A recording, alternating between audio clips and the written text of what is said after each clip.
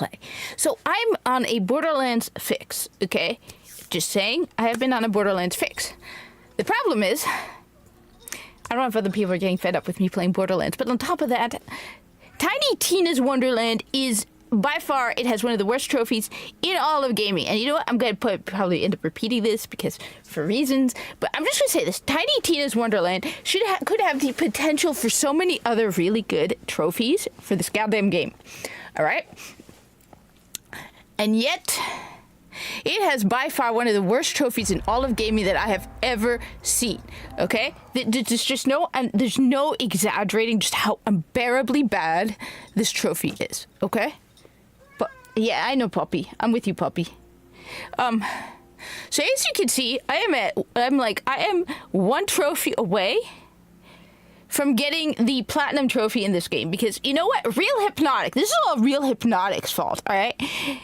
Okay, why is this Real Hypnotic's fault? Because I don't know, unintentionally he's pushing me to complete games, which it's not his fault. He never flat out told me, but he's unintentionally like encouraging me to beat games. I want to be like Real Hypnotic. This dude plays everything. Now there's certain things I will never play, okay? So no matter how much I want to be more open to different types of genres, there's certain genres I will never play, okay? Long story JRPG stuff, definitely not. So not doing that stuff. Visual novels, RTS games, CRPGs, slow-based stuff, definitely not my league, okay? So definitely not going to be playing them. But on the other hand, the games I do like to play, Real Hypnotic, this is all your fault, man. I'm pushing myself to finish them, which that would include stuff like first-person shooters, action games, fast-paced games, okay? Mini? What you doing, Mini? Fast-paced games, okay? I am going to push to complete them. So, I decided to go with the Borderlands games first. Why the Borderlands games? Because everyone's talking about Borderlands 4. So I was like, you know what? Okay, I'm one of those gullible idiots. I won't deny it. I'm looking forward to Borderlands 4. It's one of the few games this year that I'm actually looking forward to. Okay, I'm like, all right, in order to be prepared for Borderlands 4, I need to have completed all of the other Borderlands games and get the platinum trophy. So I was like, you know what? I was playing multiple games at once, and the game I got the closest to getting the platinum is Tiny Tina's Wonderland, because the majority of the trophies aren't that hard to get. But there's one trophy that all right. That trophy is, so as you can see, I have, well, first off, all right, one sec. All right, there's one. So as you can see, all of these are the DLC. The DLC, by the way, let me just say, Tiny Tina Wonderland, I don't know. Tiny Tina's Wonderland is one of the reasons why I am worried about Borderlands 4, because Tiny Tina's Wonderland came out after Borderlands 3. I like Tiny Tina. Don't get me wrong, but there's just too much Tiny Tina. On top of that, it isn't just the story that is pure, unfiltered garbage. It is the gameplay for Tiny Tina's Wonderland. The gameplay for Tiny Tina's Wonderland is a downgrade from Borderlands 3. Okay, I responded, and nope, I hope he saw it, but I highly doubt it. Randy Pitchford posted a poll which showed that Borderlands 2 had less gameplay than Borderlands 3. Because Borderlands 3 actually has good, solid gameplay. The story is trash. Don't get me wrong.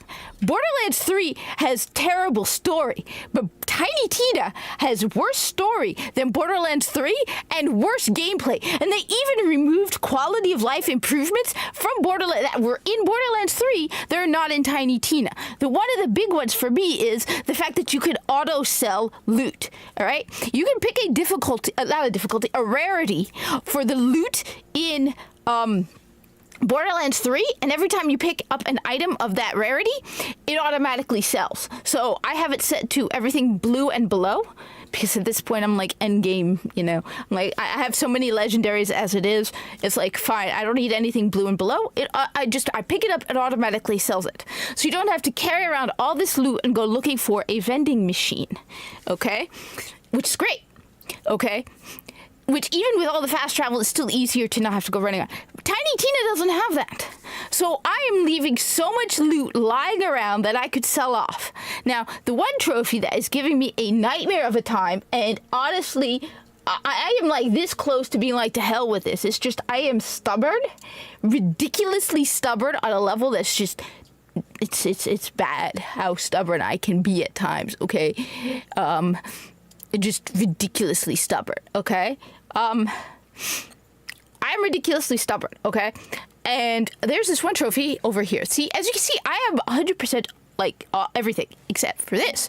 And the one trophy I have left is, like, I have trophies that are like, okay, so, hey Zeddy, what's up? So, where's that trophy? So, like, there are trophies, this one here. So, all the other trophies, as you can see, I have, all right? Down to the, like, everything. Except this. Mule character. Hey, CJ, one trophy left, okay?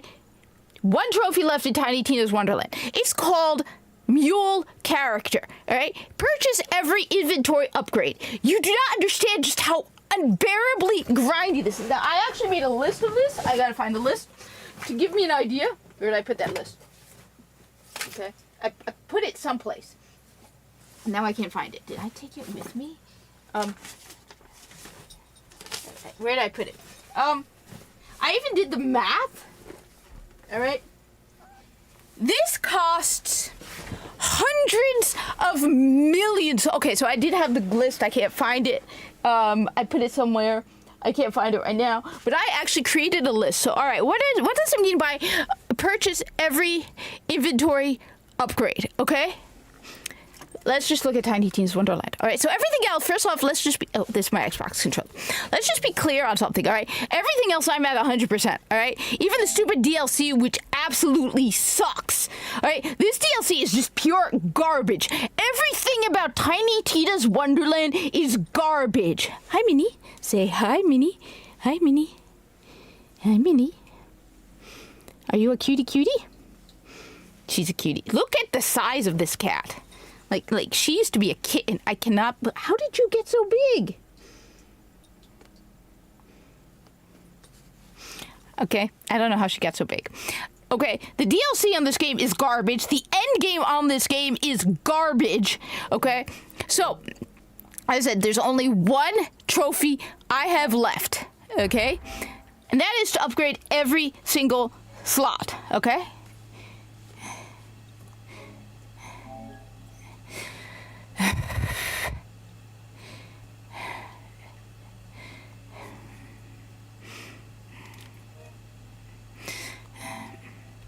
Okay. You need to upgrade every single inventory slot. What plastic? Yeah, stop eating. Yeah, it's all the plastic she's been eating because the plastic helps her grow. It's all the microplastics too, and the macroplastics, right? You got the macroplastics and the microplastics, right? She's like 50% plastic now. You're a baby. Who's a baby? You're not a baby anymore.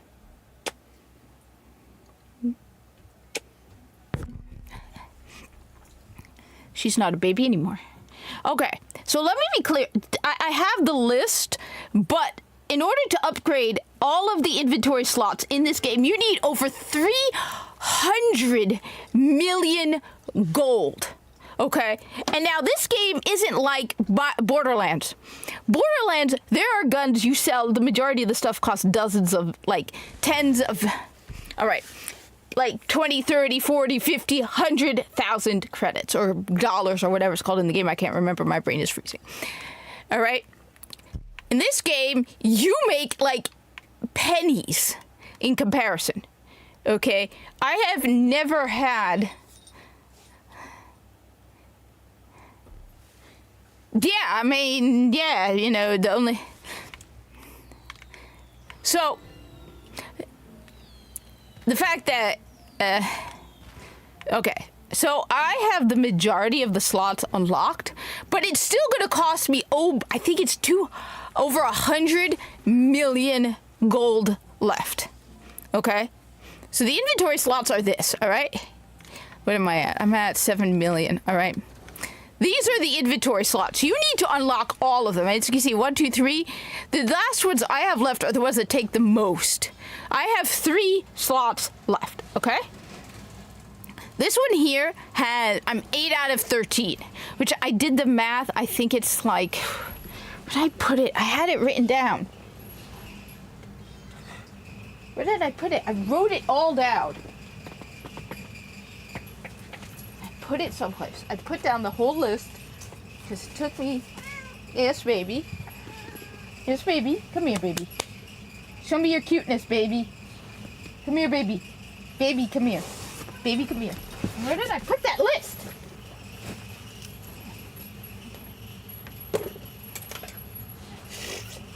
Yeah. All right. Where did I put it, Minnie? Oh, don't you come here, you. Come here. All right.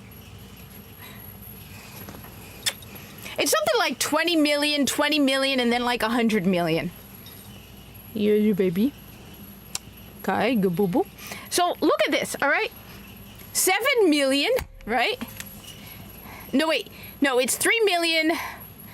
It's like, it'll cost something like 20 million for this one. This one, I only have 2 left. Okay. So it's 12 and 13. And then this one, 8 out of 23. Look, the amount of gold it costs to fully unlock this. Now, the only real endgame you have is the stupid Chaos Chamber, which, first off, I learned the fastest way to do this at this point is not even to bother doing the boss. Okay? I don't even do the boss anymore. I can make about 500,000 gold per run. You know, someone is being really cute now. Oh, by the way, look, there she is. Okay, baby.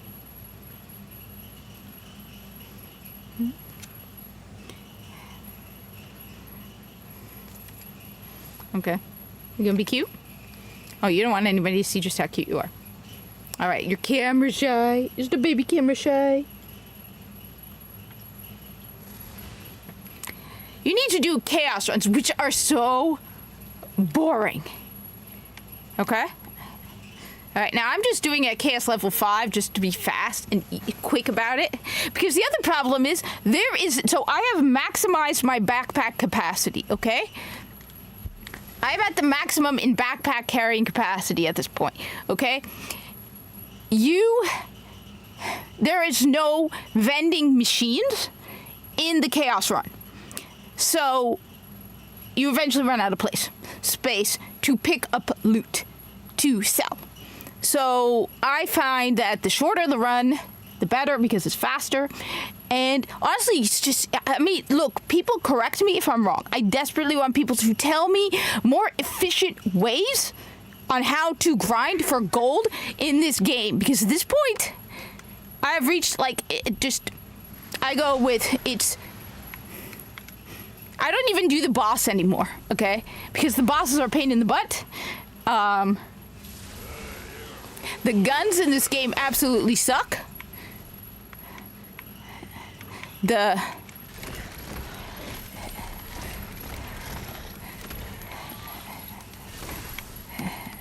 Everything about this game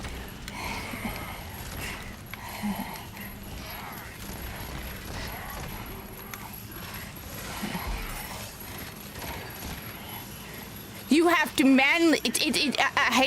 I've learned you do not pick up anything white. So this is Tiny Tina's Wonderland. Technically, yes and no. The character, Minnie, don't chew on the cable. Don't chew on the cable, Minnie. There's a Nintendo. All right.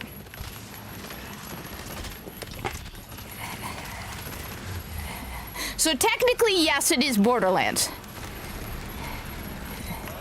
It is basically D&D. It's like Tiny Tina playing Dungeons and Dragons, but they call it Bunkers and Badasses. All right? So yes, it's Borderlands, and no, it isn't Borderlands.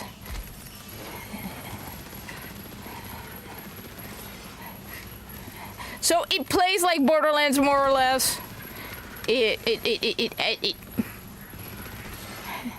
but it's like Borderlands, but fantasy kind of, sort of. I mean, it's guns in Borderlands. It's still got guns.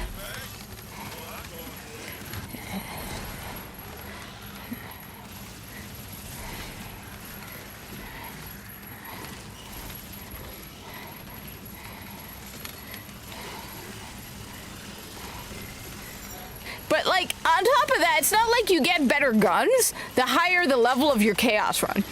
Okay? You might get a chaotic gun, but that's about it. It's not like with mayhem, right?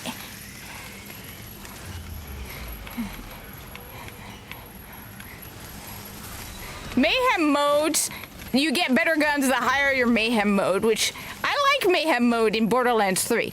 This, I hate this. I hate this. I hate this.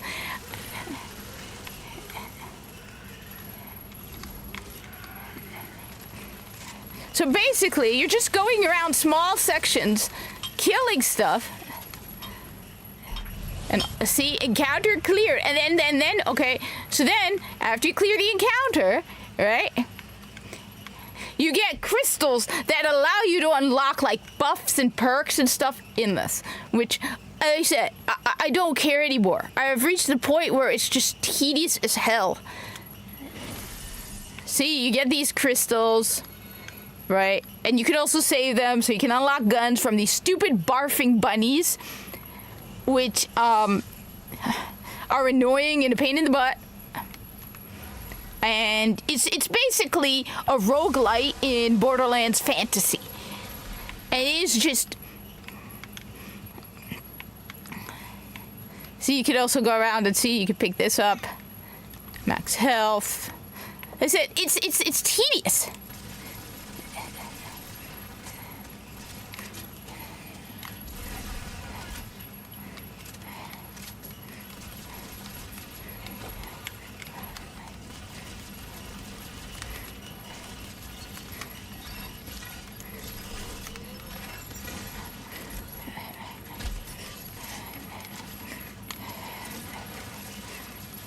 So,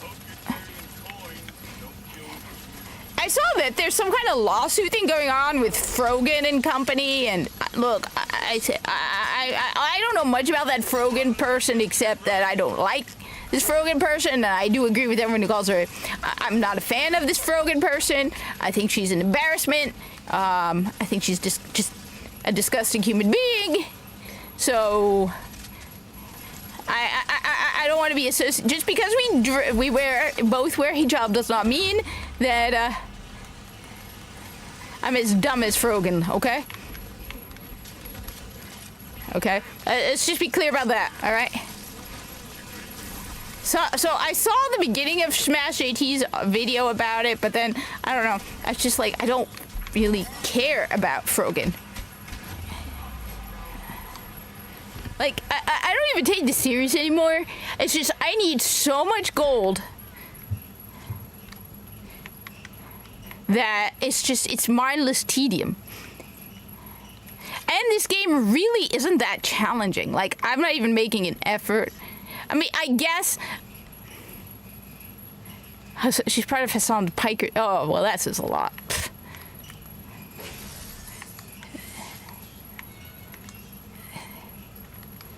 She's one of those, yeah, she's one of those, I'm a victim, my life's, I'm a victim, yeah, look, girl, shut up. I'm no fan of her, okay? So you see, you do this over and over again, and then so you do this 3 times, then you get a, what is it? You do this, oh, and then there's side challenges, like destroy the, I barely...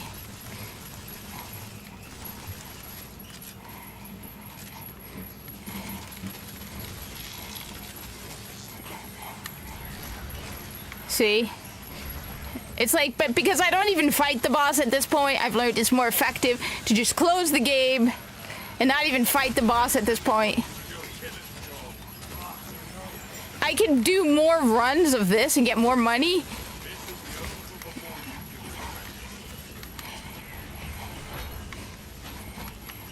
That, to the point where I don't even, yeah.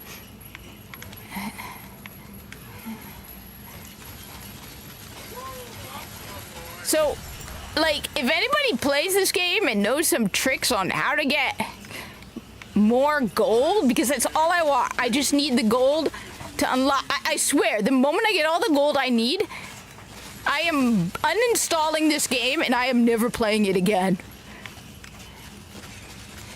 They don't even have the events anymore where it's like half price. So I got my hopes up because I was reading about these things, and they're like, yeah, there's a special event once a month where they lower the price to unlock this by 50%. And then there's like, yeah, no, it's not happening anymore. Like, are you kidding me? So basically you're saying I just need to...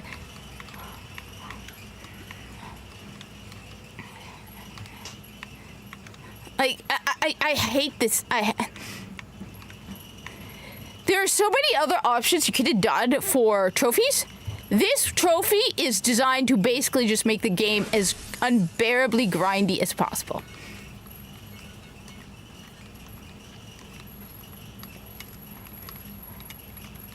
Like, none of the gear is even of any value for me except as sale fodder, which like I said, at least.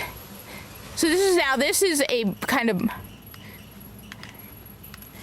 mini boss.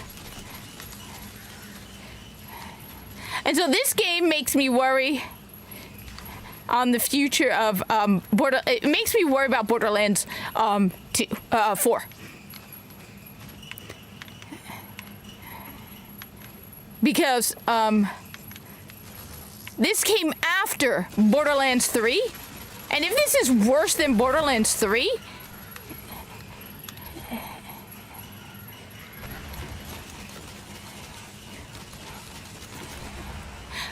like, I like Mayhem mode in Borderlands 3. I like Borderlands 3. I like everything. Like I said, the story absolutely, don't get me wrong. The story for Borderlands 3 absolutely sucks. It is by far one of the worst games I have ever played, story-wise. But Tiny Tina is far worse. Yeah, Minnie, there you are. There she is. Like, I have a massive list now of games I want to platinum with.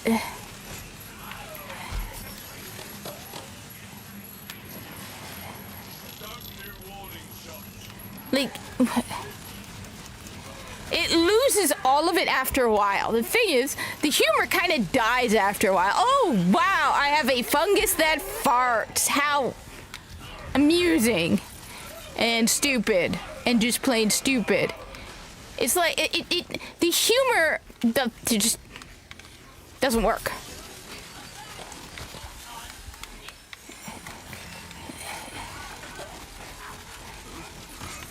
Oh no, it was so...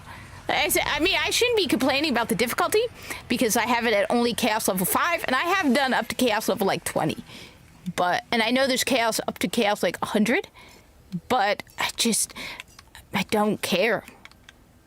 I mean, unless you tell me that going up in Chaos levels will get me more gold, and it's like, it has to be efficient, okay?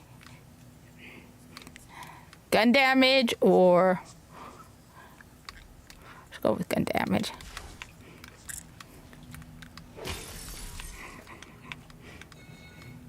And then there's the stupid dead-eyed creepy unicorn. Those eyes look right into your soul. I don't even care. All I'm doing is doing this to get the gear, to sell the gear. I don't even keep the gear, okay? There is nothing gear-wise that comes out of this that is of any value to me. So it's like, it is just... I don't care. So you have to do, it's basically 6, 3, then the mid-boss, then 3, and then you get the big boss. And honestly, I don't even do the big boss anymore.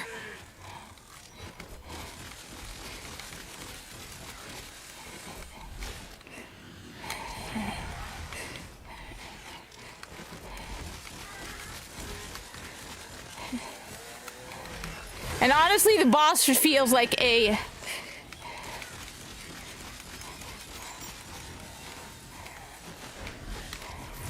The boss feels like a bullet sponge at this point. Where it's like, I just... The character's annoying as hell. Let's get casted and blasted.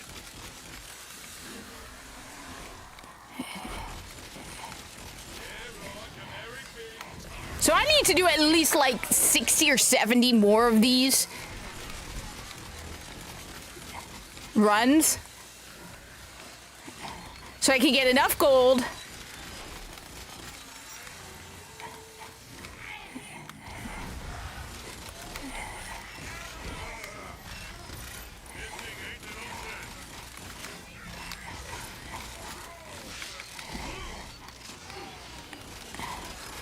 and like I want to play Stellar Blade, I want to play Tainted Grail, I want to play the Remnant game again. I want to replay Remnant and then Remnant 2 because I didn't get the because I played those on Xbox and I'm like working towards platinuming stuff.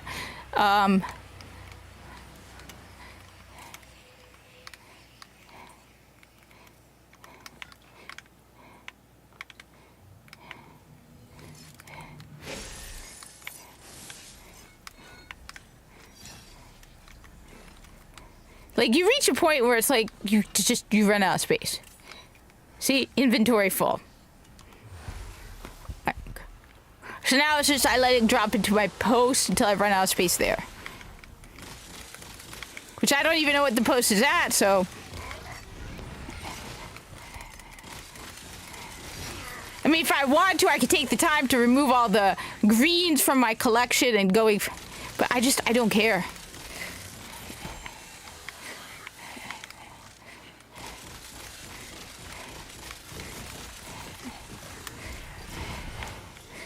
It's just, it is like, look, let me just, alright. Like, I have made it to over 100 million in gold, or whatever it's called, in Borderlands 3 easily, okay?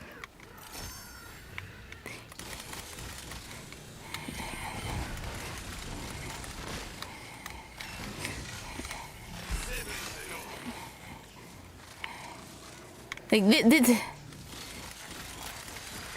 I don't even want it to be difficult at this point. I just want to... I said, what is the most efficient way of grinding for gold? It's not even about, like, time-wise, where it's like, okay, is it... No, this is Tiny Tina's Wonderland. Borderlands 3 is actually a better game than Tiny Tina's Wonderland. I'm gonna keep saying that, alright? I get it. I 100% get it. What's her name? Tyreen? And what's his name? The guy, I can't even remember, are annoying as hell. But they are nothing compared to the characters in this game. The gameplay is worse. The end game is worse. It is missing so many quality of life stuff. Here, look, let me finish this, stupid. Then all you have, the only end game you have in this game is the stupid chaos dungeons. They are not worth it. They are so not. The only reason I'm doing these is I need gold to unlock the entire SDU area so I can get the last trophy and get the platinum trophy. I have one trophy left, and it's gonna cost me over 300,000. No, not 300. 300 million in gold, and I get maybe 500,000 every run. Now, do you know what? Anybody who plays this game, give me some tricks on how to make more gold, because honestly, I'm only doing it for that stupid trophy. I do not like this game anymore. I think the Chaos Dungeons are lazy. I think the gameplay is lazy. I know some people are like, I get to create my own character. You know what? I'd rather have the Vault Hunters than this. The weapons are not worth it, okay? Mayhem mode, at least when you go up to like Mayhem 11, right? You get Mayhem 10 guns, right? Those Mayhem 10 guns are better than Mayhem 1 guns, right? Okay? There is nothing The only thing you get out of are chaotic guns, right? Okay? But they're not, it's just, if you go chaos level 10, it's not better than chaos level 5. The money you make for this,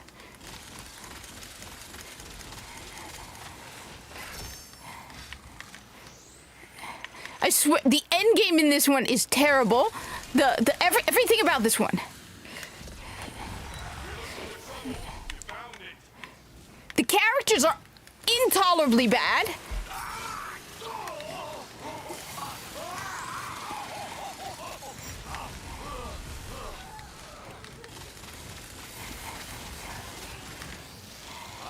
Like,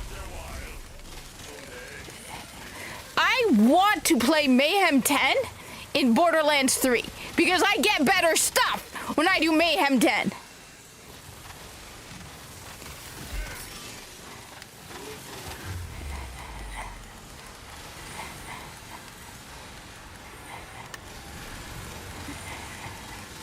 Okay?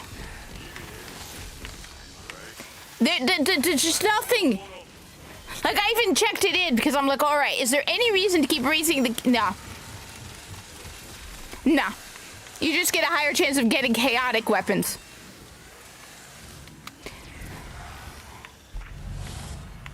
Like...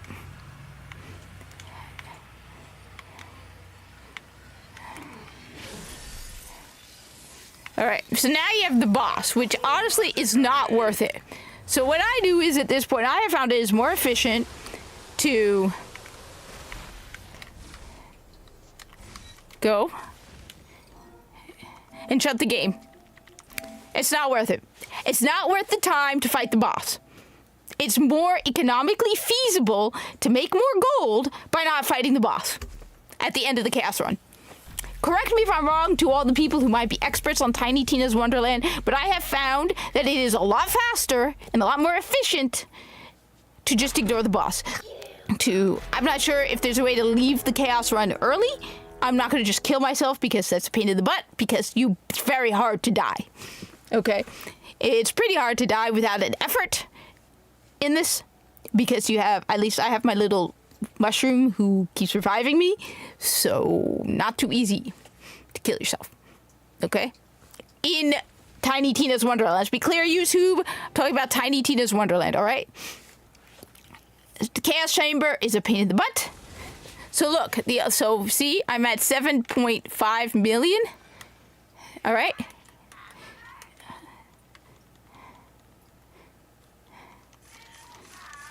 It's not worth it.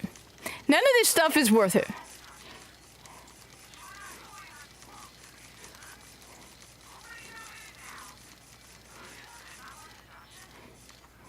$7.9, so I get about 500,000 because then I go over here and I grab this.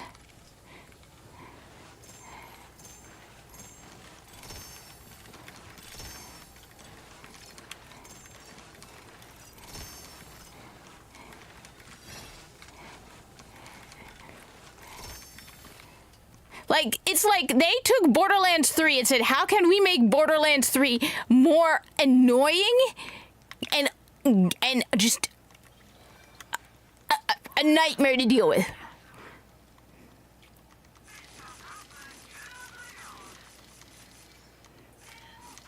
So yeah, I'm at 8 million. I need to do this like 100 times. I don't even do the future drill. Like I said, I have found it, and I'm genuinely curious to know. Okay, please, somebody tell me, is there a more efficient way of doing this? Because I need like 100 million gold to completely get the platinum. And a part of me is like, oh, don't do this to yourself. Don't do this to yourself. You don't want to do this to yourself. And then I'm like, yeah, but I'm never going to be able to sit comfortably knowing I have one trophy left.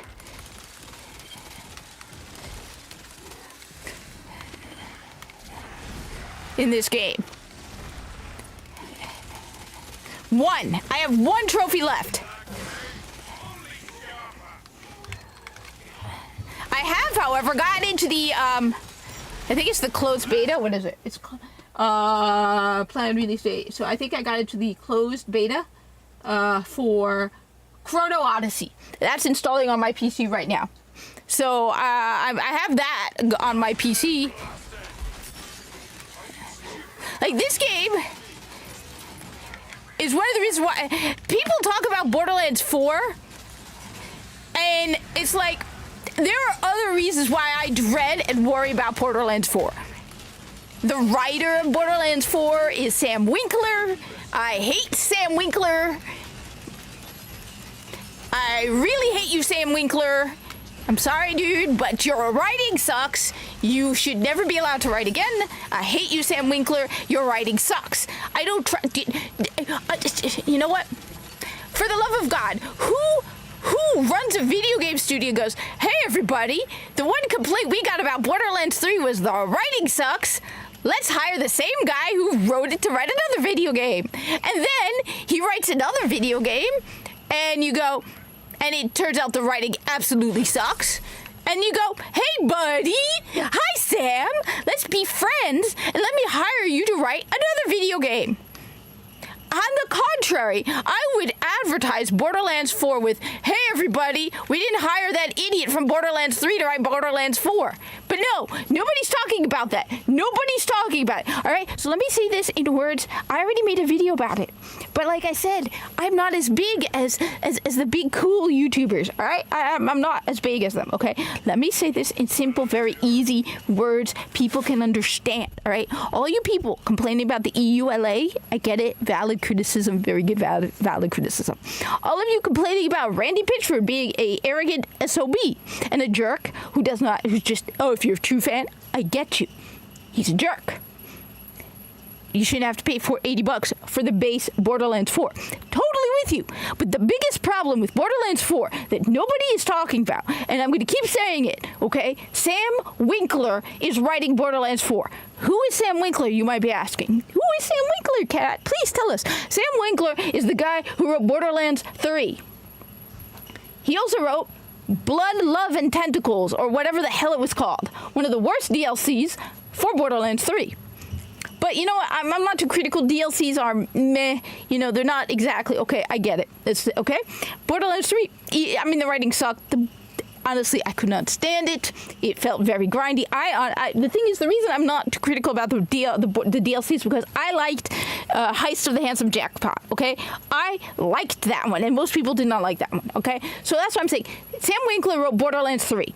If you watch every single review about Borderlands 3, they all say the exact same thing, from Angry Joe to anybody. Like, I even looked at Angry Joe's review again. I rewatched it. Why? Because he and I do not agree on the whole woke, anti-woke stuff, more or less. And yet, even Angry Joe was like, great gameplay, great game, you know, gunplay, all of that. Same old Borderlands awesomeness, right? Some good quality of life improvements, garbage writing. Every single review. The common conception, the common idea when you play Borderlands 3 is, what do? You mute the game. Okay, you play Borderlands 3 with the game muted. Why? The writing is trash. Everybody hates the writing in Borderlands 3. Sam Winkler is that guy, okay? Sam Winkler. You look him up. He's on X. I've shared his account, okay? What did Sam Winkler do? Instead of going, hey, buddy, everybody hated your writing in Borderlands 3, and maybe we shouldn't hire you for Tiny Tina's Wonderland. What do? They hire the same idiot who wrote Borderlands 3 to write Tiny Tina's Wonderland. Now, some people think the writing in Tiny Tina is better than Borderlands 3, but they still think it sucks. Like I said, I watched Angry Joe, so you can't be like, oh, well, it's because you're anti-woke, you don't like woke, Tiny Tina is woke. Angry Joe did not like the writing for Tiny Tina either. And I like Tiny Tina.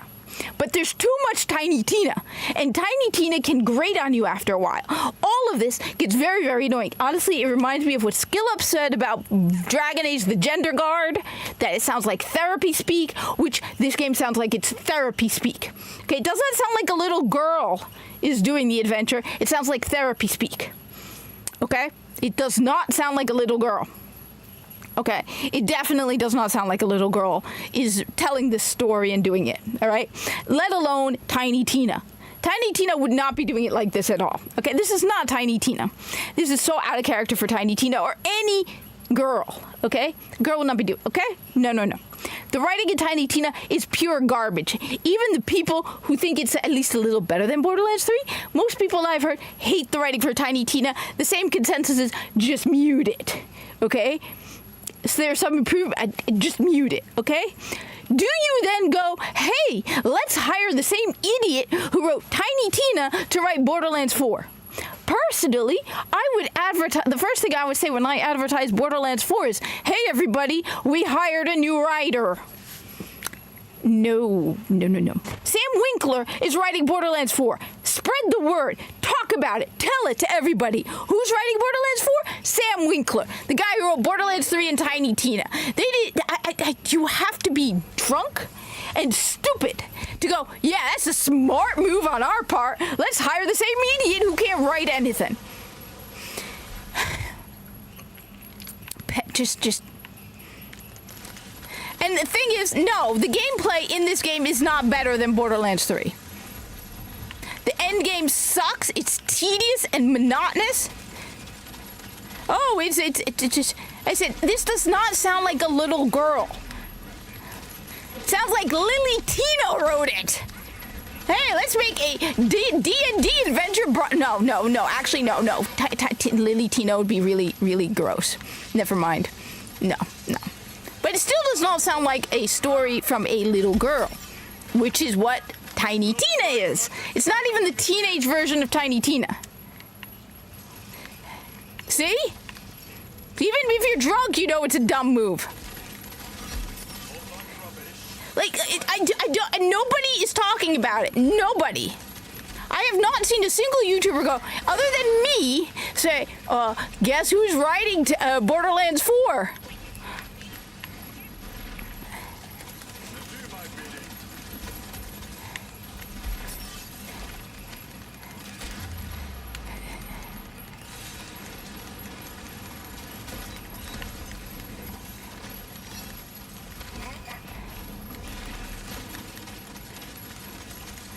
Like, it doesn't sound like it's not even a teenage girl. Keep in mind, Tiny Tina in this is a child.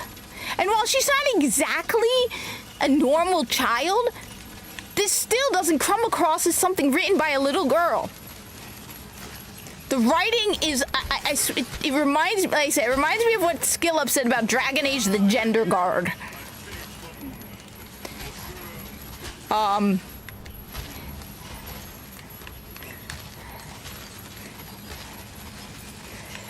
Therapy speak. It sounds like therapy speak. Oh my god, you're annoying.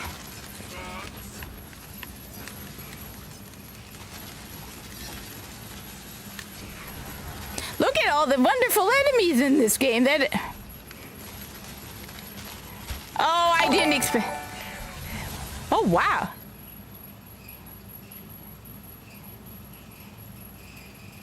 Yes, but okay. First off, thank you very much for the wow. I haven't gotten such wow. Thank you, Fatty Willis Booty, for the 19.99 super chat. I mean, did you see that? Someone actually did a $20 super chat who totally agrees with me, which I appreciate because I don't hear enough people. Cat. So she's saying, or he's saying, I'm going with she's saying, you're definitely right, Cat. By the way, Cat's acknowledging Mouse. You want to know why the cat and the mouse? You know why the Mouse Nation Rising is a good thing? Because my Mini likes catching mice. She was 5 months old. Okay, all right. Sorry, I'm pausing in the game, but let me tell you, my cat was 5 months old when she caught a mouse. All right, okay, all right. My cat caught a mouse at 5 months old. 5 months. So we had sealed off a room from her because it was so before Mina, I had another cat, Buster. Buster would go in that room, but the room is kind of chaotic, and Mina was only a baby, so we shut the door to that room because we didn't want her going in there until she was a little older and she could get into it.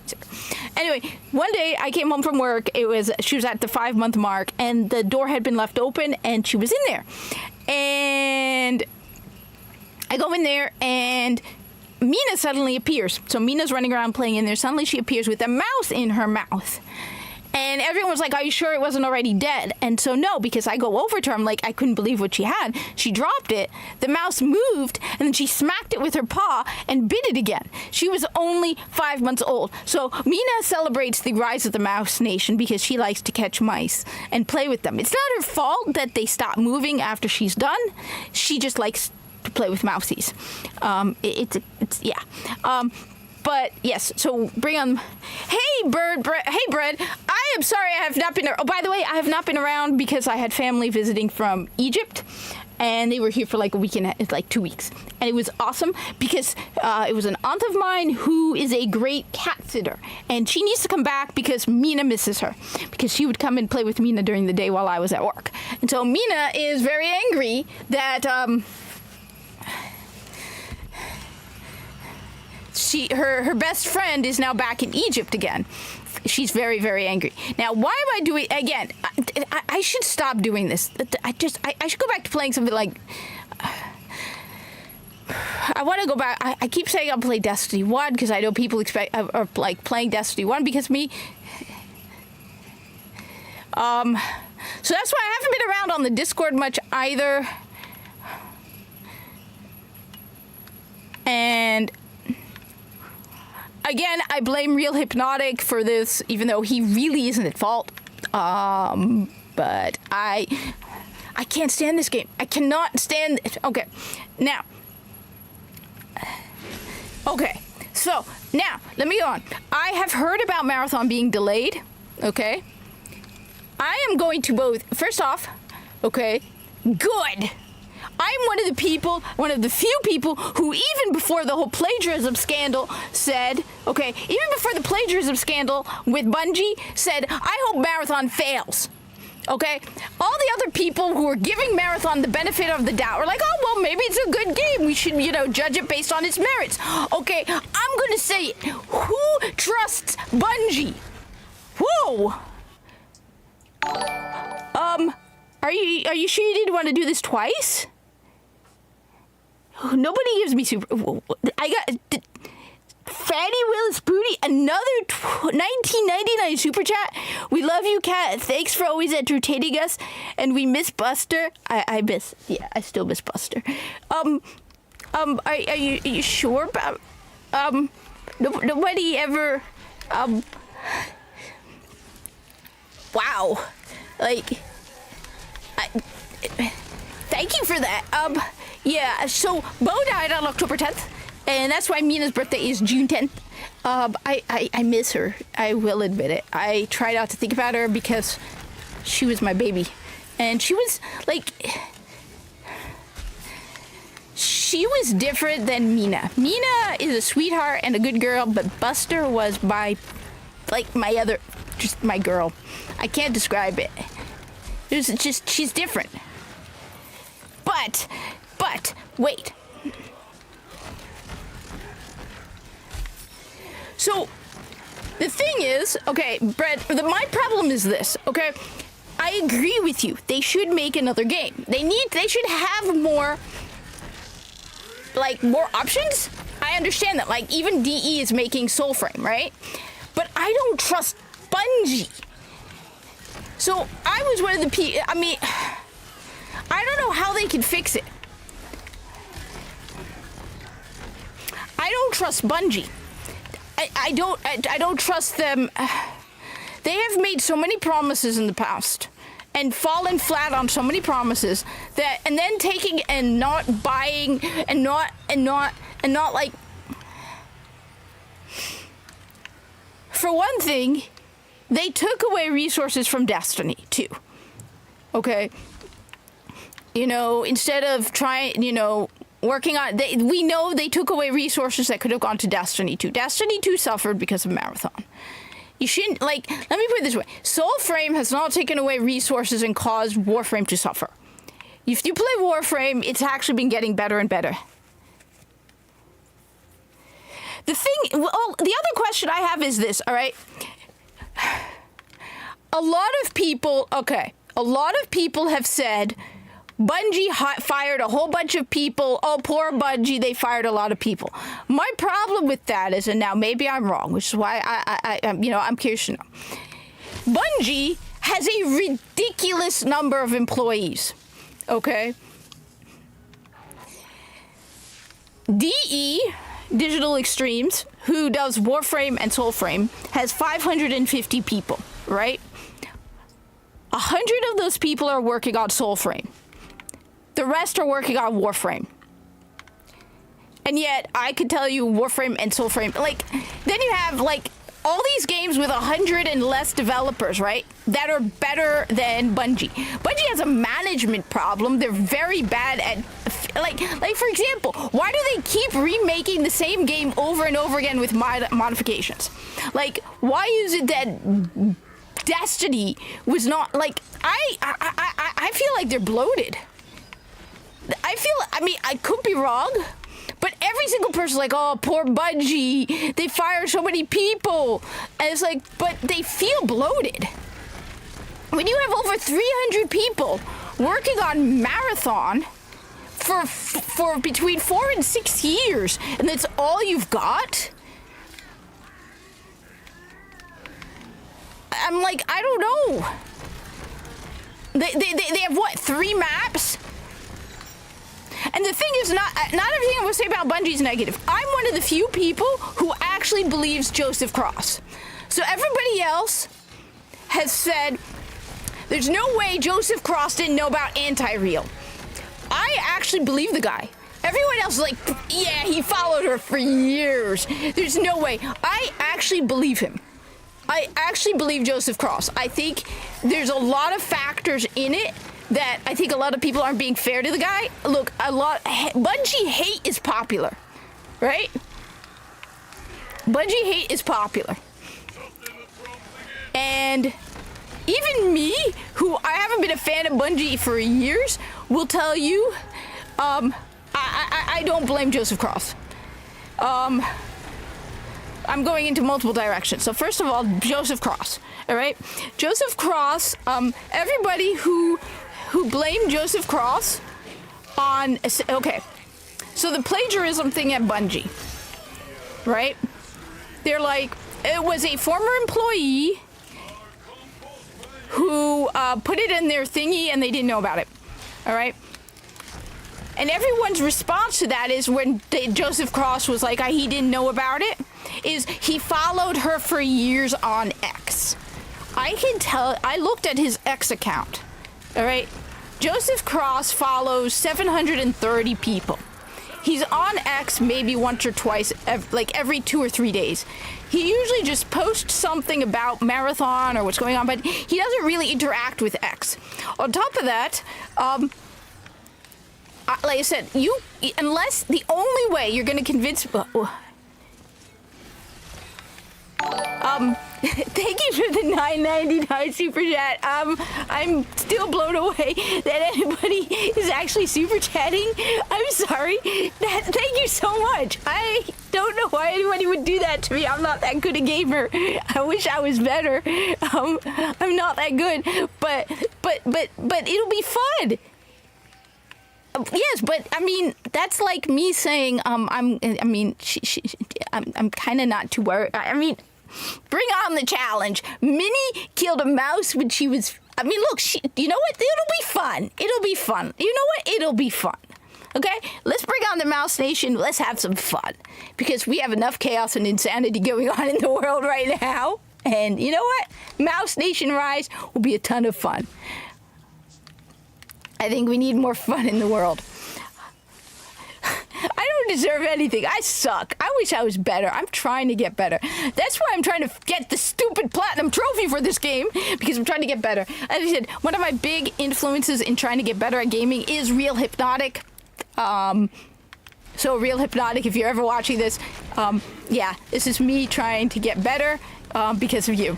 You have driven me to try and get better at gaming and getting more platinum trophies because he is awesome. Like, he plays everything, and well, I'm not gonna play everything. I want to get better at first-person shooters and shooters and shooters and shooters, just shooters, okay? Like I was talking with the guy, and I was like, I'm like, look, he's like, he saw my Steam Deck, and I'm like, yeah, if it has guns in it.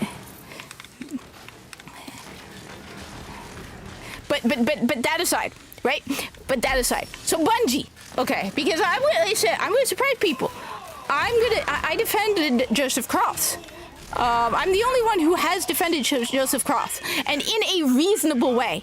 Most of the people who try to defend Bungie aren't being reasonable about their defense of Bungie. I believe very strongly in being like, nothing is perfect.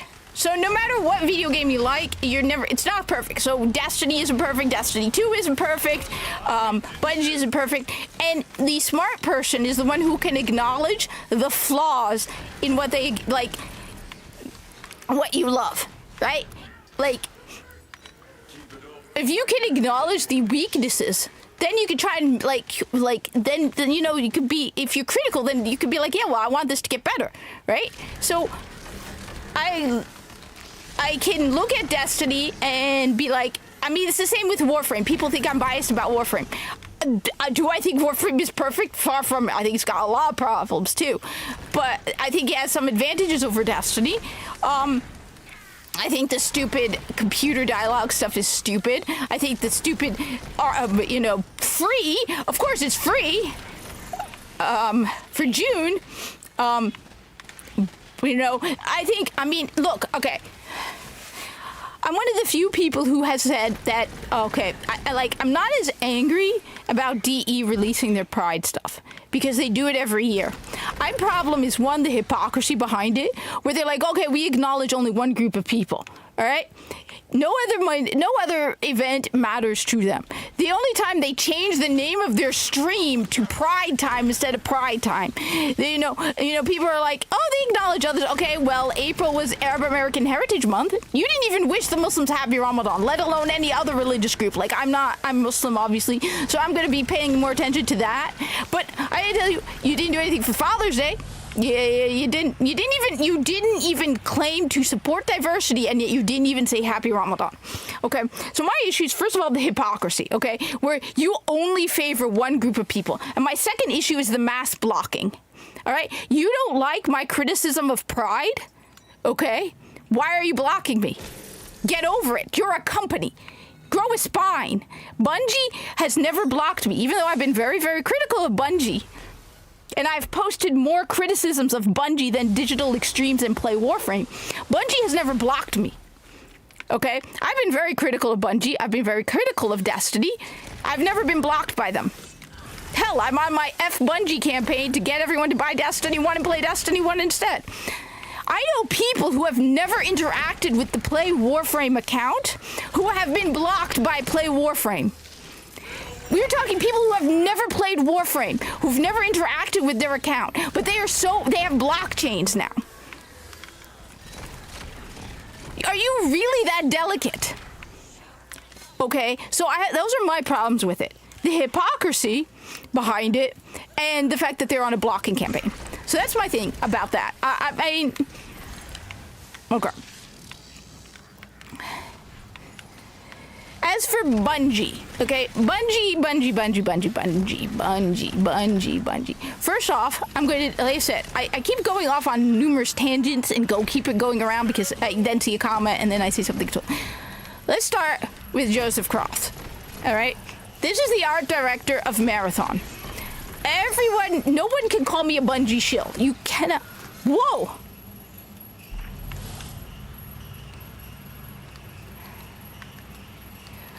Whoa, thank you again for the other $9.99 super chat. But the bigger compliment is the fact that you think I'd be cool covering your blind side. Because, dude, absolutely, 100%. Bring it on. Absolutely. Hell yeah. Bring it. Zombie apocalypse? Yeah, definitely. I got your back.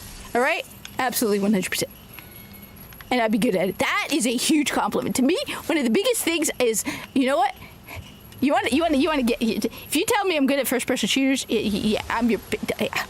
I've tried. I live stream to show off. All right, I'm not as good as I want to be, but I'm trying to get better. Which is why this game pisses me off. Thank you though for I mean, damn, no one has ever, like, I've never got so many super chat, which is like, wow, I'm being complimented big time. Everyone likes to watch me squirm, though, because I get very self-conscious, and I don't expect it. I'm not as cool and hip and, like, calm about it as what's his name? As, like, Hypnotic or Jeremy or Smash JT. I should set goals and stuff, but I don't know.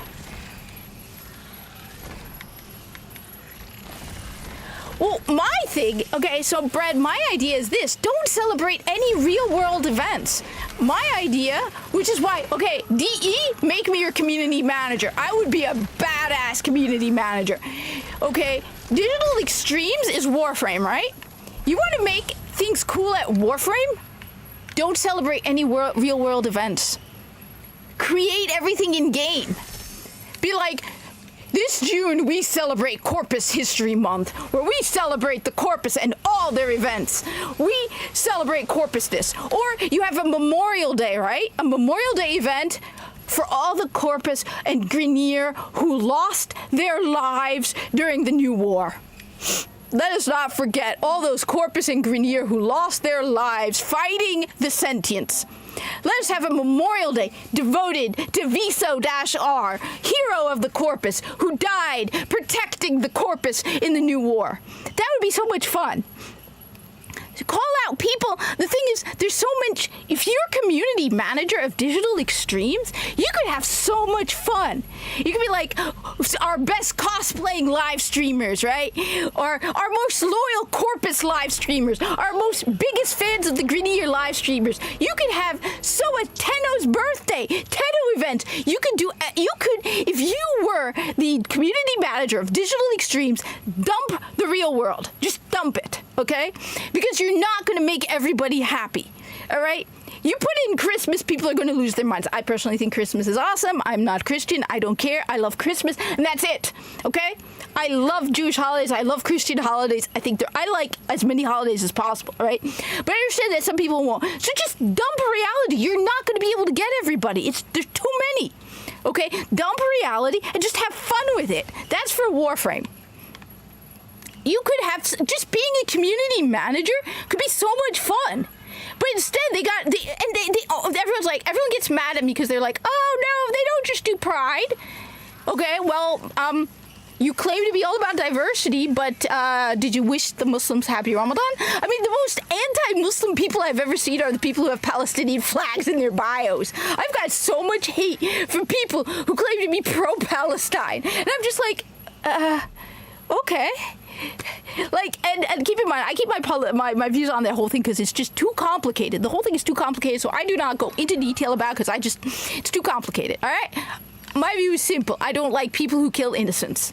It doesn't matter what side. You kill someone who's Jewish, who's innocent, I got a problem with you. You do the same thing for Palestinians who are innocent, I got a problem with you, all right? But don't go around also harassing people. I've seen Jews who've been harassed, and that's totally wrong, okay? I've spoken up against it 100%. I've seen Jews who've been treated unfairly, and I will speak up against it, which gets me into a lot of trouble with people. I don't care, all right? But that aside, all right, forget the whole Middle East thing. I'm just saying, okay, right? You know what? Dump it. Just dump it all. You have your own world that you can create, okay? That would be so much cooler. That's my view. I mean, the thing is, it's so hypocritical because they put so much attention on Pride. Like, if you follow the Warframe thing, they put more attention on June than their own convention in July. I'm looking at that. I'm like, what the hell? You have a convention coming up, and you shout out, oh, if I put they, them for my pronouns, I'd be eligible to be a Warframe. Like, why? You put so much attention on this, and you don't care about anything else. Most of your player base is male, all right? And you have a lot of fathers who play Warframe. Why didn't you do anything for Father's Day? At the bare minimum, Father's Day. Come on. Nothing. Nothing for Father's Day. And so that's my thing, right? I don't like the hypocrisy, and I don't like the mass blocking, okay? Don't like the hypocrisy, don't like the mass blocking, okay? You are biased. You only favor. Basically, when it comes down to it, it's this. When I play Warframe now, okay, I know that I'm a second class, and the fact that I got blocked by Play Warframe, I'm second class.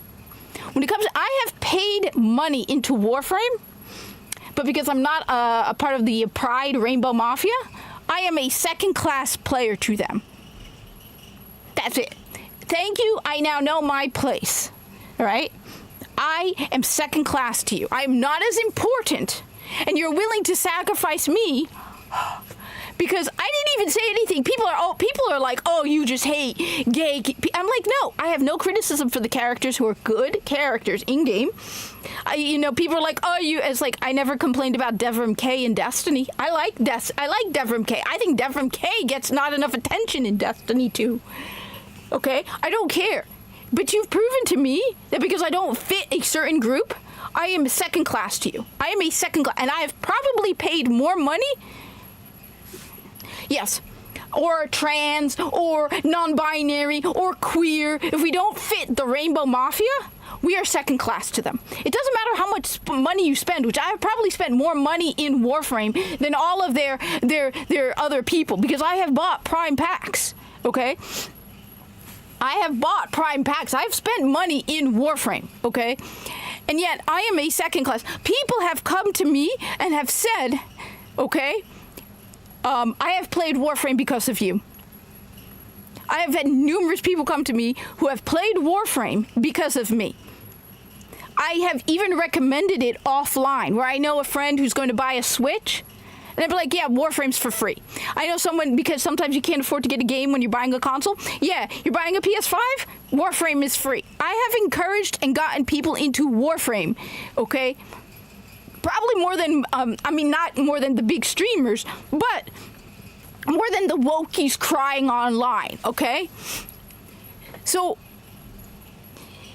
you have proven to me now that I am second class. Even though you claim to be all about diversity, which try to find a more diverse player of Warframe than the little Arab American in a headscarf. Like, if you really are about the diversity. Look, I use my diversity to call out hypocrisy. Honestly, I just want to be treated like I hate this whole identity stuff. All right? But I will use it to call out your hypocrisy. Okay? If you claim to be all about diversity, but then you have somebody who's diverse, who's questioning you, then I'm like, okay, well, you're a hypocrite. Okay? So, I now know, thank you, DE, I am a second, I don't want to go to, I wanted to go to TennoCon. I don't want to go to TennoCon. Why would I want to go to TennoCon, where a place where I know, because I don't fit what they want, I don't have the right. I don't go around, No,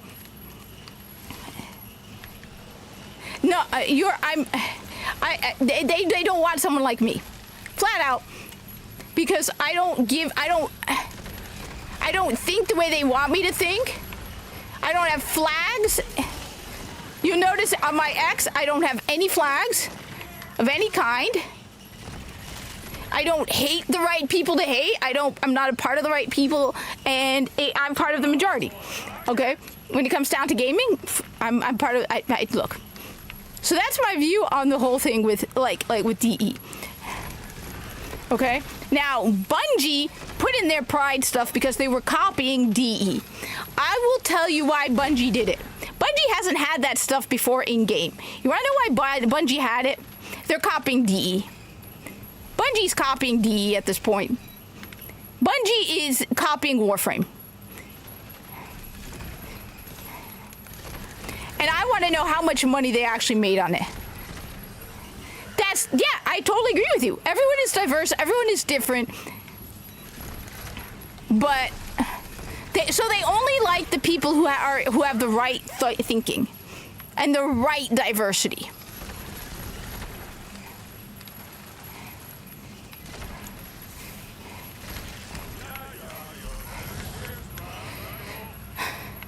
So, I just now know that in the eyes of Digital Extremes, I am a second-class player to them. and it's very depressing because I love I haven't stopped playing Warframe. Well, I stopped playing for a couple of weeks because I don't want to play during June, and I'm playing other games. Yeah, but it's like it's to know that you are second class to one of your favorite video game developers because you're not. As for Bungie, okay, all right. As for Bungie, you are so out of touch.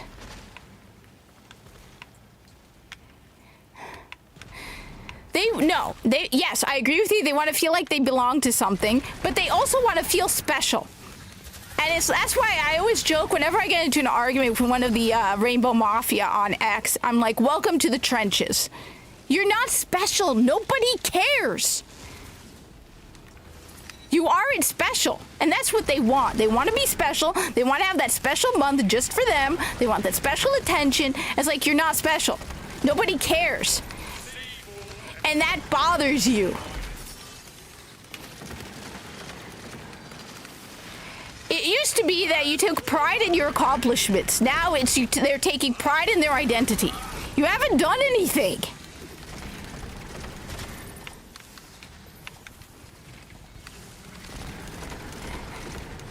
But Bungie. One of the biggest problems is these video game developers do not want the audience they have. Bungie. What are you doing? Whoa!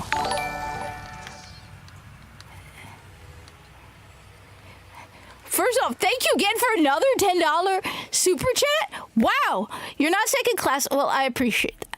I really do. I appreciate it. And it is a global. I think it's a global. It's not even about being on the part of the LGBT, because there's a lot of people who are LGB and even T who are normal people. It is about mindless cult following. I posted about it on X where I don't know if you remember the scene from Star Trek. There's a scene in Star Trek: The Next Generation where they have captured Picard, and Picard has been captured by, I think it was Cardassians. And there are 3 lights. And they keep telling him there are 3 lights. But there are 4 lights. And they keep telling him there are 3.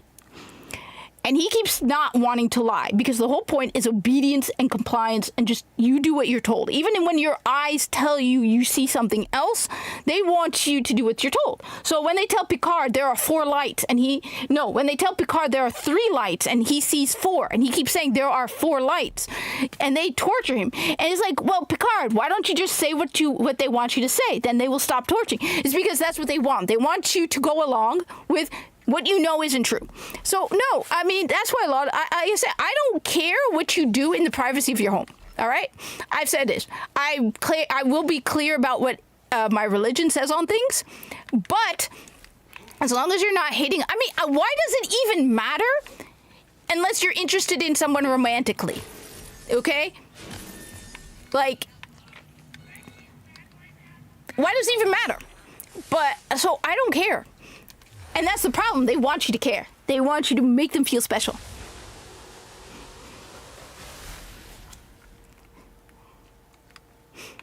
Yeah. But they also want to. I say,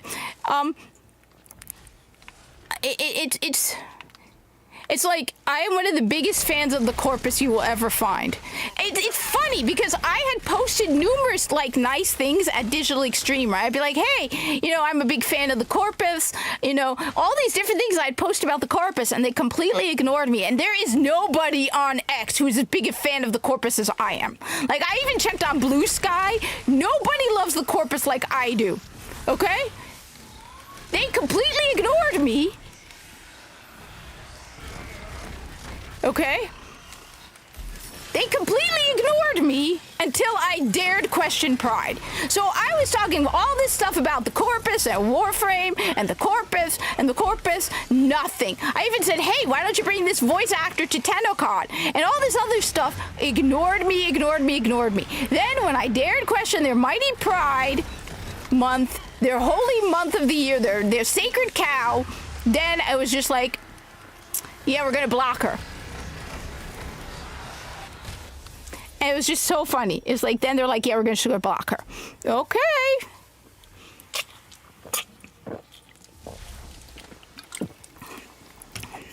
Which, by the way, let me just pause.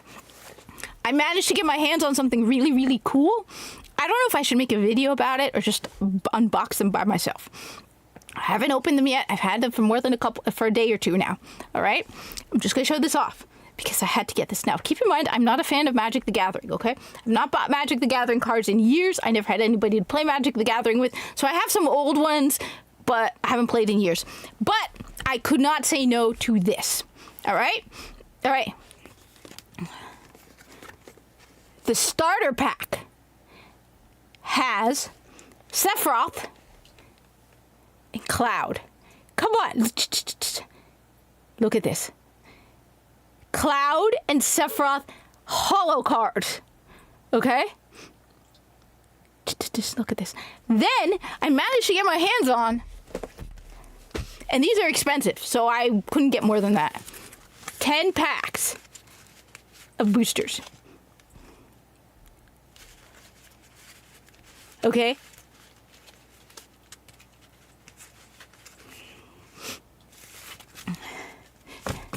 Isn't that awesome? Now, I know a certain store that people don't think of when it comes to Magic the Gathering.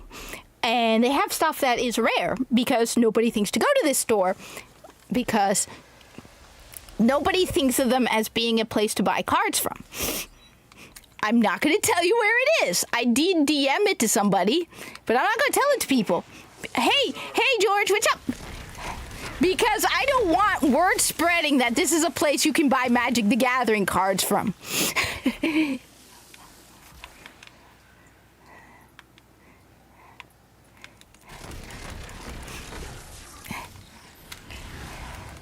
Let's just say it's a store that's not known for carrying cards. Has been carrying them for years now, and I've been there every now and then to see what they've got. You know, I'm just not going to say where, okay? I'm just not going to say where, but if you DM me on X, I'll tell you where you can find cards. I noticed they also, remember those stupid dolls and the balls? Okay, they're not stupid, all right? They were genius. Those LOL dolls were genius. Okay? Never a fan of them, but those were genius. And I remember seeing them in a certain store when everybody was going, I can't find them online. And I'm like, I know where to get them from. I know exactly where to get them from. Those things were pure genius. The way they did them was genius. Whatever happened to the LOL dolls? That is cool, George. That is so cool. But these I couldn't say no to because Final Fantasy. Now, who did that? So, anyway, I mean, I have some old cards, but not that old. I don't remember when they're from. And then a couple years back, I think it was 2012, I think, I tried to get back, and I have a couple. But these I didn't buy to play Magic the Gathering. I just love Final Fantasy. I'm old too. I'm so old and tired.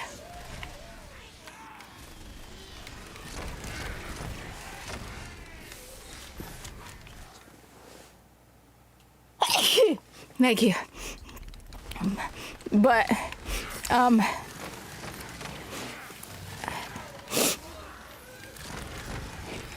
see, the reason I'm waiting until 13 million is because then I can unlock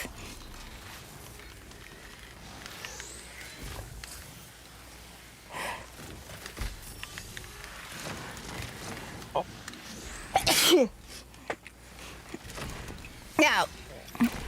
Thank you. Now, hey Grumpy, what's up? What's up? What's up? How's the I'm Grumpy. It's in my job description to be grouchy. It was awesome reading my job description online and be like, oh, it says I have a license to be grouchy.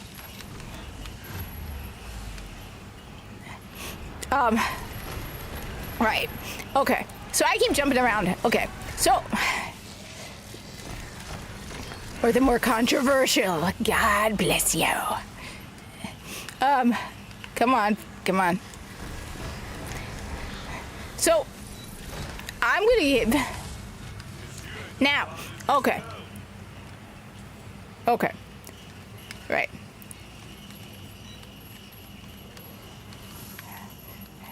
Now, Kat, you say, why are you torturing yourself with this game? Simple. I want the platinum trophy. Okay? I want the platinum trophy. That's it. Okay? And then when I get the platinum trophy, I'm gonna be like, guess what? I got the platinum trophy. Guess what, Real Hypnotic? I did it. I got another platinum trophy. I need to play that game. I have that game.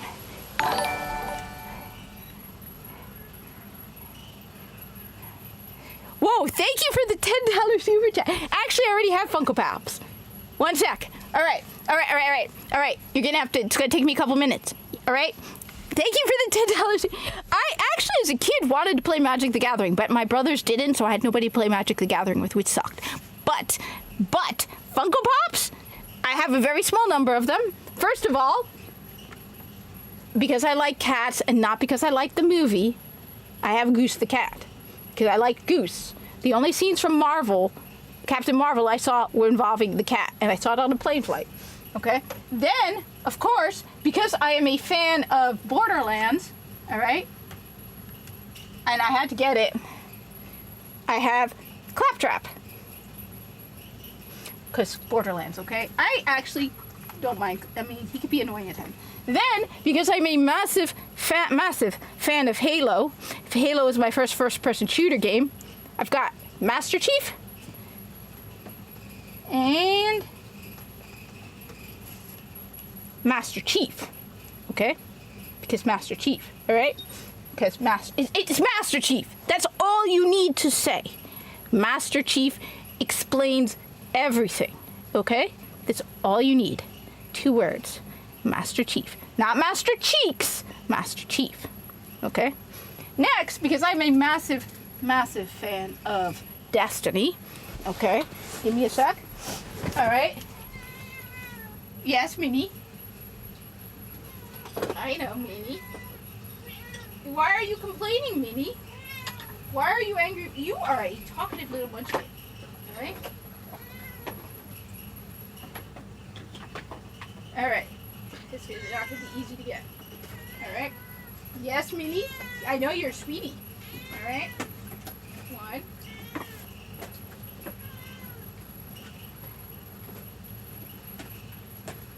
Okay. This is about a third. Okay? Alright. So. Now the back. Okay. Whoa.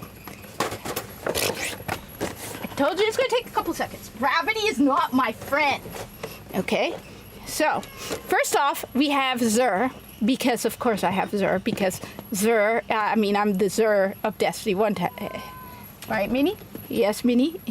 You're jealous now, Minnie? Please don't put your feet on the keyboard.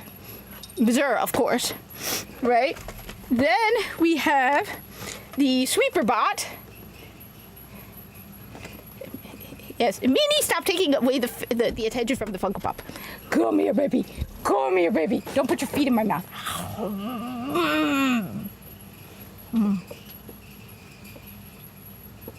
That was yummy. That was yummy.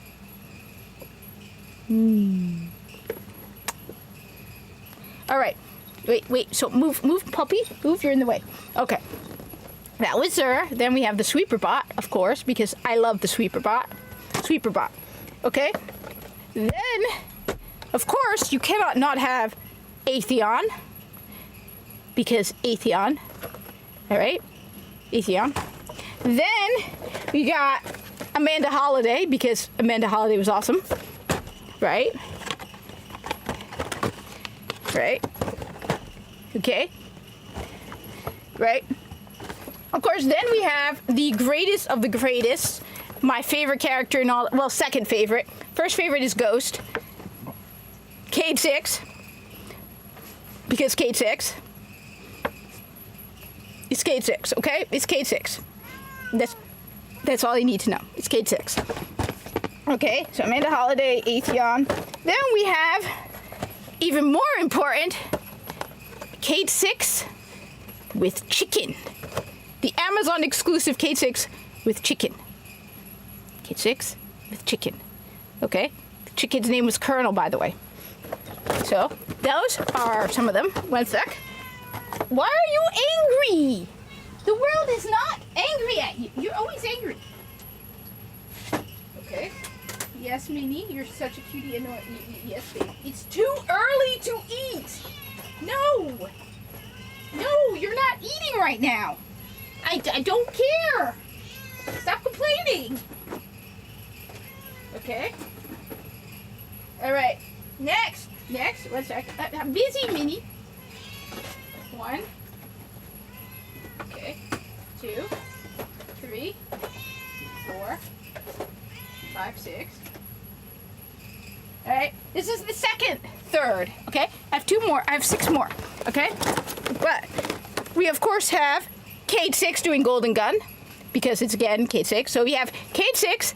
Then we have Cayde 6 with chicken, and now we have Cayde 6 which glows in the dark, exclusive Bungie limited, like exclusive Bungie one.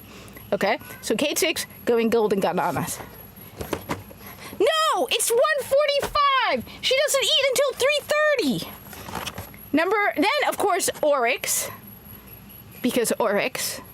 Come on, it's Oryx, right? Oryx was cool in Destiny 1, so of course Oryx. Stop. Then, before he got all soy boy, Osiris, when he was cool, and not a soy boy. Stuff. Why are you angry? Okay? Osiris. So for all the people, okay? So for all the people who are like, oh, she's not a real Destiny fan, all right? Then, of course, Zavala, from when he was cool again, and not a soy boy. Zavala, kicking ass. Okay. Then, of course, because compared to the villains we have now, Dominus Gall. Because Dominus Gall, okay? Yeah. And then, of course, Hawthorne with Lewis. I even have her poncho. I have Soraya Hawthorne's poncho. So, I mean, I'm wearing a Destiny hat right now. Okay? No, I don't care. Look, Grumpy Old Gamer here is supporting you on this. He thinks I should feed you. No, there's no food in that. What are you doing? What are you doing? Oh, you want to hide under the blankets? Okay, I have 6 more. Okay.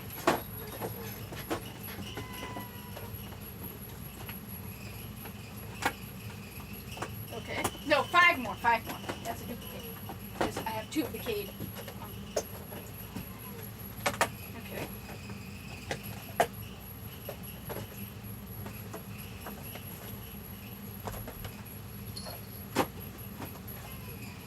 Look, Minnie, come on. Let me just show off my Funko Pops. I don't have a lot. I just have the Destiny ones primarily. Yes, cutie. Yes, you're a cutie patootie. Everybody thinks you're a cutie patootie. We all know you're a cutie patootie. Okay? Alright. The last of my Funko Pops. Alright? Alright. We've got, of course, we had Zavala. We had Cayde. Ikora. Because Ikora. Come on. No, we are not feeding you. I don't care. I know you're cute. No. We have Ikora.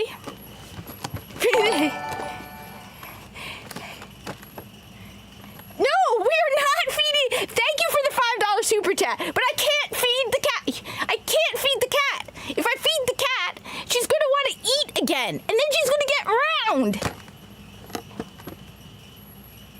Everybody's on your side. Okay, wait, come on. Let me just show off my Funko Pops. I got it. You're cute. Look, then we got Emperor Kallus when he was cool too, because everything went downhill.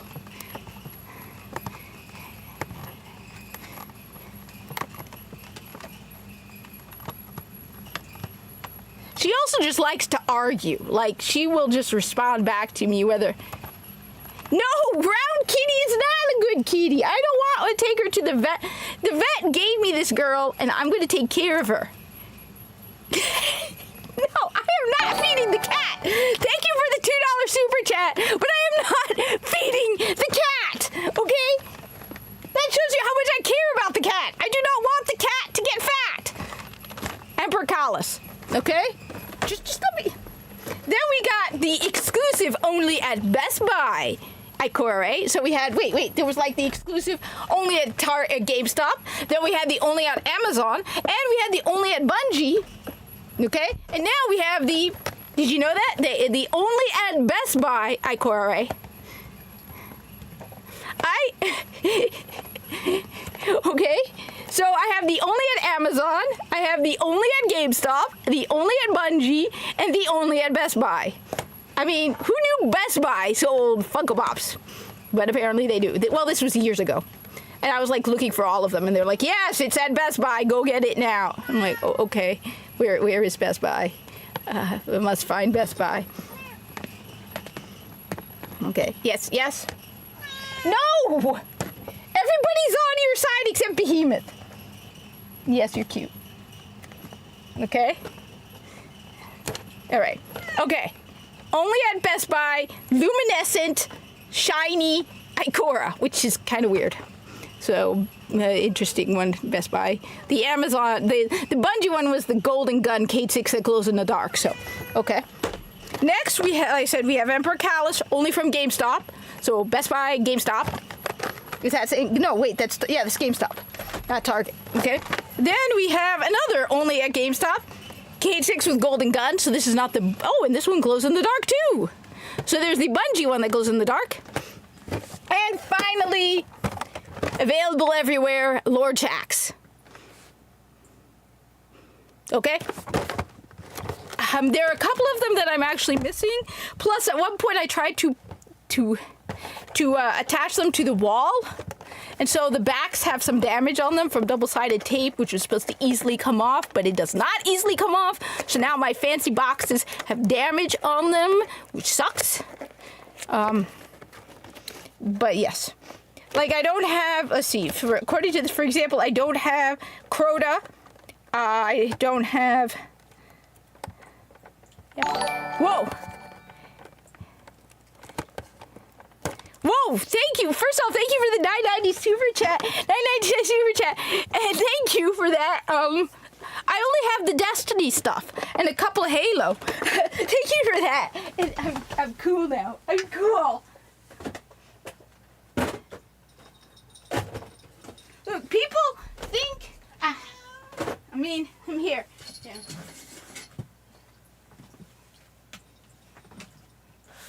People think I hate Destiny 2.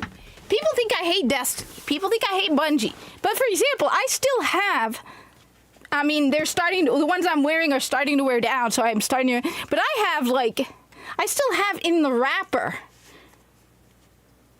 Destiny 2 socks that when I need to replace the old socks as they wear down... I'm a hoarder, okay? And but I'm a hoarder of the type of if I like something, I get multiples of it usually. So for example, with the Destiny socks, they were on sale for really cheap. So I bought a whole bunch of Destiny socks. I can't remember where I got them from. I either got them from GameStop or Best Buy. I can't remember which one it was. It was either from GameStop or Best Buy. I had Destiny socks. And so I have still at least 15 pairs of socks that are still in the wrapper. Or no, it's 12. It was 12 or 9 left still in the wrapper to go. Damn it, this is supposed to be me trying to finish the money for the thingy. So I still have these. I mean, you can see right over here, this is a very rare Destiny jacket with the Hunter logo over here. I mean, if I were to show off my Destiny collection of stuff, it would surprise people. I've got the, yeah, hell yeah, all right, fine. You damn it, you guys have got me going. You got me going, all right? All right, I have, all right. All right, where is it?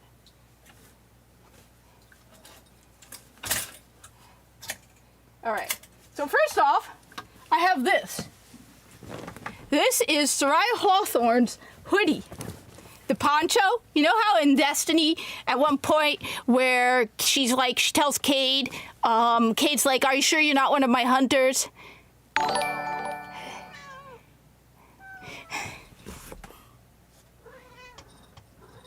It's 2 o'clock. Okay, the reason I'm not feeding the cat is this, because today's Saturday, all right? She gets used to me feeding her early. First of all, she's going to expect to be fed again later tonight. And second, because I don't feed her until I get home from work. I get home from work usually around 3:34. So if I don't want her to get used to getting fed early on the weekends, because then during the week she's going to get pissed off. But look, see, I got Soraya Hawthorne's poncho. This was a gift for the Islamic holiday. It was a gift from my dad. So yeah, for all the people, like on whenever we had religious holidays, and they'd be like, "So what do you want as a gift for Eid?" I would give them the Bungie website. So this was a gift. I don't wear it very often, but it's the poncho, Soraya Hawthorne's poncho. You know, the poncho she's wearing in game, right? Then we have, where is it? Because this one people don't know about, right? This one people don't know about, okay? Right, here is it. This one is actually pretty cool. No, that's not it. That's not it.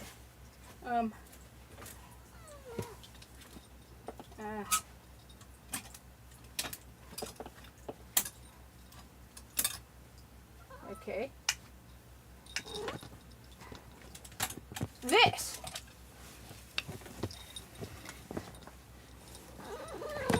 This one is the Bungie biking jacket. So it's made out of that really thin, like, almost like I don't know, material. It says Bungie on it, right?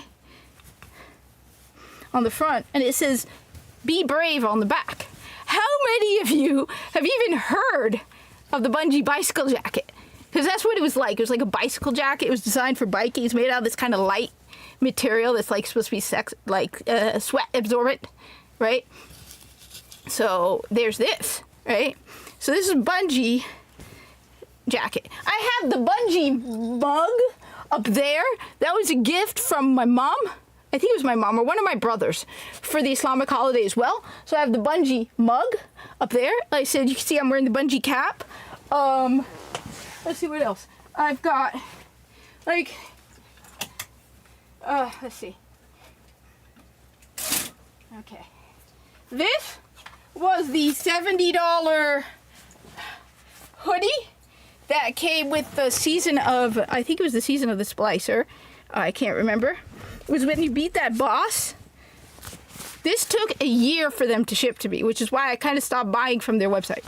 I have the Bungie bedding, okay? I have the Destiny 2 bedding, where the blanket has a map of the EDZ on it, okay? Right? This is the Fallout jacket. This is the, which one is this? This is the Warframe hoodie. It says Warframe down the sleeve. That's not the point. Then we got Destiny 2 hoodie. See? Destiny 2 on the front. There's Destiny 2 on the front, right? Okay. Now we have this jacket, which I love to wear during the winter, which is this Destiny, like, midwinter jacket, right?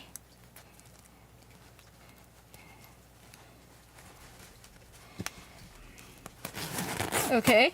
Can't remember. I think it was a Triumph jacket of some kind. It's got the what is it? Here's this logo on it here. And the Bungie one, the logo for Bungie, which is the fist with the lightning. Yeah, I have that. Then I have my Darvo Warframe jacket. That's Warframe. No. I have a Nintendo jacket. This one here is a Hunter jacket. I haven't seen it anywhere. We've got the Hunter logo over here, and the Destiny logo, the Hunter logo over here. And I think so. This one is cool because it's got the Hunter logo. It's another hoodie, but it's a thick hoodie. It's a nice hoodie. I said I have this one. I think was with this was the one with the. So this I think was with Beyond Light. I got this because I recognize the logo here. I think this either this was Shadowkeep or Beyond Light. I can't remember which. This is another very nice thick hoodie. It was Shadowkeep or Beyond Light. I can't remember which one. But it has this logo here, which it feels like it's Beyond Light or Shadowkeep. I can't remember if it was the moon. I think it was the moon, which is Shadowkeep. I think this was Shadowkeep. But there's another really nice hoodie. Like the number of stuff I have that over the years I've collected from Destiny, which again, people are all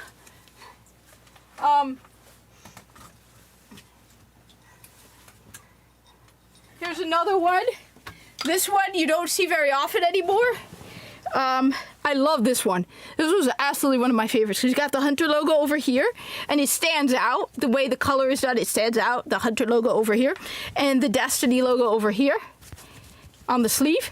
So it stands. The Hunter logo stands out. It doesn't say Destiny on it, but it has the Hunter logo. So if you're in the know, and then there's the lanyards. I have like a ton of lanyards and journals. Right. This jacket. All right.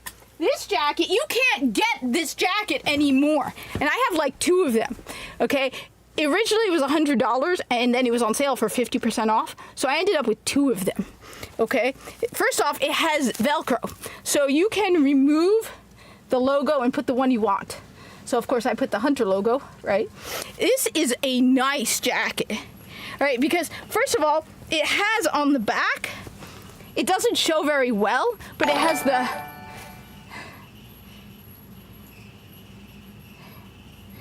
no, did I get the hat? I thought I got I have the hoodie. I have the hoodie. But this here, oh, give me one sec. This has the Bungie logo on it. And what's funny is I asked a bunch of friends of mine who were gamers. I was like, I hid the patches. I was like, what video game developer has the logo of the fist holding lightning with 7 lightning around it? And nobody got it right. Except one person who's like, knowing you, it has to be Bungie. One person thought it was Bethesda, but that's the Bungie logo. The fist with the lightning. Yes, Minnie? Yes, sweetie. So, thank you for the $5. I'll pull that out. The Nintendo. Did I get the hat? I have a Nintendo hat, but I have the hoodie. Give me one sec. Thank you for the $5 super chat. Someone gave me this recently. I'm not a fan of it, but I have the Switch 2 lanyard. Give me one sec. One sec.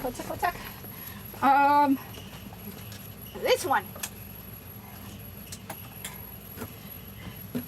From the Nintendo store. I'm surprised you remember that. People have forgotten. Yeah, I went to the Nintendo store twice.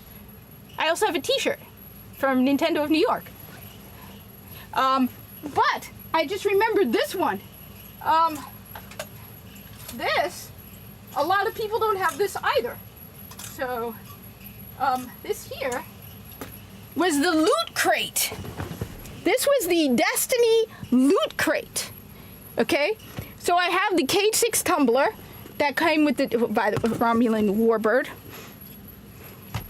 I have the tumbler,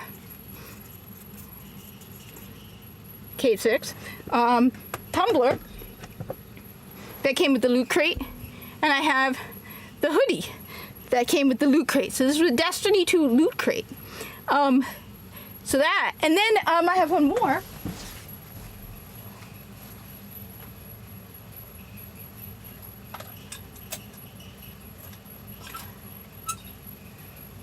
So back when Wish was a thing, okay, now it's Temu. And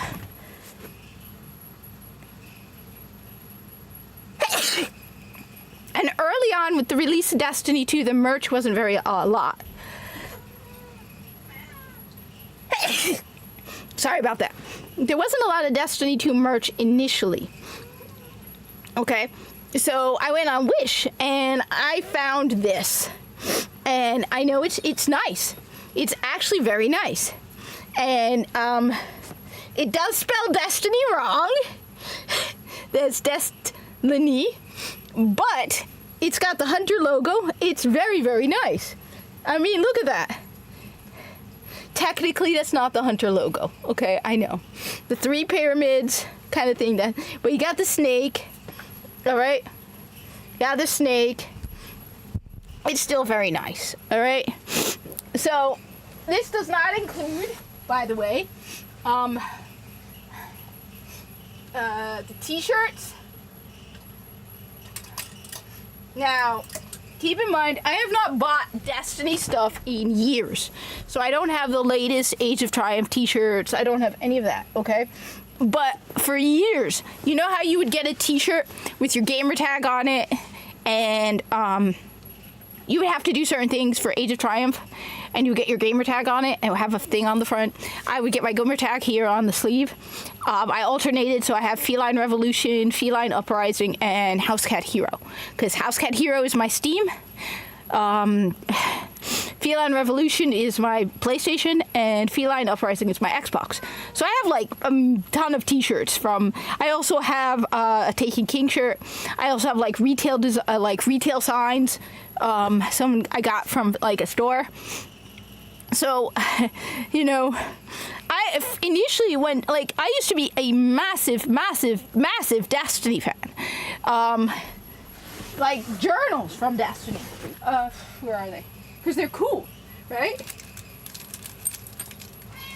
Yes, Minnie. Come here. Come here. Come here. Come here. Come here. All right. This is a very nice journal. And I have more in the other room.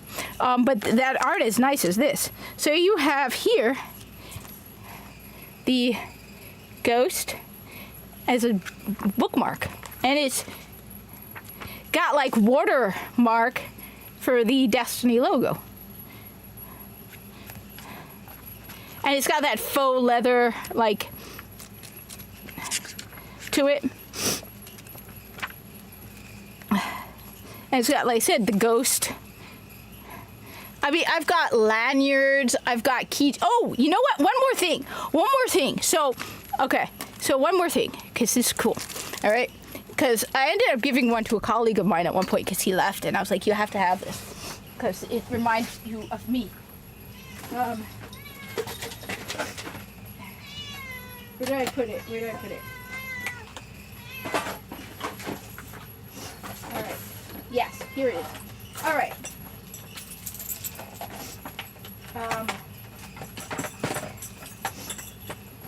This isn't all of them. I store all my lanyards in a drawer, the ones I save, but I have Destiny 2. Okay. I have, so I have Destiny 2. I have this one here. I have this one here. I have Ghost. Okay. Because my cat would kill me and eat me if I did. My kid, thank you for the $5 super chat. But I have a cat, right? It kept Come here. Come here, Minnie. Come here. This is all your fault. Thank you for the $5 super chat. This is all your fault. I'm going through all these things. All right. Look, I got this one. Right. So anyway, let me just. All right. So okay. So Bungie sold blind bagged keychains of Ghost. Okay. So you got this one here. You got. The only reason that one is hanging on my keychain is because I have a duplicate of it. This one was by far my favorite Ghost. This one. This is my favorite Ghost.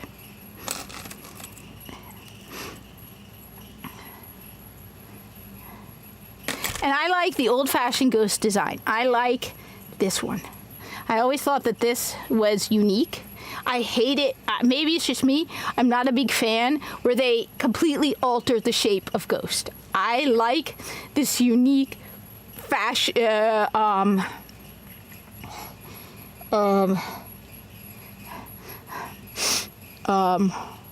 What is it called?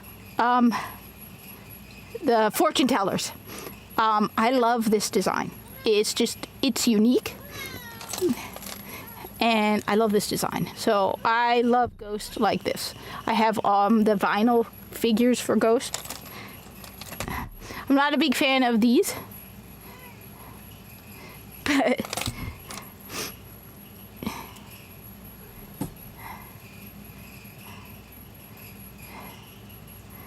this one, this is by far my favorite Ghost. This one right here. And I have the stationery set. I have every collector's edition up until the last collector's edition I got was the Witch Queen. I tried to get the collector's edition for Final Shape, and it cost $300. And I was so disappointed by it. It felt cheap.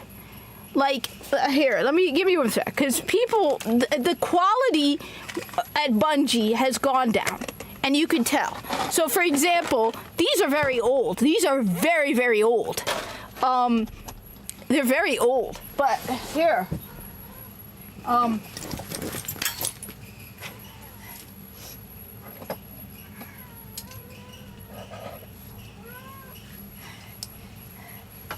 The quality and the price, okay? And this was before tariffs, so before anybody says this is tariffs, okay?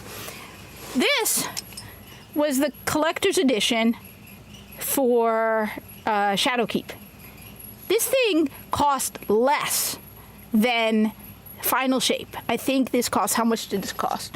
I think it was $200, and it included the game code, so I think it cost, let me see, Destiny 2 Shadowkeep Collector's Edition. Yeah, you're not getting that. Yeah, though I should try it. Damn. I think it's selling for a lot. So originally, okay, it cost $150. Thank you, Alex. Okay, I don't look that good. I've never understood. Anyway, so the Shadowkeep Collector's Edition, which came with a whole bunch of other stuff, okay, including the game code. So the game code for Shadowkeep, plus for the Collector's Edition, was $150. This thing is made of metal. This is made of metal. It is phenomenally gorgeous, and it is made of metal, and it cost half the price of the Final Shape one. And the Final Shape one was made of plastic, very cheap plastic. I opened it, I returned it. It broke my heart because the Final Shape Collector's Edition was the tower, the original tower.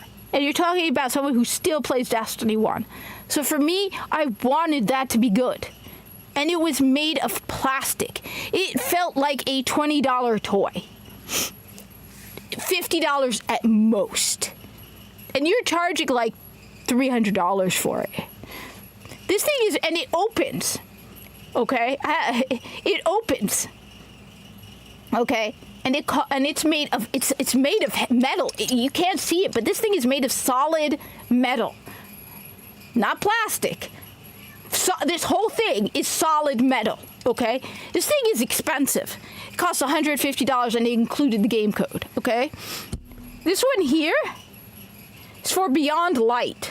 Now it's not charged. I don't believe it's charged, but you charge it and it lights up, okay? Okay? This is made of metal again. This was for Beyond Light. So Beyond Light Collector's Edition. How much was that? And this isn't all you got. You got other stuff. Okay? Okay. The Beyond Light Collector's Edition cost $200 with the game code. Oh, and it came with a bag. I still have the bag too. I forgot about the bag. It's in here. I have the bag.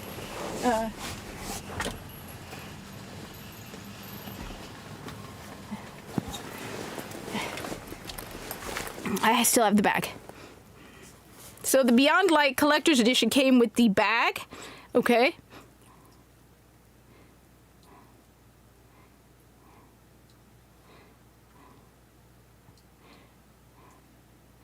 Okay, this came with it. This is a nice bag for its size. I mean, it's small, but it's a nice bag. It's not cheap. Okay, it's not like cheap, like lazy, like vinyl kind of plastic. It's nice. All right, you got the bag for $200. You got the bag. You got this, which lights up, and you got the game code and a bunch of other small knickknacks and paper stuff. Okay, I mean, even the original collector's edition, right, cost $250. This bag, the value of this bag alone is $100. This is it's big, it's bulky, but it is a very, very high quality bag. Very high quality bag for $250, and this wasn't all you got. You got a whole bunch of other knickknacks and stuff. Plus, you got the like survival kit. Plus, keep in mind the deluxe digital version that came with this. So it came with a physical copy of the game. This came with a steel book with a physical copy of Destiny 2. Okay. So for $250, you got this bag, which I'm telling you, the quality of this bag is like $100. You got a bunch of other knickknacks. You got the little survival kit, which I have up there. You got a copy of the game with a steelbook, and you got all of the content. So you got $100 worth of content for $250. Okay. And now, how much was the final shape one now? Because I said, I actually went through the effort of returning it because it was such cheap quality. It was garbage. I am sorry. I loved the tower. The final shape collector's edition, okay, cost $175 without the game code, and it costs $275 with the game code. Almost $200, $175 without the game code. And I am telling you, the quality of the stuff you got in that collector's edition was no more than $50. It was plastic, cheap garbage. And it really, really pissed me off. You should have gotten a metal replica of the tower. It was made out of the cheapest plastic. Okay? And it broke my heart to see it. Okay? I returned it. And Shadowkeep, Witch Queen was not worth it either. The ghost replica you got out of it was made of cheap plastic. Everything after Beyond Light was garbage. It was not worth the price. So I did not buy Lightfall Collector's Edition. So the last one I got was Shadowkeep and Beyond Light, and then I got the Final Shape. And the last one I got was Witch Queen. Okay, so I got all the way up to Witch Queen Collector's Editions, which is funny because some people, when they see me playing Destiny 1, they're like, oh, you can't afford Destiny 2. Habibi, I at the time it was the Witch Queen. I had the Collector's Edition, okay? So, all right. I got the Witch Queen. Then I did not get Lightfall because that was total garbage. And then I got Final Shape and I returned it. It really, really, really was garbage. It was, when I say $50, I am being generous on the value of it. And it sucks because it was the original tower. And you did the original tower dirty. This thing it can be a backpack or an over-the-shoulder. Okay? So, for all the people who are like, yeah, you're not a fan of Destiny, right? Okay.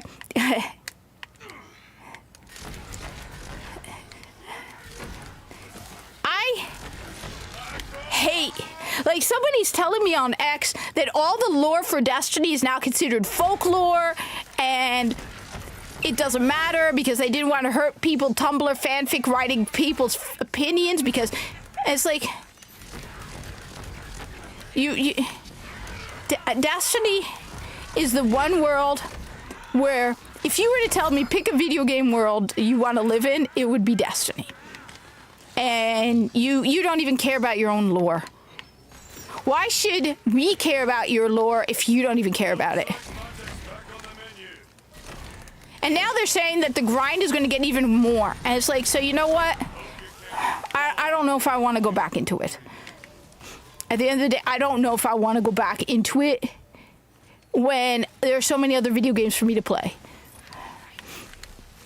I don't know anymore. I don't know anymore. I don't know if I want to put my energy into Destiny 2 anymore. Destiny, I don't mind. I enjoy the challenge of soloing stuff in Destiny. But between Black Myth Wukong, Stellar Blade, here, when I log out, you'll see. But yeah, like I said, that's not even my entire Destiny collection of stuff. I still have more lanyards, more journals, t-shirts, the ghosts. You probably can't see it, but there's at least one ghost up there. There's another ghost up there. The books. Okay, fine. One more thing that I dare you to find somebody who has this one. Okay? Because most people don't even know this exists. All right? Where is it?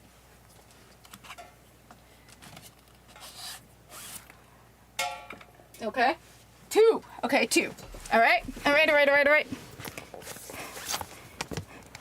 Destiny, the official cookbook. All right? Exclusive Destiny 2 in-game emblem. Destiny, the cookbook.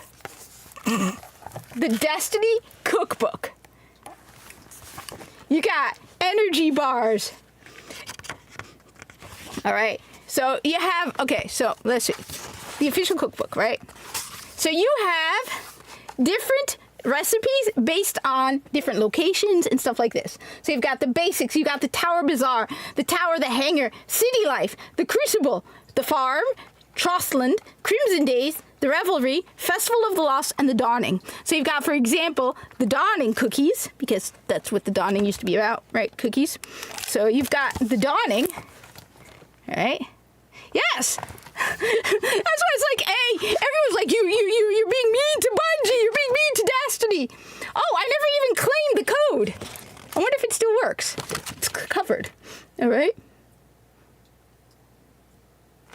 Okay. Galar Doodles. Okay. chocolate chip cookies. Chocolate chip cookies. Okay. Alkane Draghi cookies. So these are the cookies that you make in game, right? You can now make them for reality. Vanilla Blades. Okay. Burnt Edge Transit. So this stuff you make in game, you have the Infinite Forest Cake. Traveler Donut Holes.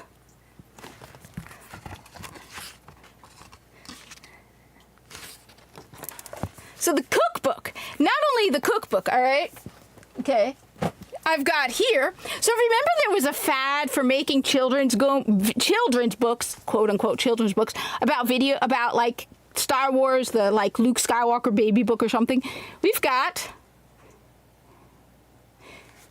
D is for Destiny, okay? It's an early adventure book, all right? Let's read. D is for Destiny, okay? D is for Destiny by Bungie. All right, let me. Here's the mouse.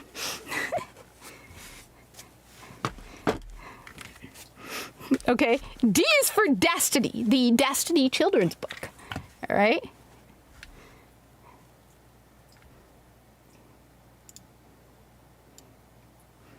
Okay, D is for Destiny.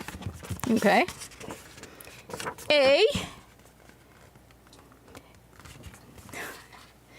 adventure awaits out in the wild, amazing new worlds for you, my child, where warlocks, titans, and hunters play together as one, saving the day.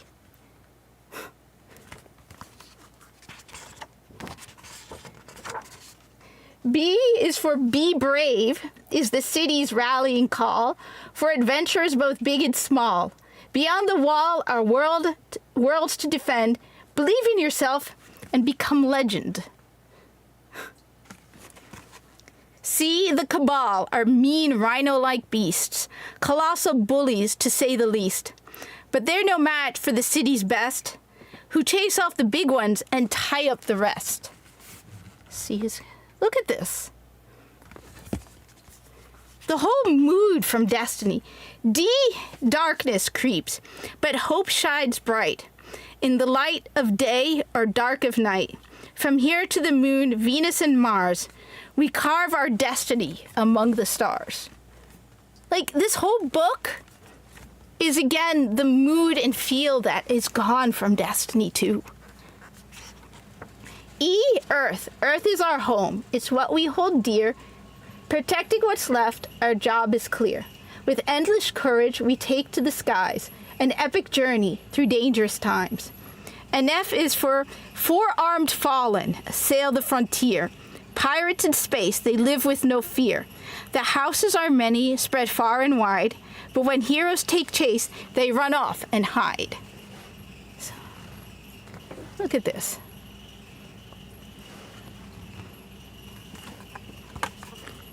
Do you want me to finish it? G, ghosts are our friends, so do not be scared. Joined with their guardians, they make quite a pair. Together these champions, so bold and so strong, brave every danger and right every wrong. I mean, just... It's what Destiny used to be.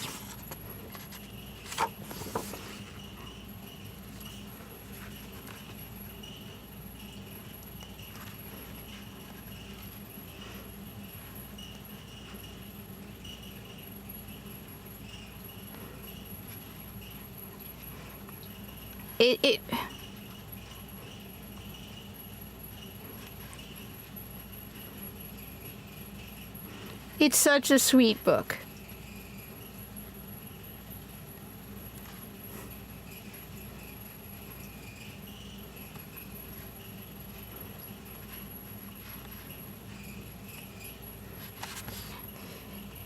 H, if you fly to the moon, look out for the hive. Dusty old aliens, just barely alive. Deep underground, they moan and they mope, living in fear of our light and our hope. Imaginations run wild. It's just what they do. If anything's possible, then anything's true. So gaze up at the stars in the inky black night and think of the traveler sharing its light. See, H. H is for hive. And I.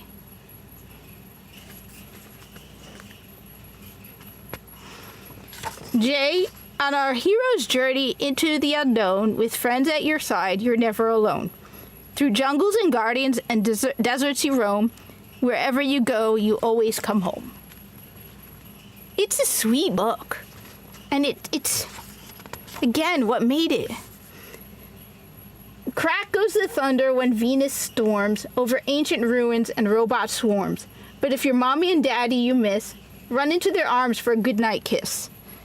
L. All good guardians carry the light into dark places far out of sight. You carry it too. It's what you're made of. But mommy and daddy just call it love, which, again, it's sweet. It's just sweet. It's a kid's book about destiny. So many mysteries for you to explore. Just open your mind. You'll always find more. From Mercury to Mars and up to the moon. From the streets outside to the books in your room. Again, it just...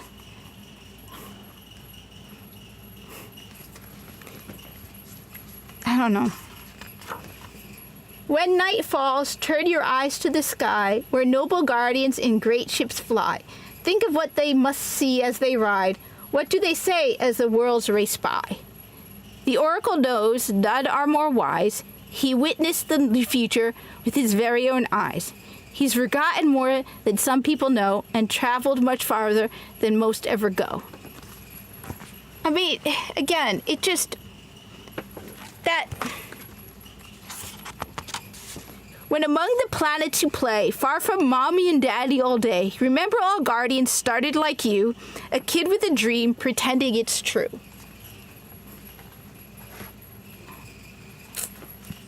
When was this book made? Because it's old. Like I said, I have a lot of really old stuff. It was published in 2016. This was published in 2016, so it was probably released for Destiny 2. But this was published in 2016. The world was better back then. On the edge of the dark, the queen rules the reef. She leads the awoken and holds this belief. When questions arise, the answers you'll find in forgotten realms where the light never shines. Every minute and every hour, friendly robots care for the tower. They throw in a hand to stick out their necks. They help the city and earn our respect. It's... Anyway. You know what? I'm almost done. S. Search the darkest corners of space. Everything old and in its place. Be true, be strong, gather wisdom. The frontier awaits the solar system. Thank you for the $10 super chat. Be the silent. Meow. Somebody is meowing because she wants me to feed her early. I mean, this was made in 2016. Yeah, no, that's the thing, Behemoth. This is a sweet book before all of the modern audience crap came into it. The traveler rests, his journey ended, until the time comes to be awakened, while every guardian standing under looks up with pride and awe and wonder. This was made before all of that modern audience nonsense got into it, and that's what ruined it. If you can hope, if you believe, there is no end to what you'll achieve. The universe might just be yours to win, to rule, and to explore. The modern audience ruined everything. Everything. It ruined everything. I'm almost done with Eureka, and that show is phenomenal compared to the garbage we get these days. Beware the Vex, machines of old. Their glowing eyes, their metal cold. But if you're bold and brave and strong, the city forever will sing your song. Make a wish upon a star, see where it takes you and how far. Worlds of wonder, worlds of light, be brave and journey into the night. See, it just... Like I said, everything is ruined because of this. Everything they touch, they destroy. Everything they touch, they destroy. They take away the goodness and the meaning and the happiness and the joy out of everything. They're so caught up in themselves. And Exo knows, as humans do, the Awoken know, and so do you. Each of us must stand up tall to make our worlds safe for one and all. So turn your ear and listen well. Adventure calls, a hero's yell. Your sparrow calls too, it waits for you to climb aboard and shout Yahoo! Everything the woke has touched, they have destroyed. Everything they have touched, they have destroyed.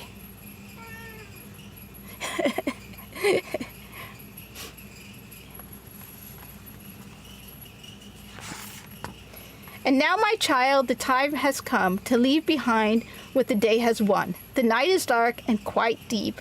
Find your ship and zoom off to sleep. It's just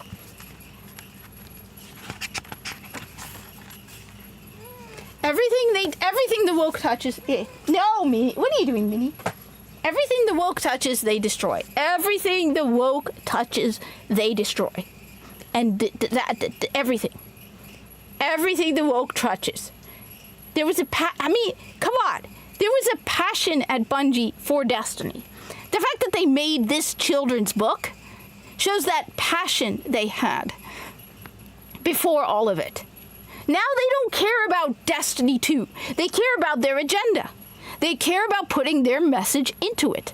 And they don't care about telling a fun story or having an adventure or just having fun or even remembering who the hell your audience is.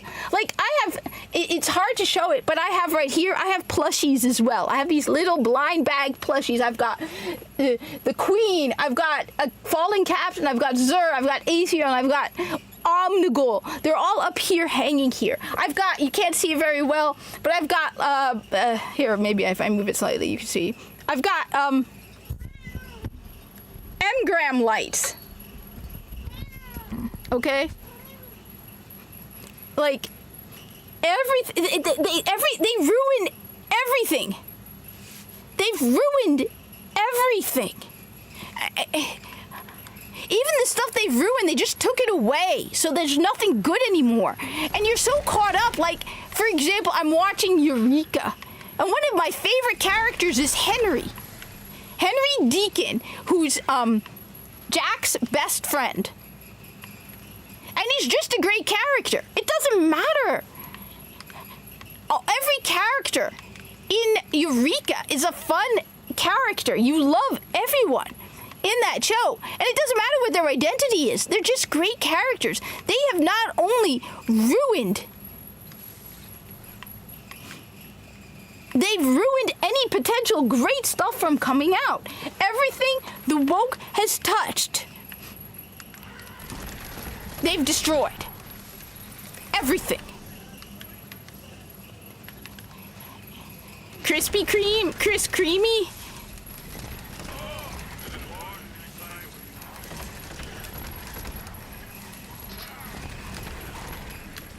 And that's why I've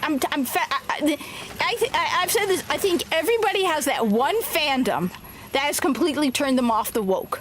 Oh, I was a fan of Doctor Who. I love Doctor Who, but it didn't break me seeing them destroy Doctor Who as much. I loved Star Wars. Pisses me off what they did with Star Wars. Still didn't piss me off as much. I didn't like it, but it wasn't as bad. Star Trek. They destroyed Star Trek. But the thing that finally broke me on a level where I will never forgive them. I will never forgive them. Never. I will never forgive the woke is what they did to Destiny. What they did to Destiny. There is no forgiveness. I have never. I will never forgive them for what they did to Destiny. They took they ruined it. They absolutely ruined it.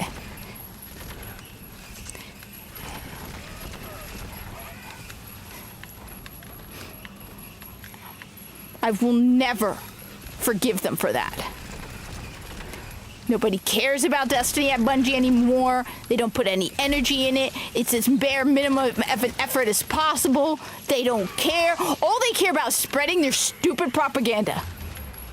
They just want to put a message in the game. They don't care about Destiny being Destiny. If you cared about Destiny, you'd stick to the lore. You wouldn't just destroy the lore. No, these people don't even care about their own lore. Oh, well, I want to make them gay because I only care about that shit. No, you couldn't even be... Every one of us, they ruined something we love. You know, there's a great character. No, you had to come in and put in your and you self-insert and shove your fanfic garbage. You can't be and then you come along and you put in that and it's like no, you don't even pay attention to who your own audience is. No, they don't. I truly have no forgiveness.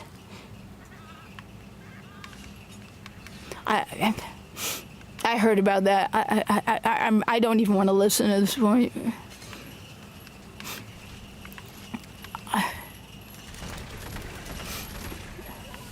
They destroyed everything. And then they come and they expect us to sympathize and be on their side. No. You think you come in and you try to take away from people. Like let me ask you something. Do you think that after getting blocked by Play Warframe, that I'm going to be more sympathetic towards June? No. You took away something I care about, and then you expect sympathy from me? You expect me to be an ally towards you because of that? No. You took away something I care about, and then you somehow think that will make me into an ally. That somehow taking away what I care about will make me sympathetic and put me on your side? That's the stupid thing they don't understand. You don't make friends by taking away from what people care about. You destroyed Destiny, and then you come along and you be like, well, but we shared our queer experiences. No, I don't care. You took and destroyed the Lord. I mean, how can you...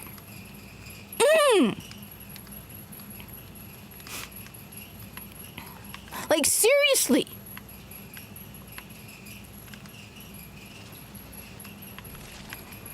Okay, that's cool. That's cool. I want to go... That's cool, Zenny. That is cool.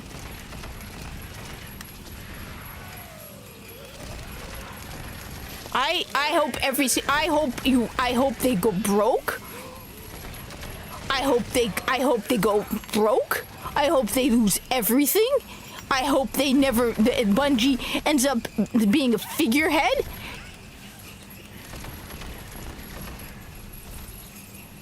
Yeah, well, that explains it. Chris Christie, if he walks, he causes earthquakes. I knew Chris Christie was going to lose. I knew the idiot trying to run for president. You really think Chris Christie... Nobody... No. In the end, you somehow think that by doing... I really hope Bungie just...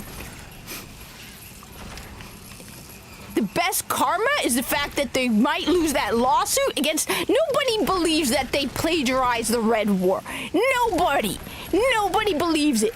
But the fact is... Okay? Nobody believes Bungie plagiarized the Red War. But the fact that they can't prove it is hilarious because they removed paid content from the game.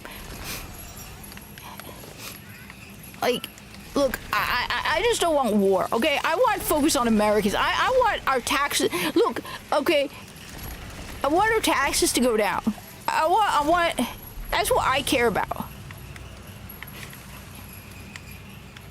And I want these woke tards to never work. I'm tired of them. They ruin everything. They ruin everything. They come in and they ruin everything. They just...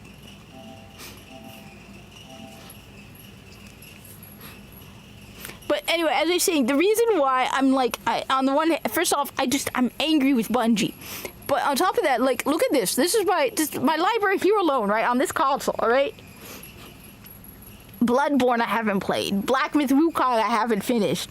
I mean, Code Vein, I hear there's a sequel coming out. It's very, very good. I haven't finished Final Fantasy Reunion. I haven't finished Days Gone. I haven't finished Doom, the Dark Ages. I want lower taxes and fun games. Final Fantasy VII Remake I did finish, but I want to replay and get the platinum. So that's why it's like, I don't, even if they, I have a massive library of games to play. And so it's like, you know what? I'm not even going to bother.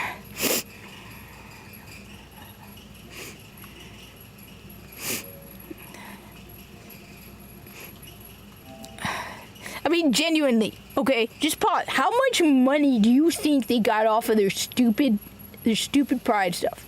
How much money? A couple thousand bucks? Maybe $1 million? Was it worth it? Bungie, was it worth it to burn even more of your player base? It shows me that you are out of touch. Because everybody's like, okay, the whole Ubisoft thing, right? Where Ubisoft was doing the whole Men's Mental Health Awareness Month, right? And everybody's like, do you really think they care about men's mental health? No, they don't. But it shows me this, that you are aware about what your community cares about. You yourself may not care about it, and we all know that. We know that. Companies don't care, right? But when you go and you post and you sell Pride armor in Destiny 2, it tells me, one, you're not aware of who plays your game. You have no idea who plays your game. And second of all, you don't even care about what the people who play your game cares about. Okay?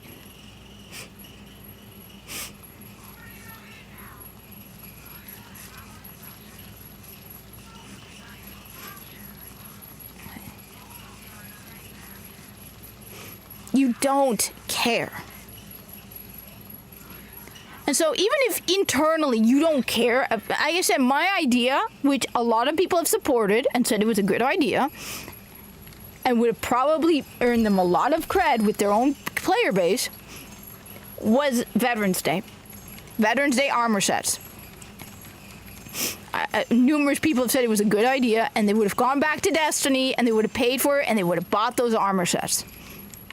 I want to know how many people paid for your... Because if I were playing Destiny 2 and I saw somebody running around with the Pride armor and the Pride shaders, I would have laughed at you. I would have laughed at you, and if you were in one of my fire teams, I probably would have booted you out. Because, no.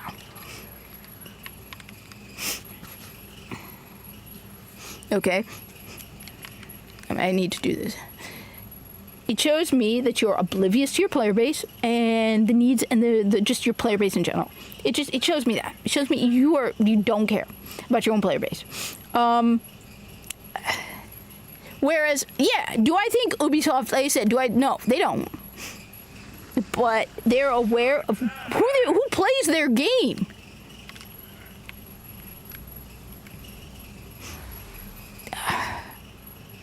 How many people are playing Destiny 2 right now, just out of curiosity?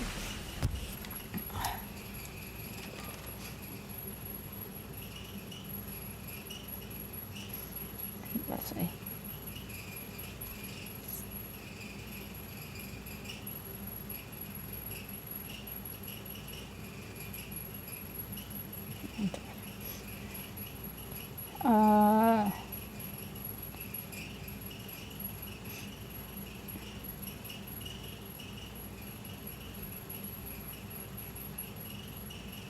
So Destiny 2, according to this Steam charts, is at 26,000.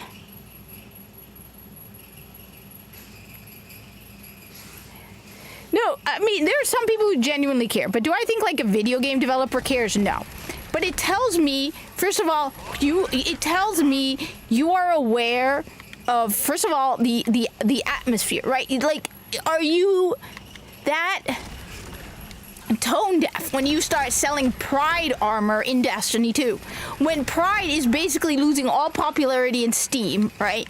And what do? How can we show the world we are less aware of what's going on around us than selling Pride armor in Destiny? Okay? That alone tells me, I mean, at least in the case of Warframe, they've been doing it forever. So it's like, okay, it's stupid. It shows me everything I need to know about you, but it's not like, whereas with Destiny and Bungie, it's like, Bungie, are you really that unaware of the world around you? Are you really that, that tone deaf? On top of that, it tells me you don't know who plays your game. I said the armor, the veteran stuff, would have earned them more goodwill among their players. Like, at this point, if you don't realize that going anti-woke is the way, make a good game, but also not pandering to the modern audience. Wait, you don't give. Wait, Crispy, that's what it was. Oh my God! First of all, thank you for the $5 super chat. If you mean it, then that means a lot. It says, Cat, you sling a mean gun. I hope that's... I'm trying to get better and better. I'm not one of those people who does not want to get good. So I mean it, and if I say... that means a lot. When people say compliment my gaming skills, that means more to me than anything else in the world. So I don't think I'm good enough. I don't think I do well enough, and I need to get better, but I really appreciate it, and it means a lot to hear any compliments on my skills in gaming. Oh, I forgot, Krispy Kreme, Christy. Oh my God, that is awesome. Crispy falls on Governor Murphy. That would be awesome.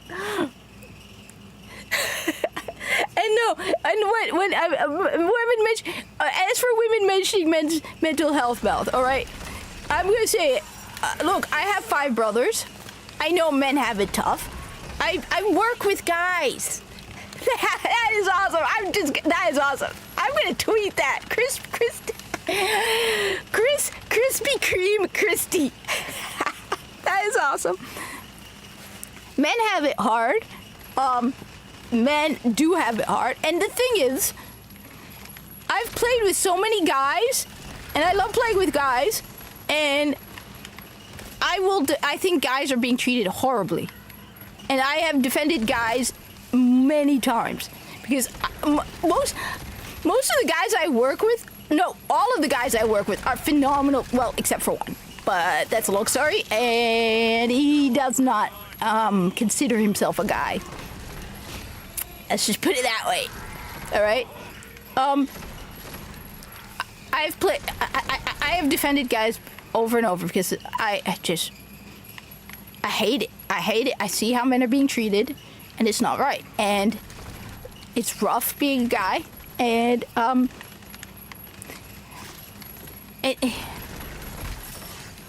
don't know. But the thing is also putting that all aside, all right? Being in not even acknowledging the truth, right? That, for example, guys end themselves at a much higher rate. Guys end up in prison at a much higher rate. Guys are just treated in general, especially in gaming, like garbage right now. Because just pause and ask yourself who your audience is, all right? Like, I had a work meeting, and we were it was all about the customer. Look, I said, I don't say where I work, but I had a morning meeting today, which normally we don't have meetings on Saturdays, but I had a meeting at work today, right? And we're talking about the customer experience and giving the customer what the customer wants and making sure the customer leaves with a good experience. And yet, video game developers don't seem to care about the customer at all. And are not trying, like, look, if the majority, let's go with a hypothetical. Let's go with the hypothetical that the majority of gamers are chuds, all right? Toxic male chuds. Let's just go with their stereotype.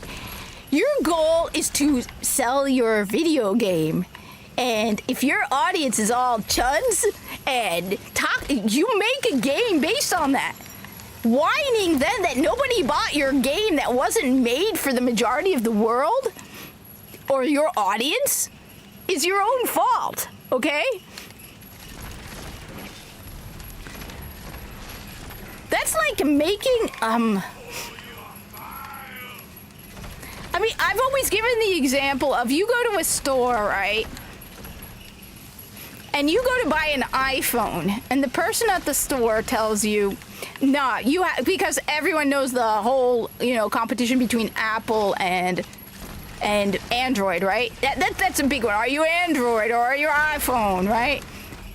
And you go to a store and you go to buy a phone and you love iPhones, right? And you buy iPhones all the time, right? And you go to buy an iPhone and the salesperson turns to you and says, are you stupid? You should buy an Android phone. Here's the newest Samsung phone. And you go, no, I want to buy the newest iPhone, right? The iPhone 16, 17, Pro Max Plus big megaphone, right? And the person's like, are you anti-Korean? Samsung is a South Korean company. How dare you, racist bigot, not buy a Samsung phone? And you're like, but I've always bought iPhones. I like iPhones. Now, the question is, after being called a racist bigot, and let's throw some sexism in there because, are you going to buy a phone from this person? Are you going to buy a Samsung phone? Are you even going to buy an iPhone from this person? No, you're going to walk out pissed off. So it's the same thing with video games, where it's like, okay, so you didn't make a game for me, and then you insult me for not buying the product I don't want. It blows my mind that that these people who make multiple times the amount of money I make have less knowledge about dealing with customers and just being customer sales and service than like I do, and I'm just a warehouse monkey. I'm not exactly a salesperson, but even I have enough knowledge to know that that's not how you treat your customers. That's not how you treat your customers. You don't treat them that way. I'm just saying that's not how.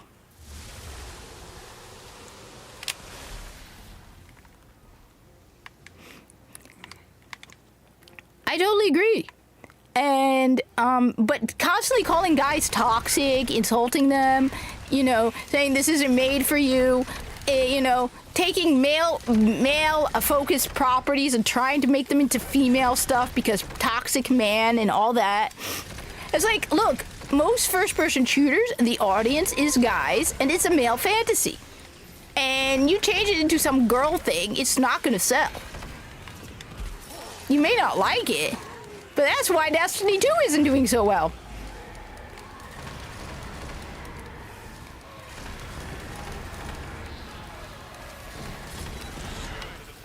I don't know. But anyway, so Marathon has been delayed indefinitely.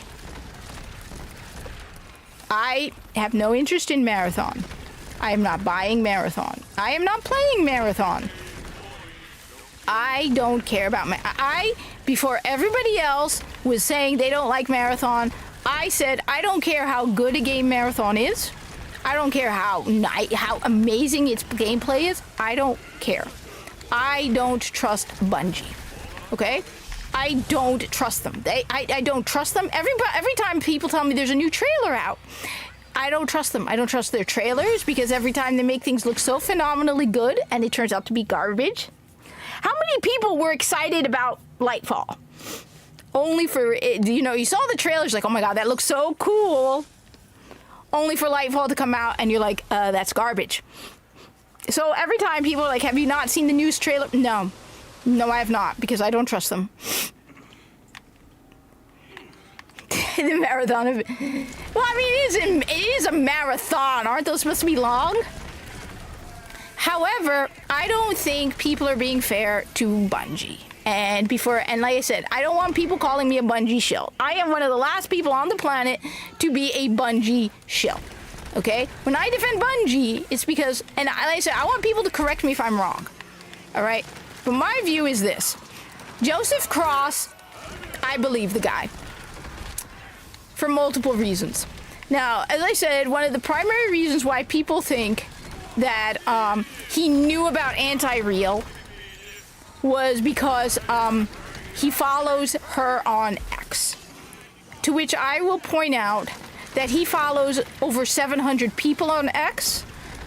Unless he has notifications for anti-real. So you can set it so that you get alerted to every single post a person does.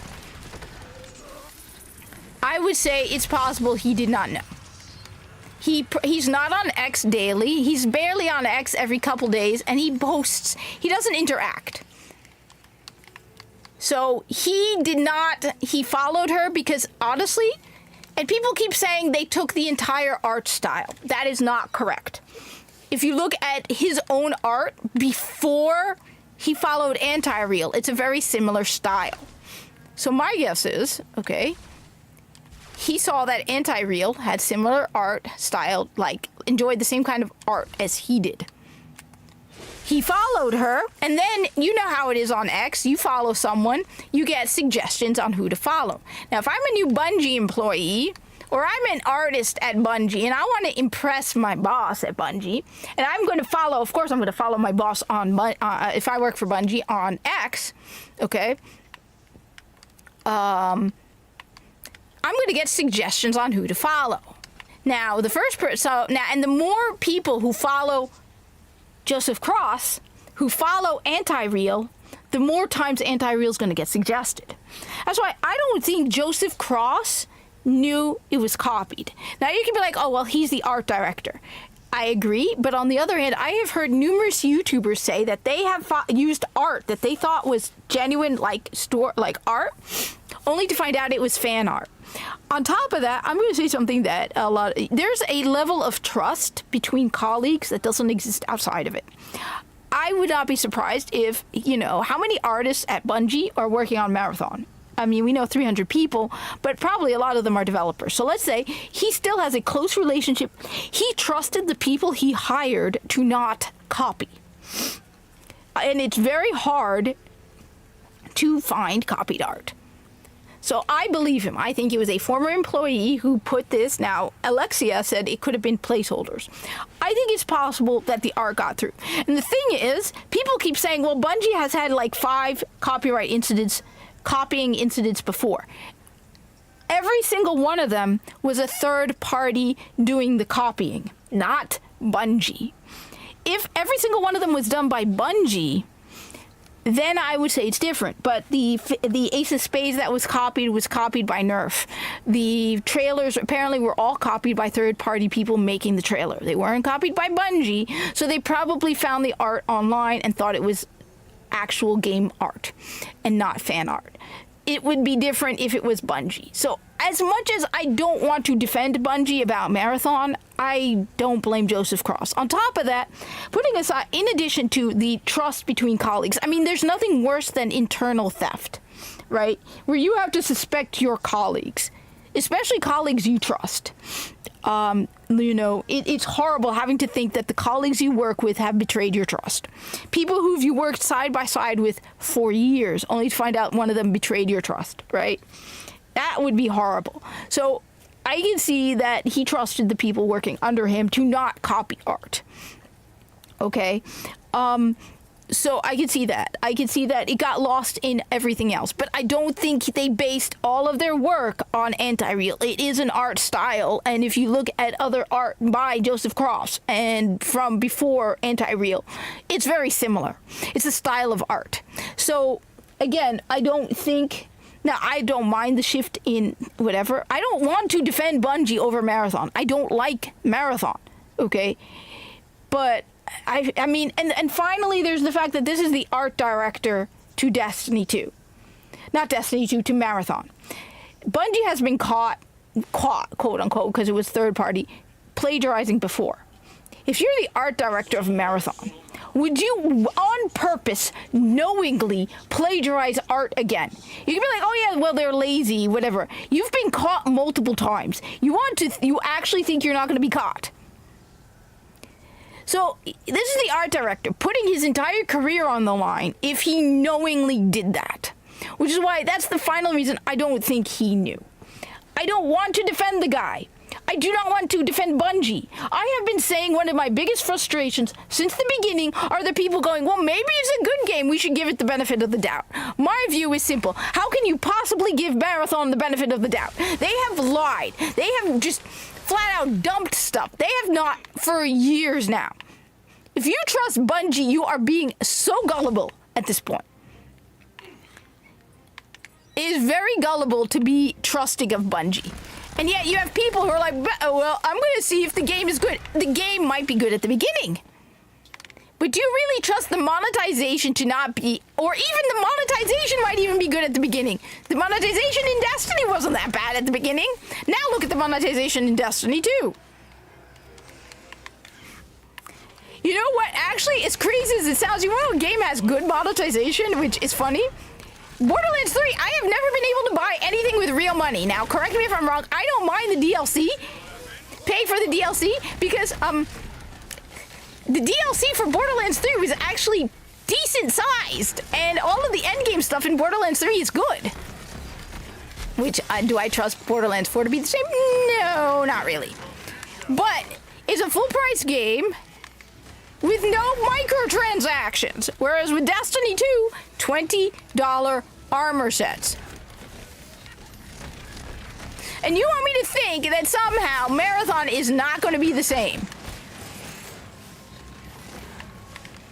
Do you really think Marathon is not going to be the same as Destiny 2? So, I have been from the beginning, anyone who has known, who knows, for the last couple of weeks being like, yeah, I hope Marathon fails. I think you're a gullible idiot if you give Marathon a chance. They literally took paid content out of Destiny 2, and you're going, yeah, well, I should buy Marathon, I'm sure. If it's a good game, I should give them the benefit of the doubt. No, that's like going to someone's house. You go to a restaurant, and every time you go to that restaurant, you get food poisoning, right? And then they're like, oh, don't worry. We have a new menu. Not even a new chef, okay? A new menu. And you're like, you know what? I'm going to pass. I don't care how good that menu looks. I've gotten food poisoning over and over whenever you've come out with new menus and new dishes. I'm not going to buy anything and eat anything in your restaurant. And it's the same thing, okay?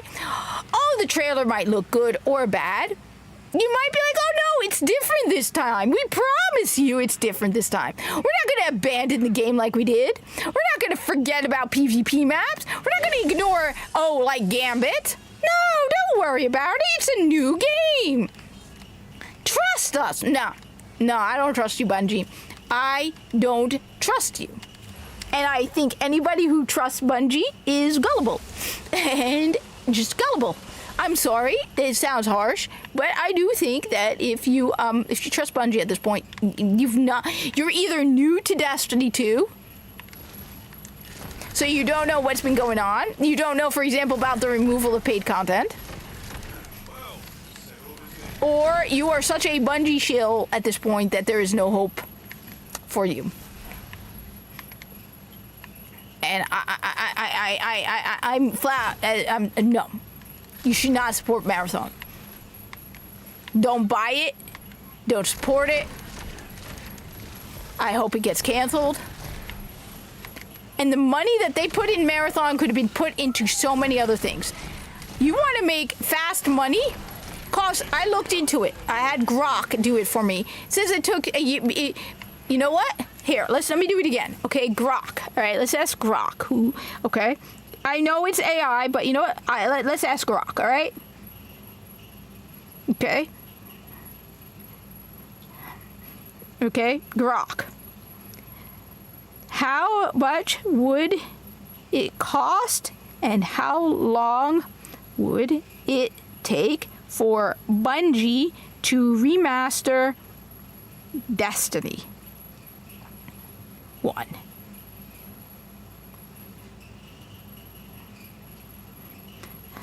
Remaster Destiny 1 and port it to PC.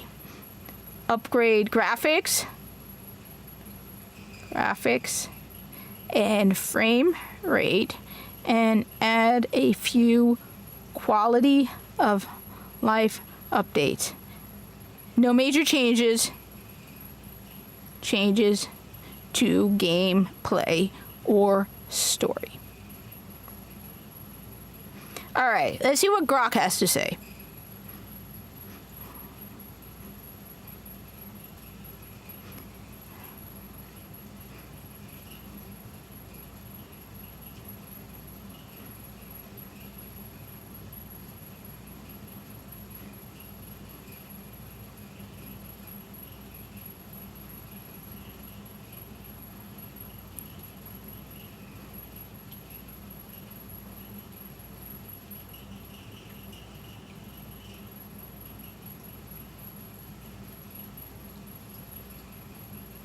Okay, so here we go. All right, this is going to be a little long. Give me a second. All right. According to Grok, all right, so my question again was, how much would it cost and how long would it take for Bungie to remaster Destiny 1 and port it to PC? Upgrade graphics and frame rate, and add a few quality of life updates, but no major changes to gameplay or story. So keep the old gameplay, just add, for example, fast travel, that sort of thing. Estimating the cost and time for Bungie to remaster Destiny 1 for PC with upgraded graphics, frame rate, and minor quality of life updates involves several assumptions, as no direct data from Bungie exists on this specific project. Based on industry trends, insights from game development, and available information about Destiny and similar remaster projects, here's a reasoned analysis. Cost estimate. The cost of remastering Destiny 1 for PC depends on factors like the scope of graphical upgrades, engine modifications, team size, and development resources. Key considerations include graphical upgrades, upgrading textures, lighting, shaders, and effects to modern standards. For example, 4K resolution, ray tracing, or improved particle effects requires artists and technical staff. Destiny 2's PC port, handled by Vicarious Visions, levers a modified engine for higher resolutions and frame rates. A similar effort for Destiny 1 would involve reworking assets, which could be costly but less than building from scratch since assets exist. Engine porting. Destiny 1 used Bungie's proprietary Tiger engine, optimized for PS3, PS4, Xbox 360, and Xbox One. Porting to PC would require engine modifications for variable frame rates, higher FOV, and PC-specific optimizations, i.e. DirectX input handling. Destiny 2's PC port was a huge undertaking involving an external studio, suggesting significant engineering costs. Achieving 60 plus FPS versus 30 FPS on consoles involves optimizing rendering pipelines and CPU-GPU performance. Destiny 2's PC version supports 120 frames per second with high-end hardware, indicating the engine can handle it with tweaks. This is less costly than graphic overhauls but requires testing. QOL updates, quality of life updates. Adding features like Destiny 2's fast travel, world maps, or mantling involves minimal gameplay changes but requires UI, UX designs, and coders.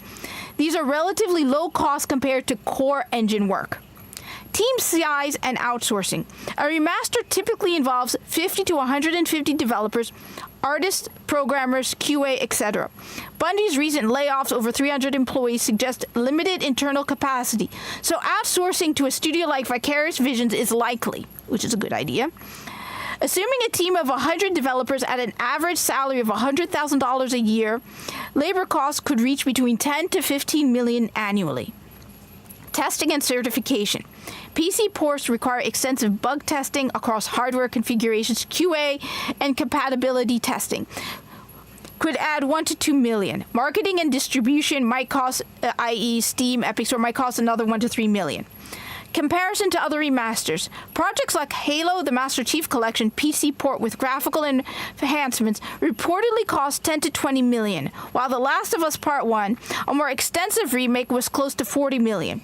Destiny 1's remaster, being a port with moderate upgrades, likely cost between 15 and 25 million range, assuming no major content additions.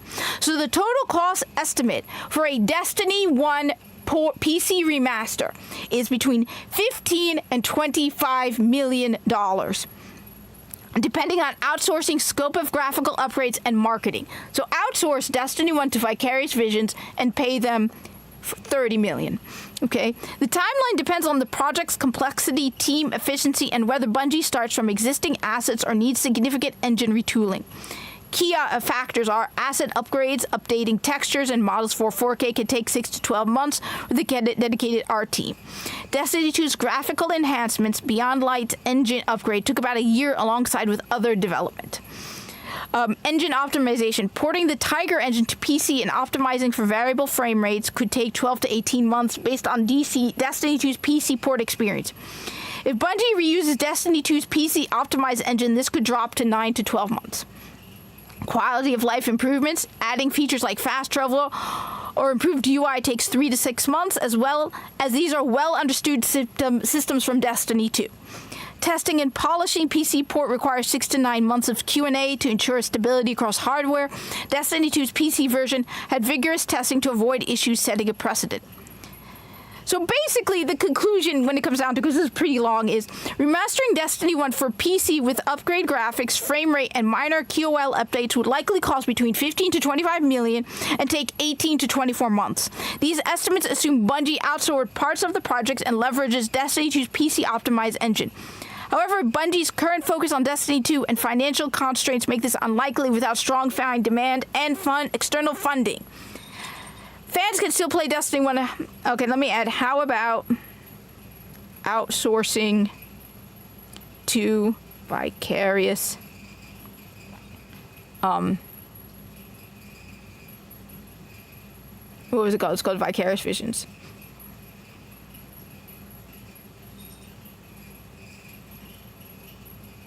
Visions, and adding a console upgrade. Okay.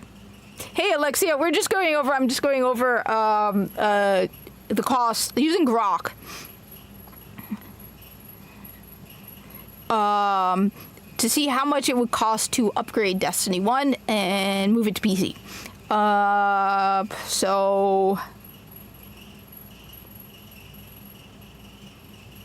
So it's between 25 and 35 million if they give it to Vicarious Vision. Let's just go with the conclusion.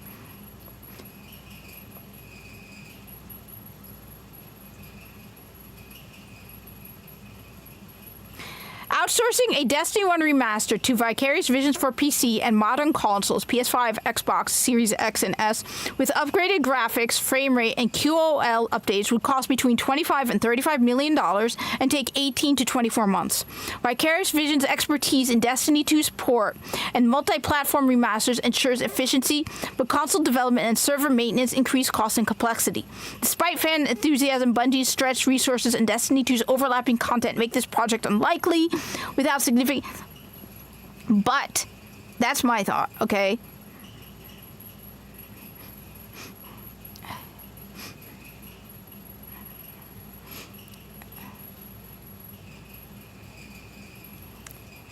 All right, I said, you know my look.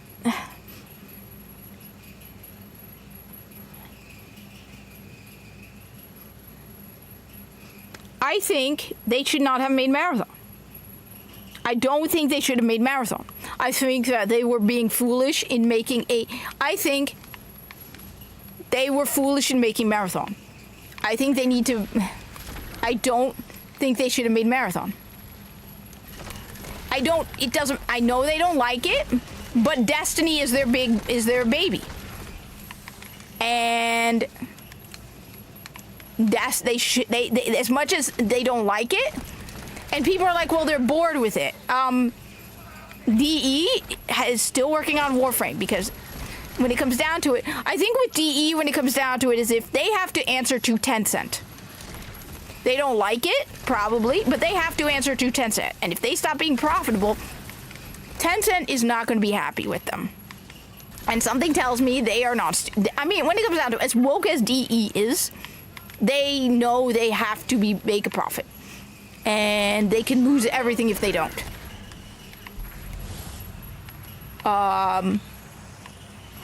Which is why they still have an efficiency to them.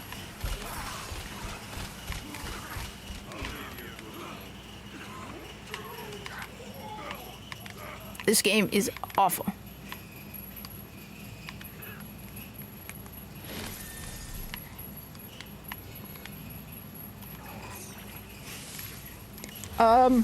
That's my personal view on the whole thing. I think that I am, at the end of the day, okay, you need to first and foremost focus on your strengths.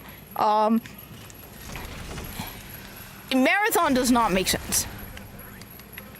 It doesn't. Nothing about Marathon makes sense from the fact that it.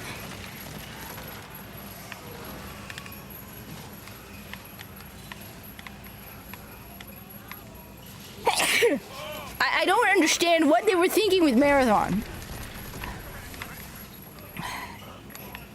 I don't understand it.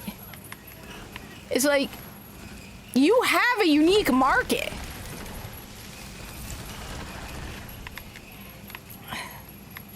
Like,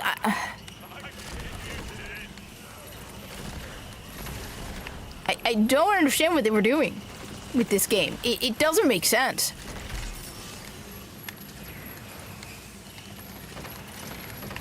Like, you Moomy? Yeah, Moomy? Yeah, Moomy? Hi, Moomy. Hey, here we go. I have a cat. She's not a kitten anymore. You too. It's telling me you're good, you're alive, you're fine. Cool. Take it easy. Good to know you're still alive. And look at the cat, who's cute and big and fluffy. Is she not the cutest thing you have ever seen in the world? Because she is. You are the cutest thing anyone has ever seen, Mimi. You are absolutely the most cutest thing. You are cute. Yes, you are. You are cute. Okay. You want to eat? You want munchies? You want food? I think you have muscles. Do you want food? All right, let's feed you because I'm hungry too. All right. So the trick is to just go like this. All right. You want munchies? Let's get you some munchies. Here we go. All right, let's get you some food. I'm going to go feed the cat. Now she gets to eat. When she stops whining and screaming, she gets to eat. Yes, me. I know you're cute. Yes, you're adorable. You're a pain in the butt. You're adorable. There we go. Where's your expensive overpriced cat? What have we got for you today, Mimi? We have tuna with mussels. Damn, cat, you eat better than I do. I have a salad. You have tuna? Tuna with mussels. Mussels. Like, damn it, cat. What is that? Tuna with mussels. Like, wow. Little Munchkin has tuna and mussels. All right. Seriously, the cat has tuna and mussels, and I have a salad. I have a salad. Right? A salad. Yum. Actually, I like salad. That's beside the point. I don't understand. So anyway, that's what everyone's been going on about the whole. So that is a big thing everyone's talking about. Bungie, Marathon being indefinitely displayed. Oh, and the Switch 2 and their third-party games not selling. Wow. Who was not surprised by that?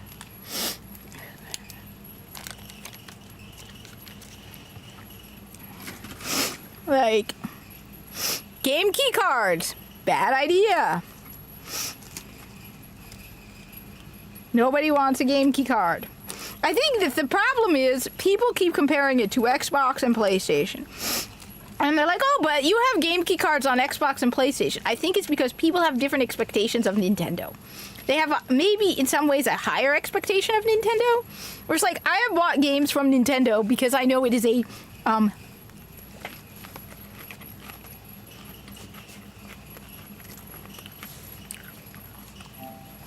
physical game, right? I expect with my Nintendo to be able to go overseas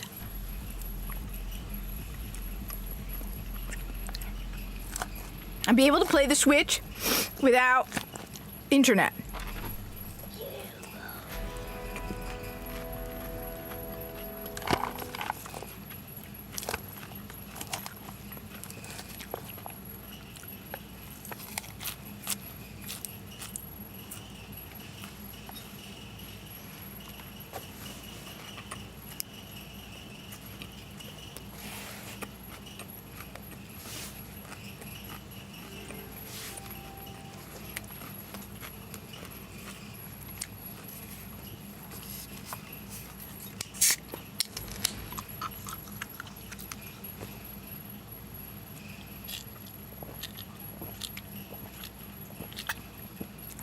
Okay.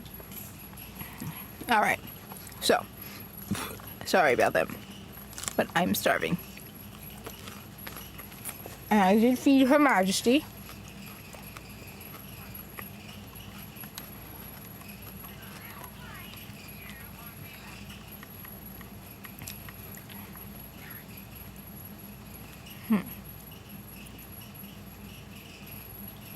So first off, I have found that guns without any elemental type are really a waste. Alright. That's chaotic though. Alright. Honestly, I should just sell half this stuff because it's not like it matters in the long run. So 10.3.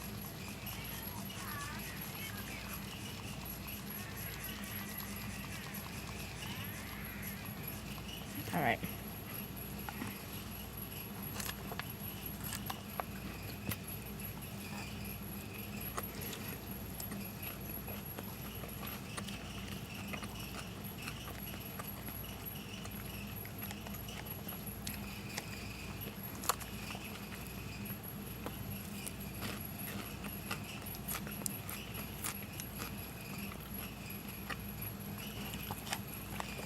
Hold on.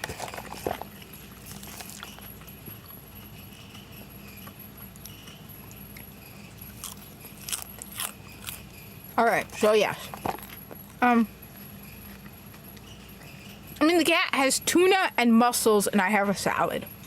I'm just saying. Somebody's being spoiled.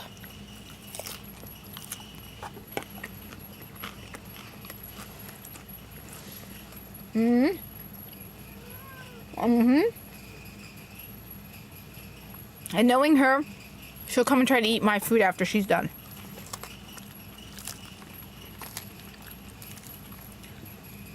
Are you happy now? Munchkin, are you happy?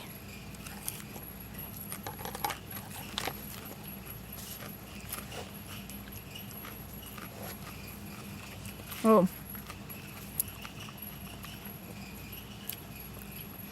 Let's see.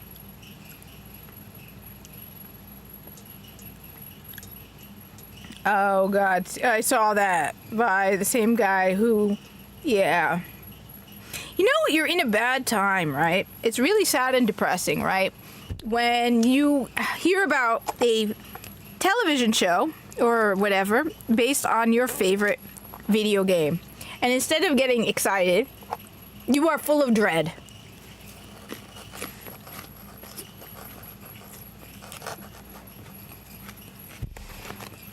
Okay.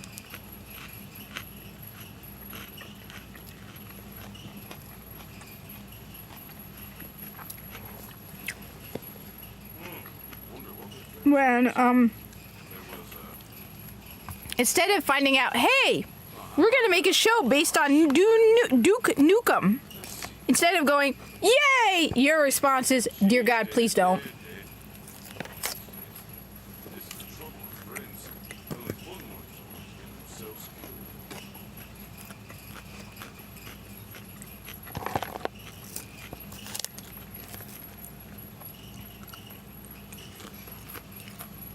I remember, correct me if I'm wrong, when Sony, when they were talking about the sale of Bungie to Sony, they said the reason, one of the big reasons was because of Sony Studios, that they were planning on releasing a show or movie based on Destiny.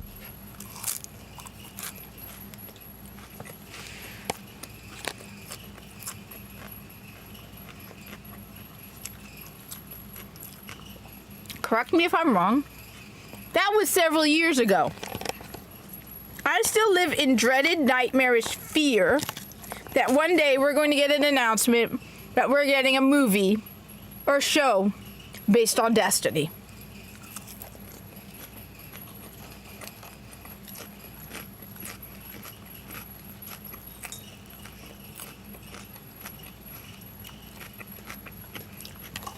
Beyond a doubt, my worst nightmare is a show or movie based on Destiny. I am telling you, if Sony were to announce they are working on a project based on Destiny, I will start crying. Yes, Minnie, you ate. I understand, but you ate.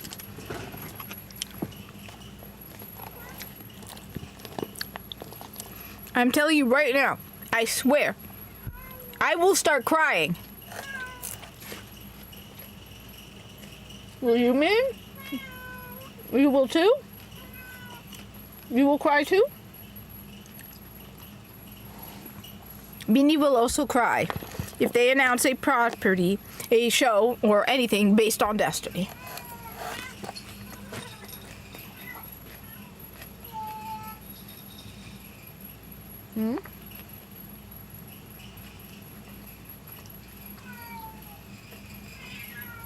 Minnie?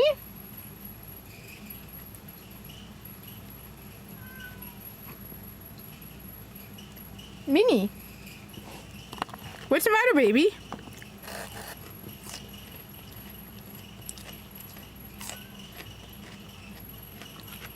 Let me go check on the cat. She's acting weird.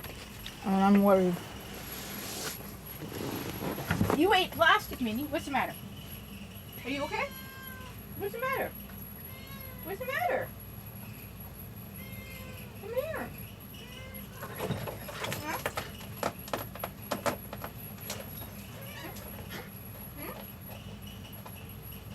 What's the matter?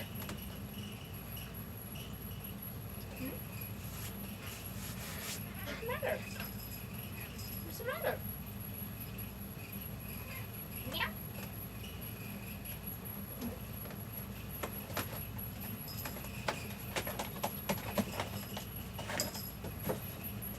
Oh, they seem fine. You worried me with that funky meow. Okay.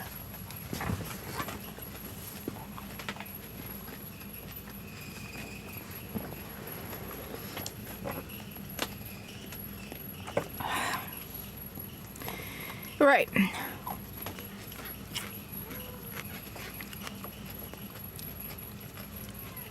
Yes, Minnie?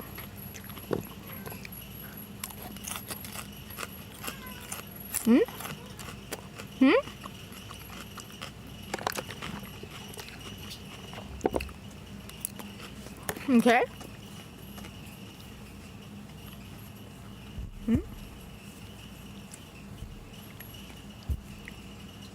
So what's the matter, kitty, kitty, kitty?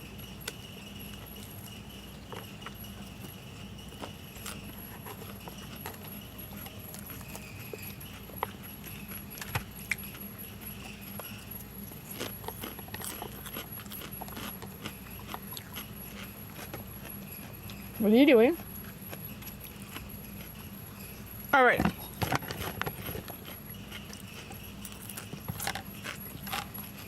I'm done eating. I can go back. I don't know. This game is boring.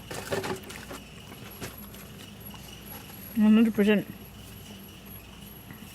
I know it itches. All right.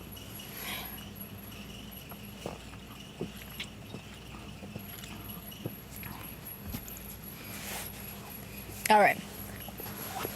10.57. Let's see what. You know what? Yes, Minnie? Yes, Minnie? All right. So, I mean, can you just imagine? We were in an age where the thought of them making a TV show based on our favorite fandoms fills with Minnie? Minnie? Minnie?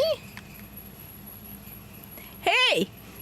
What's up? I don't know if I'm going to... You know what? If she really was that eager for attention, maybe I should go spend time with her instead. What's the matter? Come here, baby. Baby, come here. Psst, psst, psst. Come here, baby. What's the matter, baby? Come here, baby. What's the matter, baby? Go check on her again. I'll be right back. Come here, baby. Come here. Wait, what did you do? Yeah, so? What's the matter, baby?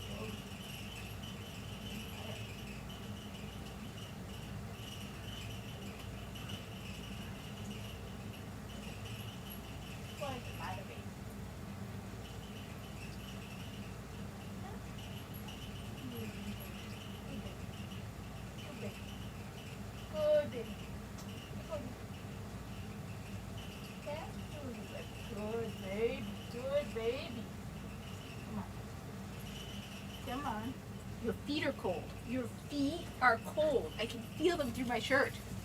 I can feel your titty tattoos.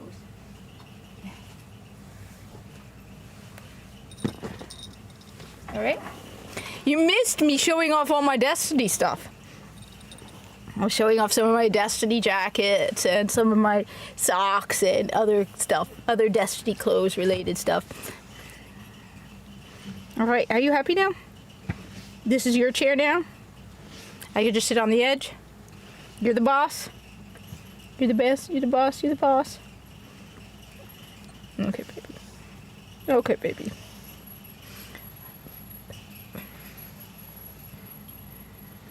Okay. She had tuna and mussels.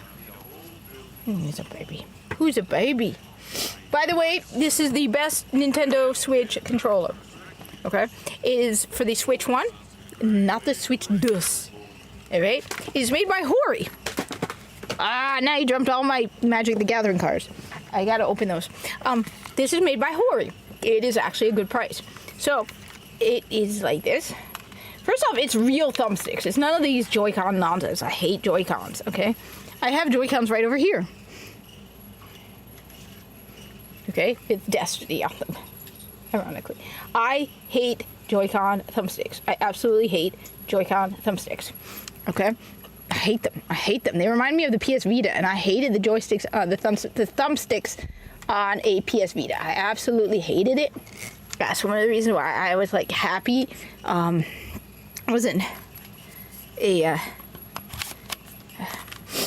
was a big deal for me to get rid of the PS Vita. Okay. This, first off, it is like Joy-Con, so you have the real thumbsticks. It's bigger. It's got a back button right here, which I love back buttons. And then, so you have the two, which could go on it in portable mode. And then you have this.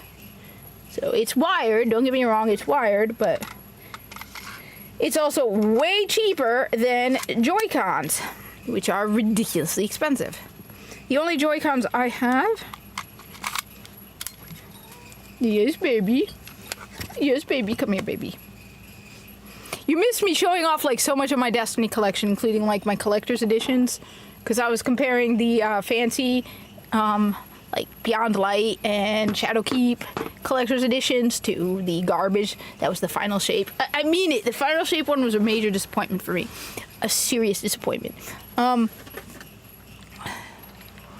Let's see. I'm at 10.57 million. Right? Let's go see how it goes. It was a major disappointment for me. Anyway, has anybody played Chrono Odyssey? Because I'm in the closed, I believe it's the closed beta. And it's installing still right now because I'm live streaming at the same time. So it will take a bit for it to install. But I've heard it's pretty good. And the other one I heard that's like a Destiny kind of thing is The Cube, apparently. Which is another new Destiny game.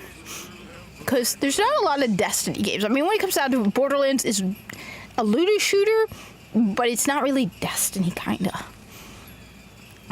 Alright, so let's see. How far am I from unlocking? Alright, so I got 1, 2, 3. I have 3 left, right? This is at 8 of 23, which is the bank STU, which absolutely sucks. So 8 out of 13. 11 out of 13. So I need, oh my god, 3.6 million.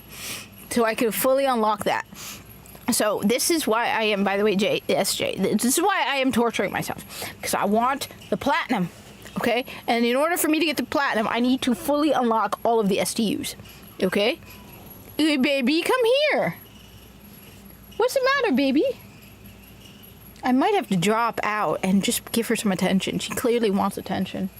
So I might have to go spend some time with her, apparently, because she's really, like, screaming for attention right now, which is adorable and kind of cute.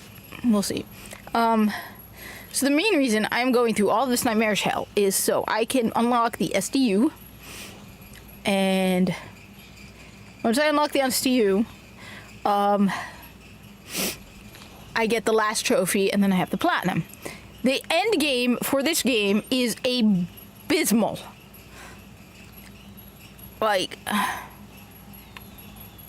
it is abysmal. The amount of money you make per Chaos Run is like $500,000. It is abysmal. This is by far the worst Borderlands game ever made. By far. Above and beyond the worst Borderlands game of them all. Flat out. Borderlands 3 cannot come close to just how bad Tiny Tina is.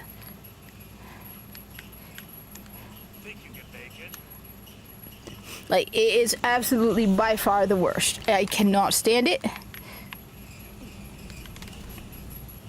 I should probably just sell everything I have. You know what? I probably will. I'll finish this and then sell everything except for a handful of things. You basically... Hello there, little sprout.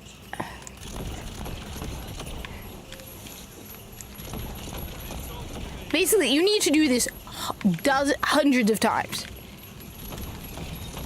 These chaos runs are stupid, uncreative,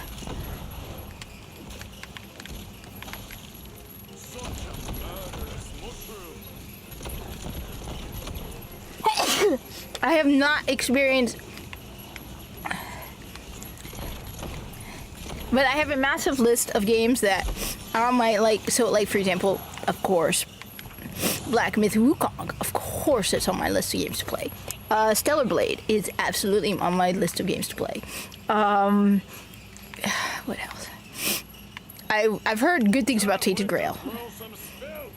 It's on my wish list.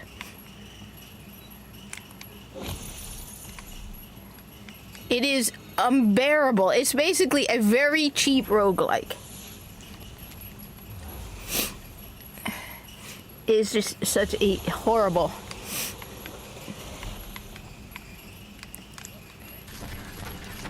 The enemies are tedious and uncreative.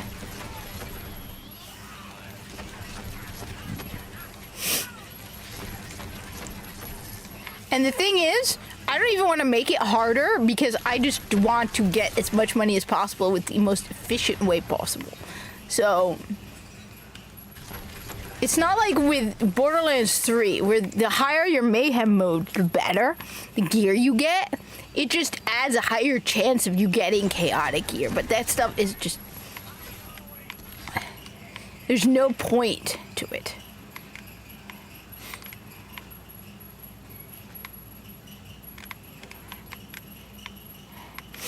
Like, I have found the best and most efficient way of doing this is to close out and not even play the boss. Flat out, it's just not worth it. It's just, you do this, you do all, like, 7... So you do 3, then you do a mini boss, and then you do 3, and then you close the game and you come back. Sell all the gear you got, get about $500,000 worth of stuff. $500,000 worth of gold, and then you do it again. Do 7, do a run, normal run. I'm on,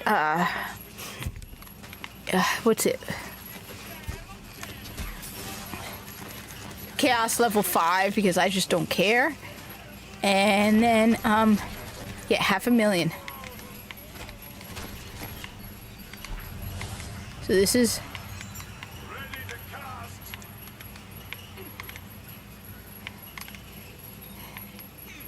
Poppy, what are you doing? Okay, are you okay, Poppy? What are you doing? You want attention? Come here, baby. Come here, baby. Or do you not like being called a baby? You're not a baby anymore. Are you a baby? You're a year old. You're a big girl. You're a big girl. Who's a big girl? Who's a big girl? Who's a big girl? Come here, big girl.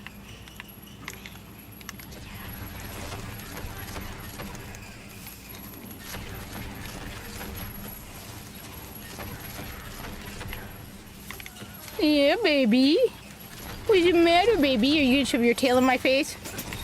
She once went to the litter box and then came and started shoving her tail in my face, and it was like, oh God, someone went poopy.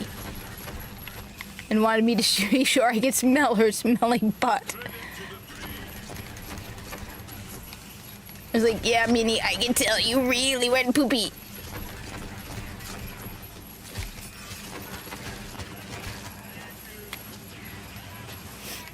Who is doing that? So you do 3? Yes, baby. Come here, baby.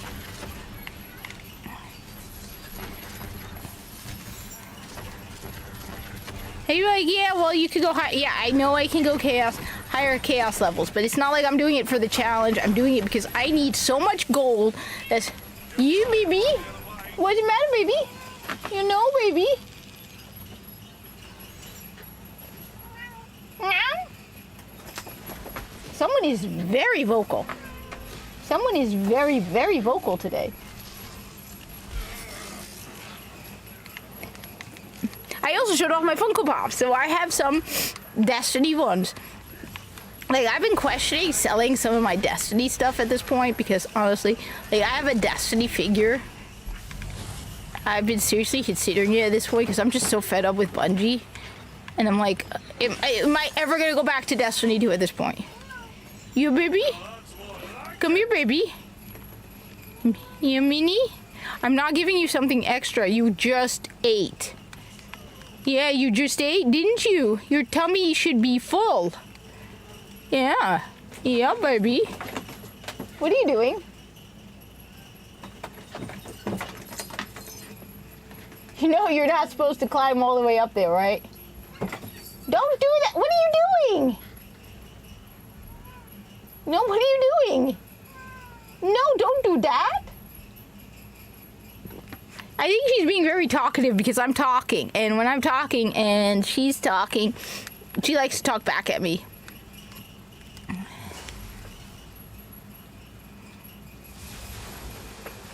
I mean, you can add so many more different, like, modifiers, but it's like, I just don't care. Because I just want the most efficient way to get as much gold as possible, because this is not... She is literally climbing walls right now. Minnie, what are you doing? Okay, come here. I gotcha. No, I don't agree. Why are you insisting? Are you the boss? Yes, you are. Minnie's the boss. Why are you angry? I don't agree. What's the matter, baby? Who's in a bad mood? Who's an attention-seeking little monster? Yeah, I agree with you on that. The thing is, the only reason I kept any of that good stuff was because I was, like, going to do bosses and I raised the difficulty. Yes, you startled me. Oh, now you're... Oh, that was a good jump.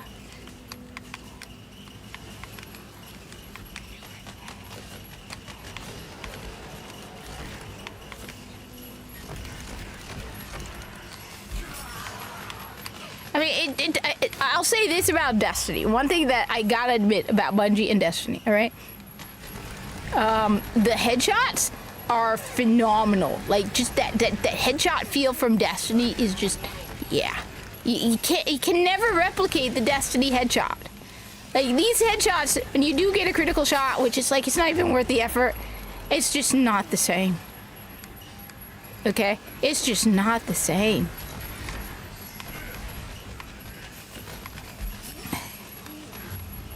Oh my god, what the hell did that?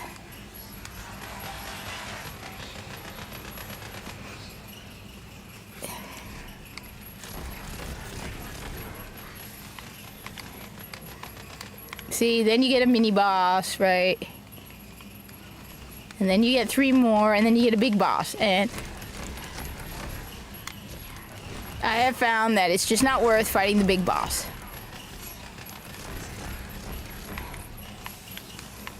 This little lunatic is crazy. That's all I'm gonna say is she is crazy.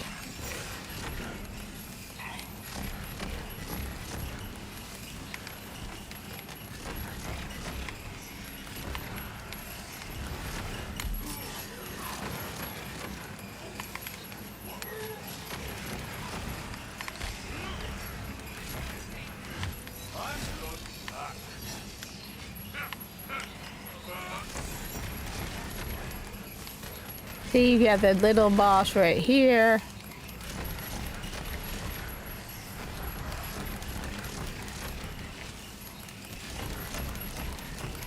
And the only reason I'm like encouraged is like, okay, it's normally like 300 million total, and I think I'm down to 100 and something million. There we go.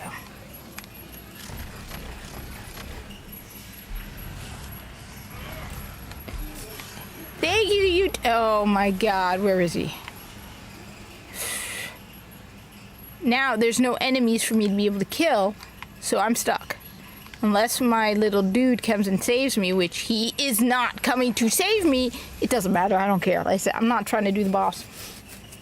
I'm not trying to do the boss at this point. Like I said, I go 3 little mini boss, 3, and then I shut it instead of doing the big boss. Not worth it doing the big boss. Just not worth it. No, it's not worth it. There's not even a fee, a resurrection fee, because it's just the Chaos Chamber. So. Where were you, you little pest? The only nice thing is you get to name your pets. So you'll notice I named the Shroom.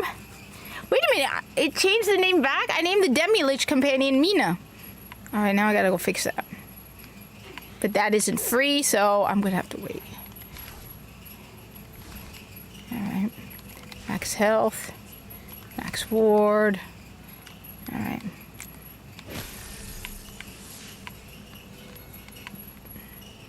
And dark magic efficiency is a good one to have. This. See, so then there's 3 more, and that's it. What else went on in gaming this week? Is there's a... Oh yeah, the Switch theft. That was pretty cool. The thing is, do I really think that the truck driver was in on it? A lot of people think the truck driver was in on it. The thing is, the truck driver must know that he would be the first person suspected. So unless he knows there's a way out, like if there's a way to prove that he... And the thing is, he couldn't have done it by himself, so all the profits have to be divided. Now they're saying it's $1 million worth of Switches. But reselling them, they're not going to be getting $1 million. Now, I don't know if Nintendo can... I don't know, it doesn't feel like they have a database of all the serial... The thing is, all of the talk about bricking Switches, right, are serial numbers that you basically register, right? You log into your Switch, that serial number is already part of that Switch, right? It's in the Switch. So you log into your Switch, you link it to your account, you link it to the online, that's added to their database. The question is, do they have a full database of every Switch that's ever made, or Switch 2, with their serial number and where they sent it? And I'm starting to think that they probably don't. That seems like it's not very cost effective. Because when you really think about it, right? Alright, just thinking logically, right? How many times have we heard of mass, like, video game console thefts? Like, how many times has something like this happened? Or it's like, yeah, we need to know. Because, like... If you steal a Switch from a store, I don't think they have it.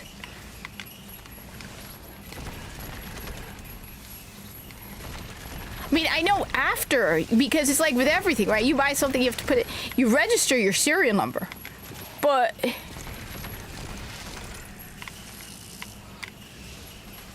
I mean, okay, so let's say you steal a Switch 2, right?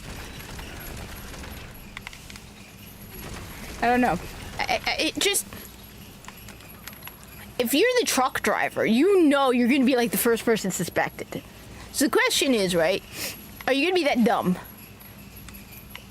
As much as you want to, is it worth it?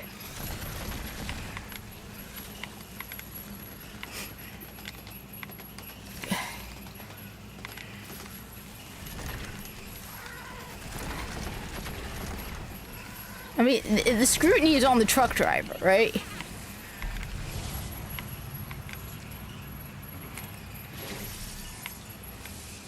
I guess my first thought would be, are they sure it was even loaded on the truck? Which, that's the first question I would be wondering. Was it initially ever loaded?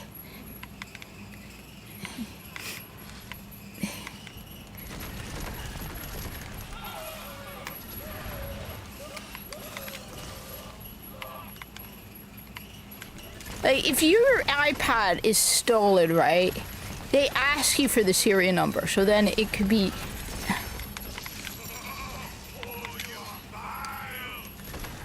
Because, I mean, think about it, right? So we gotta take into account every store that sells the Switch, too, right? Do they really have a full database with every serial number that's gone to every single store? And then every store has especially the big box stuff, right? Each one of them has multiple stores. Like GameStop has thousands, you know. Walmart has thousands. Target has thousands of stores, right? Best Buy has thousands of stores, right? So then you have to be like, okay, so this is Target number 56 in this location. It's got these serial numbers. And then take into account the millions of units that they send out. I don't think they have a database of all the serial numbers. I think the only database they have is tied to your Switch account. So like you create a Switch account, and then they have a database of everyone who has like, because in order to use, right, can you use a Switch without logging in? Can you like be a guest? Because having a database of all your paid members with their serial number for their units is one thing, but expecting every store to have a serial number database of every...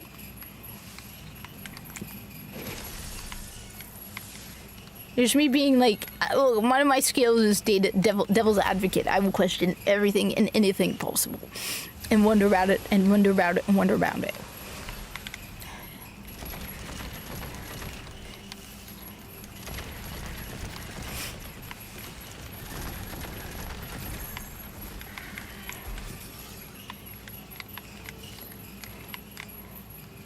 That's just a thought. So, I mean, especially with stuff like iPads. So, like, how many iPads have been sold, created? And then, I don't know, I feel like they can't.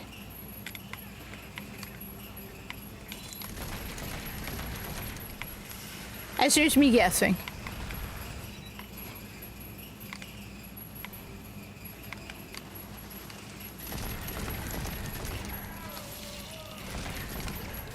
I'm kind of really angry though with Nintendo about it all, especially the game key cards. I'm just really, like, one of the reasons why I liked the Switch was just, it felt like the great way to preserve a game. So if there's a game I love and it's on the Switch, and I know the full game is on the Switch, it's like, you know what, it'd be nice to have a physical copy of it. So like Cat Quest, I love the game Cat Quest. I have a physical copy of those games because they're on the Switch, and they are the complete game on the Switch. So now it's like, okay, well, you're kind of ruining the whole experience now. And what makes Nintendo Nintendo? It's like you were the company where game preservation. And the thing is, it's not like with Steam. So like with Steam, right, you have a history of, we don't have a history of Steam shutting things down, right? It's not like Nintendo where it's like, oh yeah, we're shutting down the 3DS store. Oh, we're sorry you have 3DSs. But we're shutting it down. So it's like every time a console goes out a certain period of time, you know, Nintendo shuts it down because, you know, they want you to buy their game on the newer version. So do you trust them with game key cards on the Switch too? I don't. I personally do not.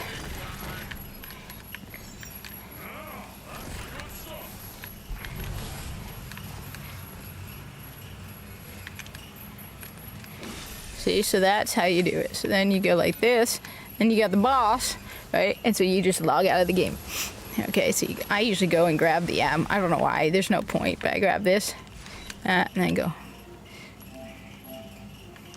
Then I just log back in, and it'll put me back at...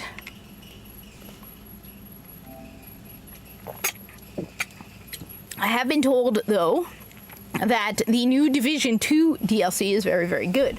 And I need to pick that up. So I'm curious to know what other people think.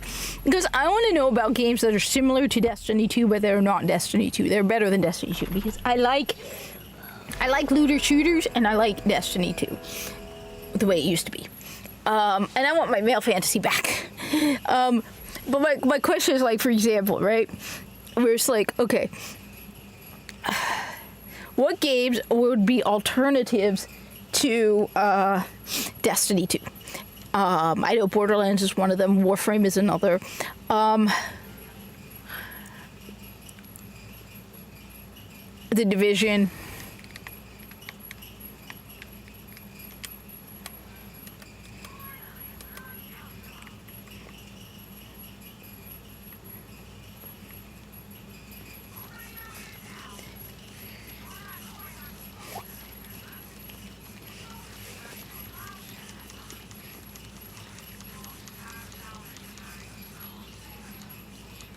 And the ones you can't sell are because you haven't unlocked it yet. The cosmetics in this game are garbage. All right, and I said I was going to sell most of this stuff, so let's see, what can we sell? All right, so sell by type. All right, so we got here, that is a chaotic, all right? That is a chaotic. I use this thing, though. That's the thing, that's a chaotic.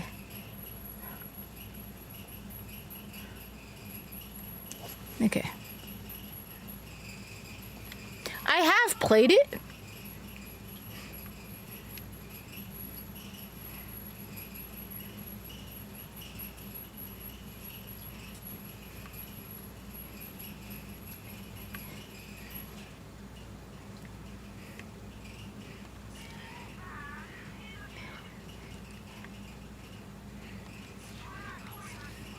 $4.6. I need 3 million.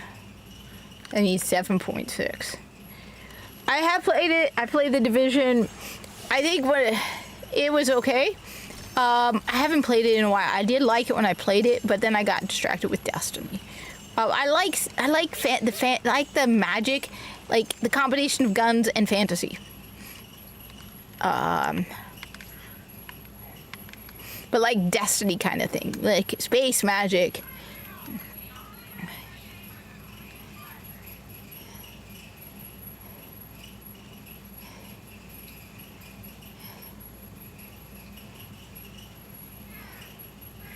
Right.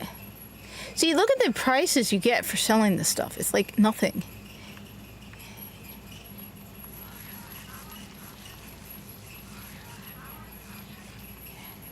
It's 4.8. All right, let's see. Let's see how fast I can.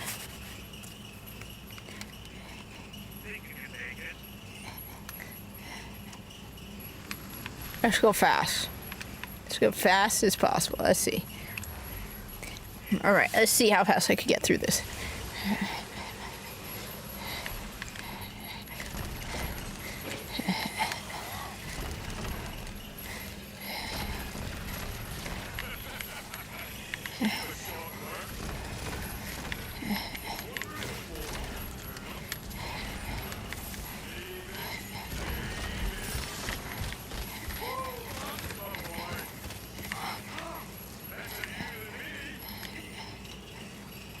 See, that's the other thing. Where are the enemies?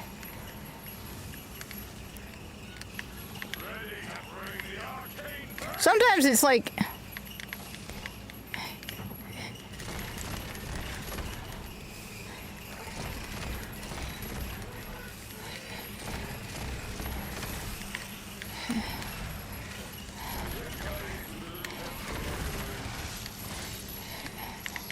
Okay.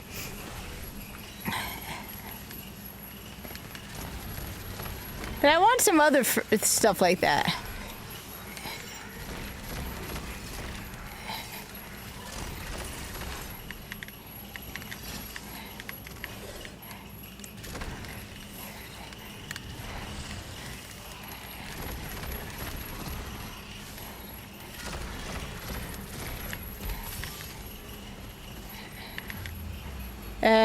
Great.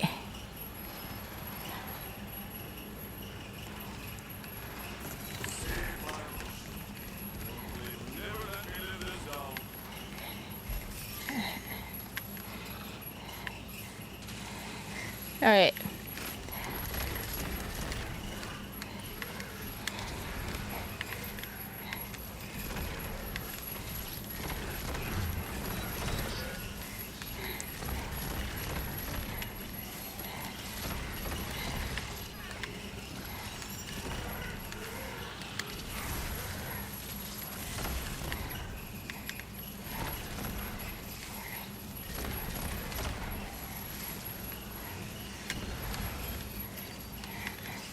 Maybe I should raise.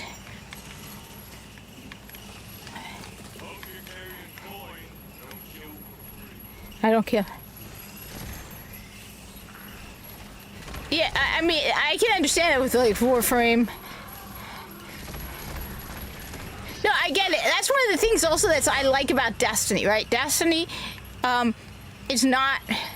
Its simplicity is its challenge.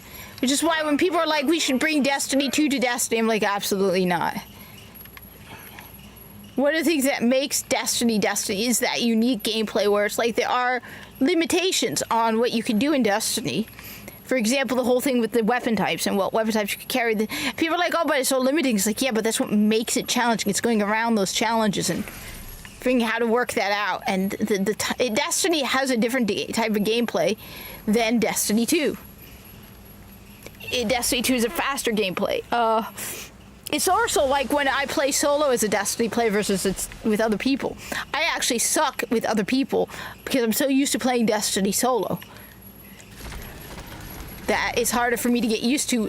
For example, the more forward and advancing attitude. I am such a cautionary player in Destiny because I know that if I die, I have to go back to a checkpoint in Destiny 1.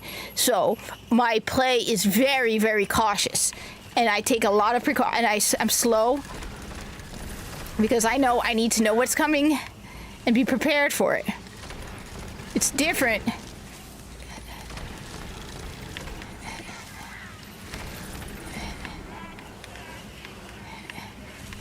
Whereas like a game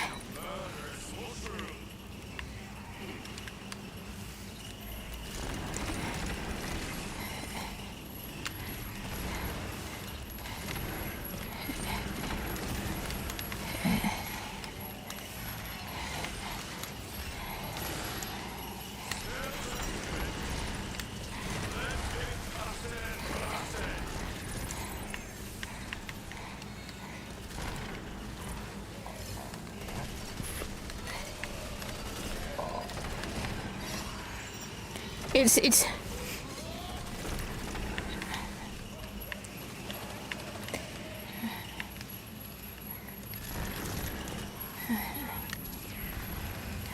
by the way, those women of the View are idiots. This is all I'm going to say from some of the stuff I've heard them say. They are idiots. They are dumb.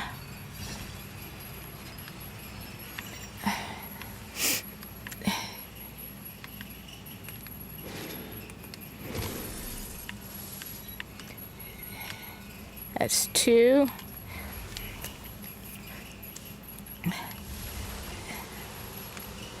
Wait.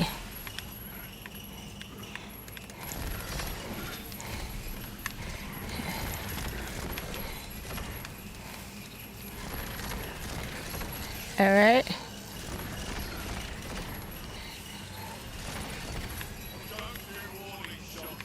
Me neither. Habibi, I don't do warning shots either. I just come in shooting. So I've almost finished watching Eureka. I'm near the end of the last season. And it's actually really good. It's fun. The worst shows of the early 2000s and 90s and all that and 80s are better than anything that comes out these days.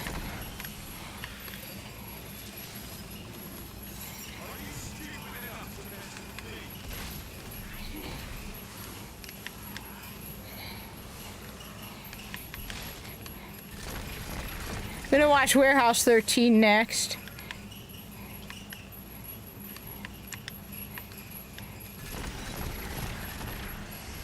Firefly, I need to get my hands on that. The Sarah Connor Chronicles.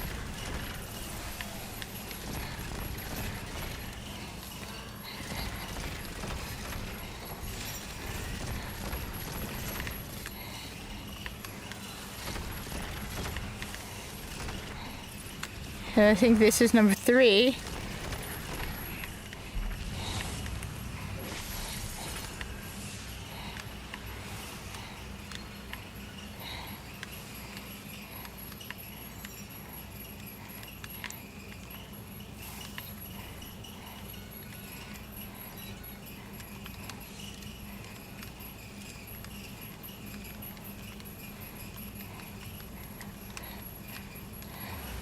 Alright, so that puts me at, what? 4.9.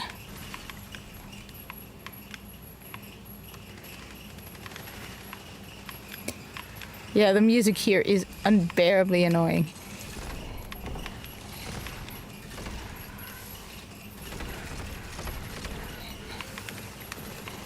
Yeah, the music in this game is also terrible. The dialogue is terrible. The storytelling is terrible. The gameplay is terrible. I mean, it's not. It's okay. I'm being unfair. It's not really terrible. The gunplay is good because it's Borderlands gunplay, right? It's just yeah. There's certain.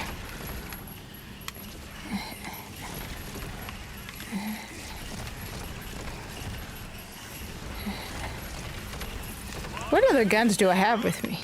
Oh wait.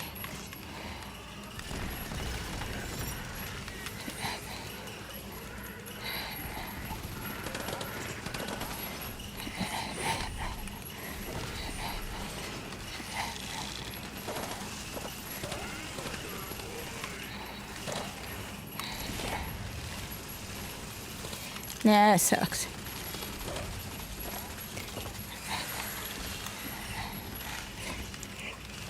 So the only good thing about...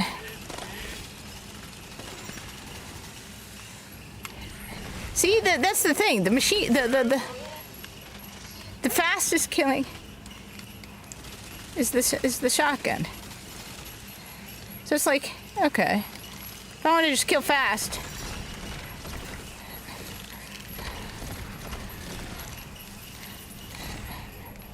Let's go with the shotgun. In fact...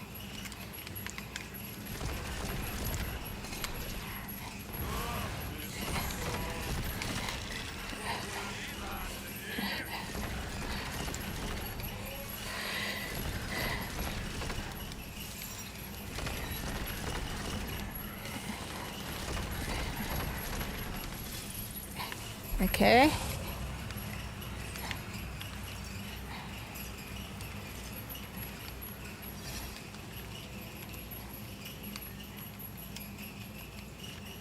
All right.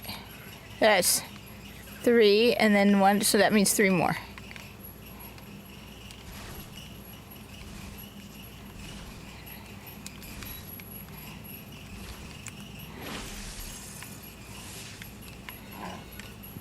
And grab as much stuff as possible.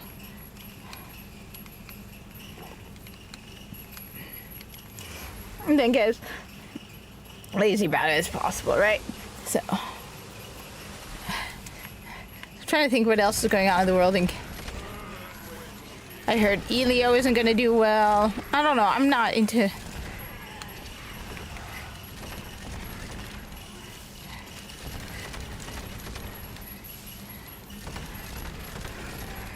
I'll say this though, watching Smash JT's lawsuit and how long it's taking, it's like ridiculous.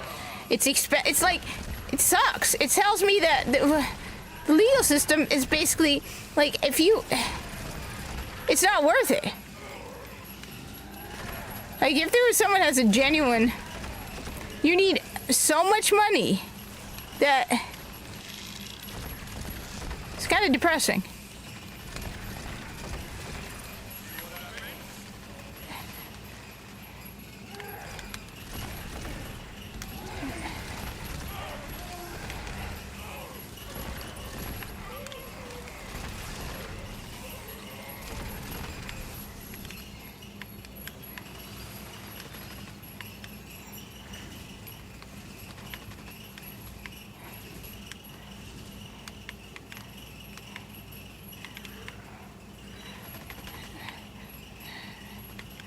All right.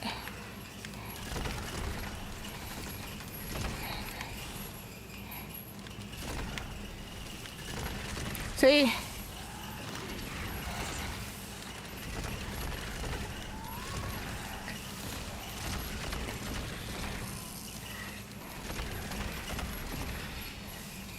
I just... This whole woke thing is just... You look at it and you're like, how can people be just so... How this whole thing is so dumb. And it ruins everything. Just ruins everything. And the fact that everyone's going along with it and instead of going, that's dumb. Like, who in corporate is going, yeah, that's a good idea.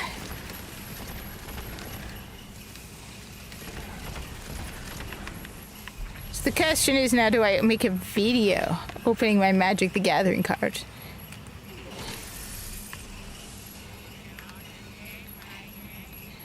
Ooh, I have one more. What does that? Is this? Nah, ammo capacity isn't worth it. Ammo capacity isn't worth it. Because you get so... Even when you don't fully unlock everything, you have so much ammo capacity. It's ridiculous. You never run out of ammo in this game. Like, never. It's not like Borderlands 3 or 2 where you can run out of ammo. And you need to carry different types of weapons around. Nah, this thing... You never run out.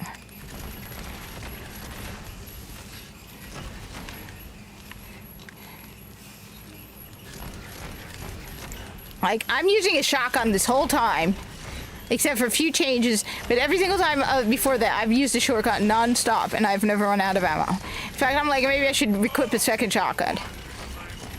Because clearly the only gun that really is just like the most efficient way of doing this is a shotgun.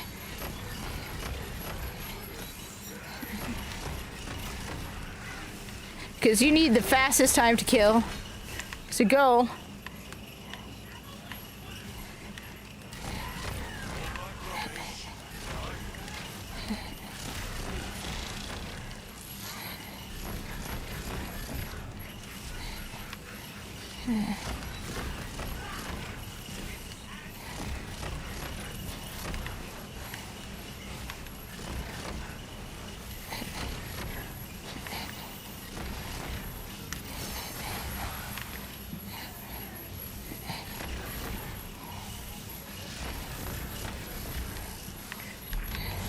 All right.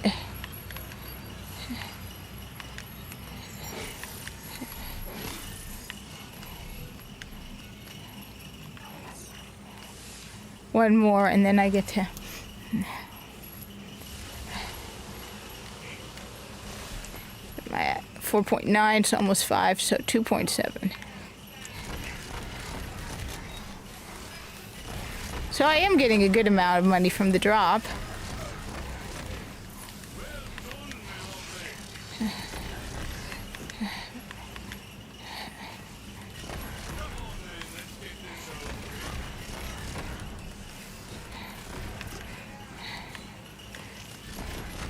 Let me do one more run and see how much gold I get out of it. Bye. And then do another, and let's see as each run goes higher, how much.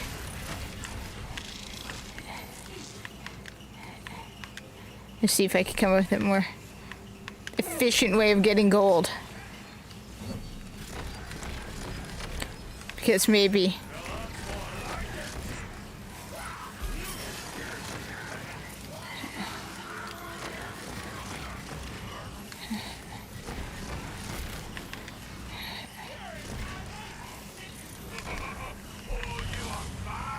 Alright, this should be the last one.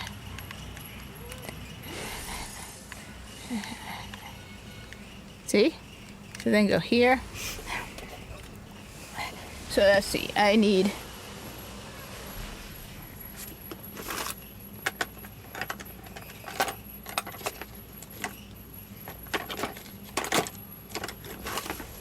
Ooh, I have some chocolate too. Alright, let me just see if I have something I can write on.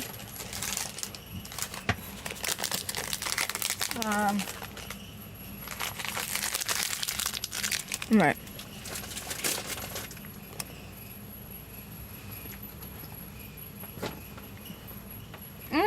I'm in front of a computer. Okay.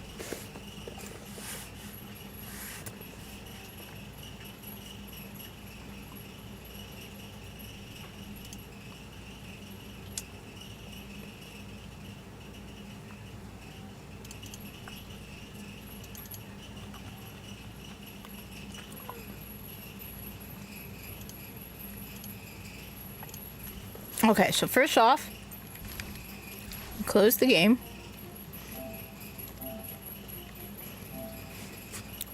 Where's my phone?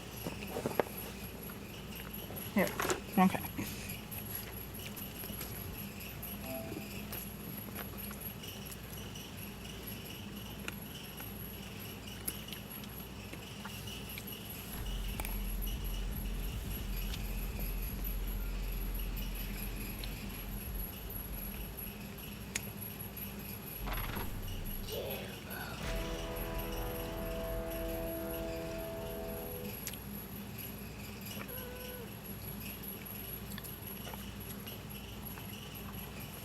Yes, Minnie? Someone's in a mood. All right. This is what we're going to do.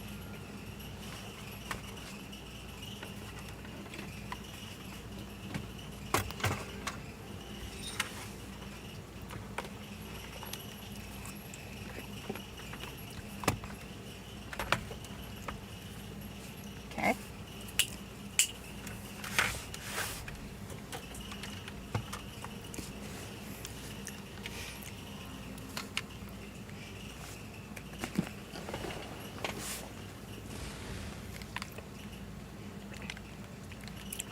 Okay, now we're going to sell everything.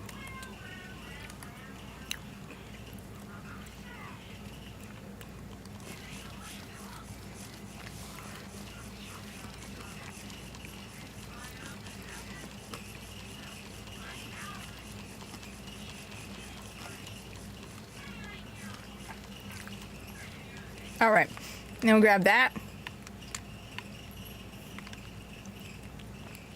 And then we grab all this.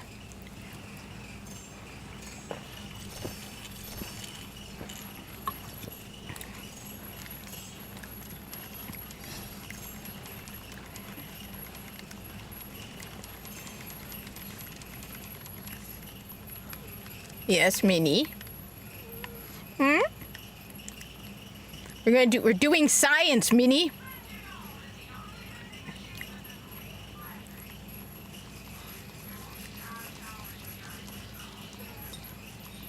All right, so I have 5 million.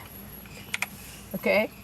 548,202. Now, what we're gonna do is, first off, I want to switch out some of my gear. I want to put instead of that, I'm gonna go with another shotgun. Okay.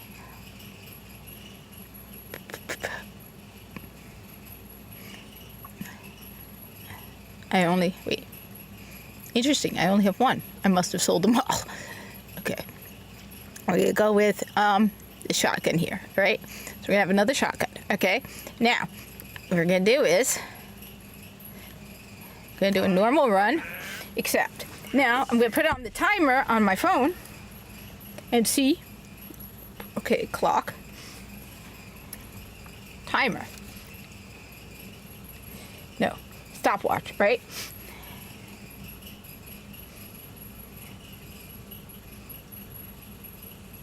Okay, and then we're gonna go here and we're gonna see how long it takes to do a run of this and how much gold do I get out of it. Then we're gonna go up to the next level and see if it's different. So if there's any worth,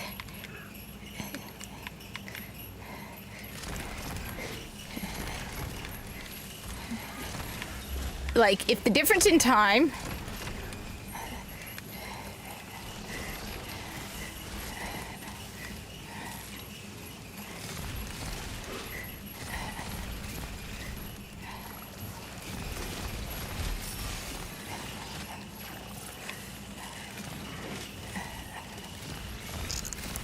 and see how much more efficient it is versus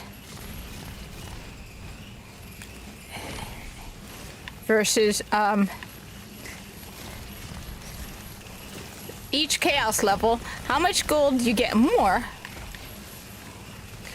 in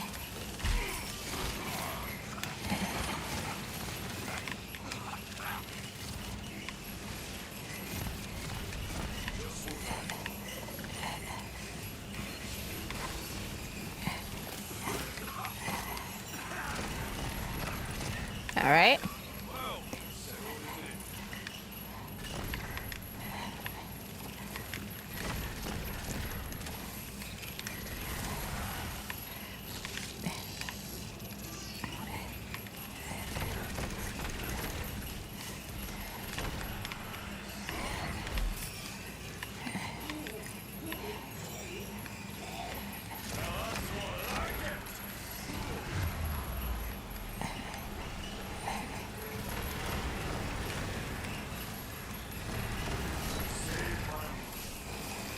Okay.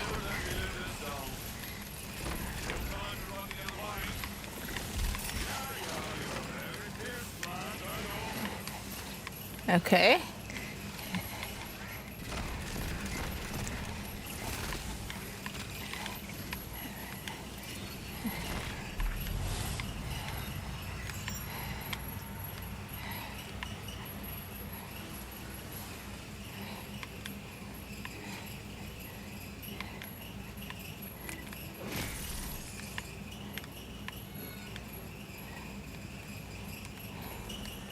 So that's at 2 minutes and 35. All right.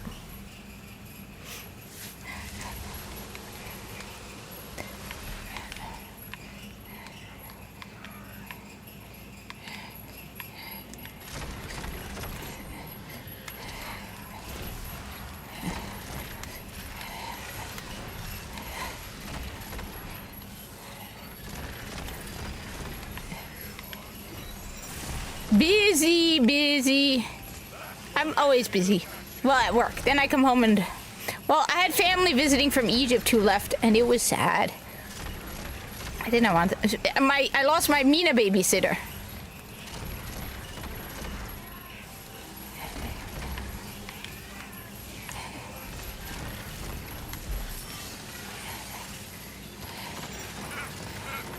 All right. See, I'm trying to do the math on this. Let's see. What is the most efficient way to get like 100 million gold?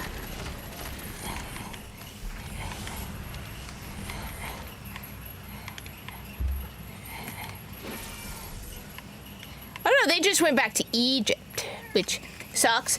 So they went back to Egypt. Oh wait, I can pause because I'm trying to time it. So she was babysitting Minnie, which you miss your friend, don't you? That's why you're in a bad mood. You miss Khaltu Hanan. That's why somebody's in a mood. That's why you're in a mood.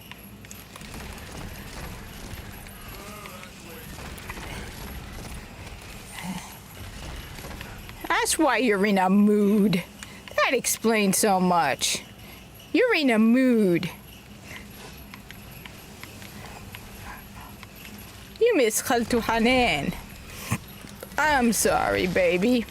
She's in Egypt. She misses you too, but she has her own kitty cats to look after.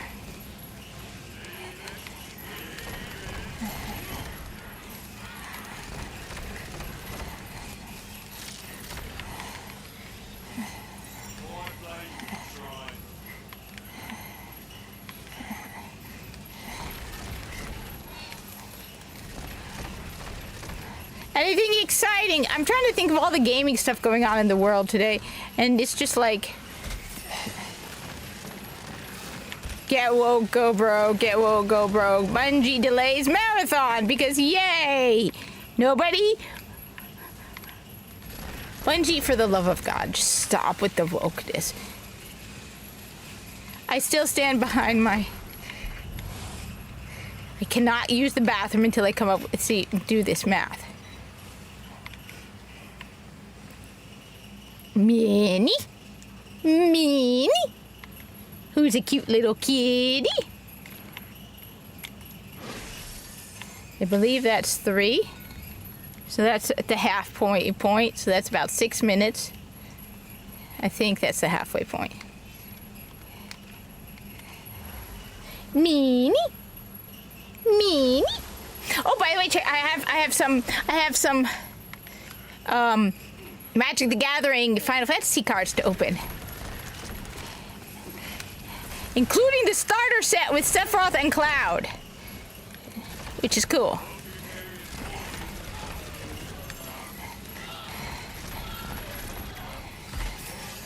Let me see, you don't even need to switch guns.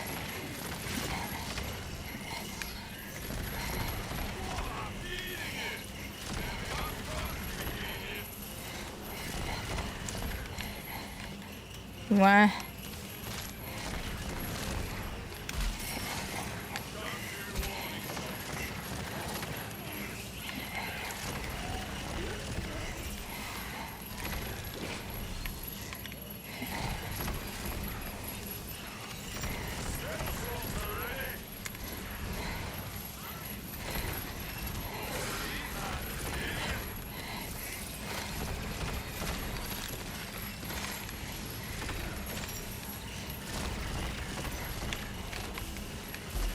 You know, if I were gonna make a game that's a D&D...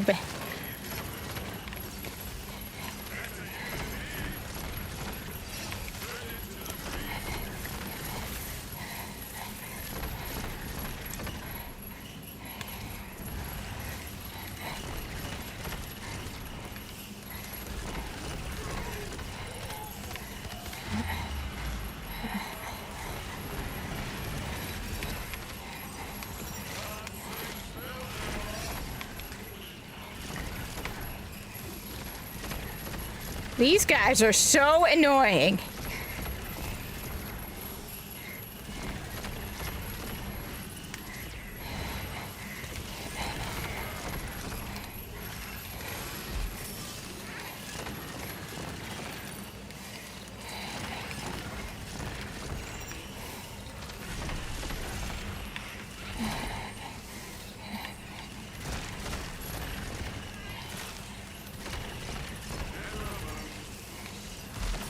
Oh, for the love of God, stop.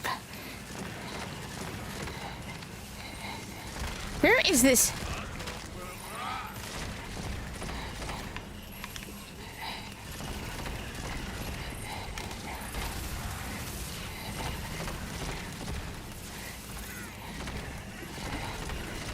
There he is. Okay, there we go.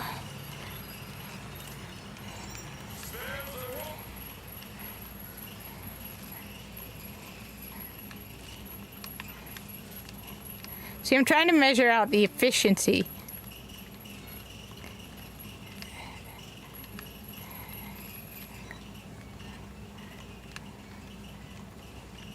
Though I think I picked up a white one by mistake, so I need to get rid of that one.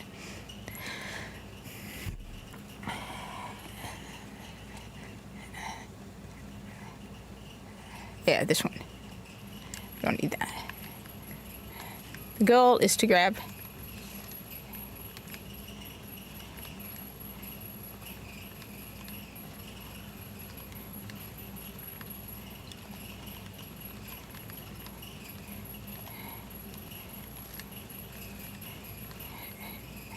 All right, so that means 3 more.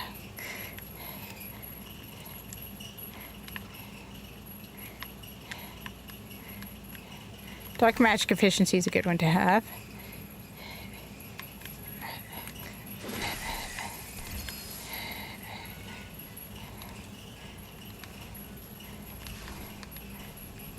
Okay, inventory full, doesn't matter. All right, let's see. Critical damage. Max ward. All right, and we got 3 more. The unicorn. My guess is it takes about 15 minutes to get through it.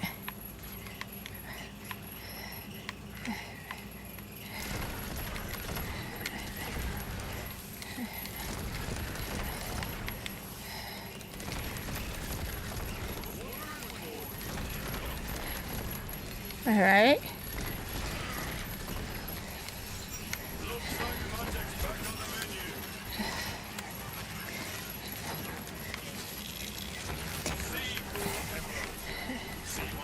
All right, let's see.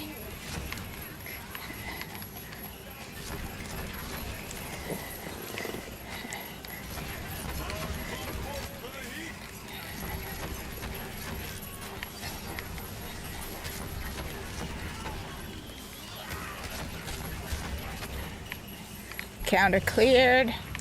So we'll be at 1126.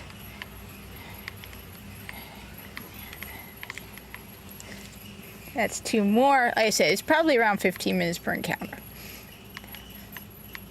At least for the 5.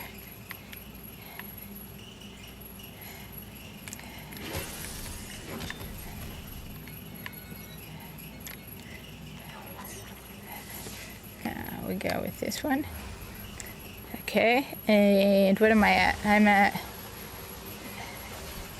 So I was 5548. I'm at 5715, so that's 200,000 almost.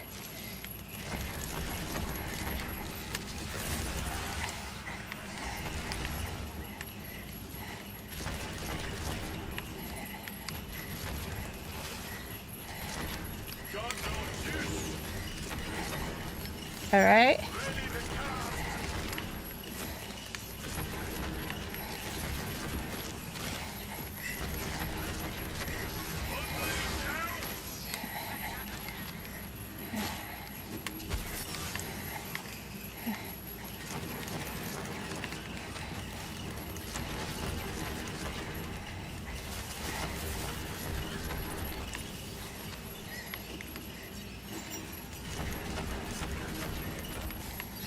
Dogfish, really, dogfish?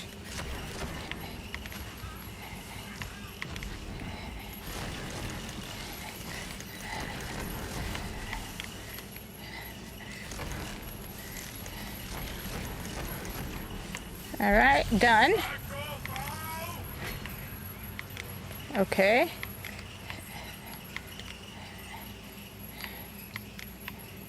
How do I get up? So that means one more round. Yeah, here we go. And that will, yeah, so it's about 15 minutes, I'd say.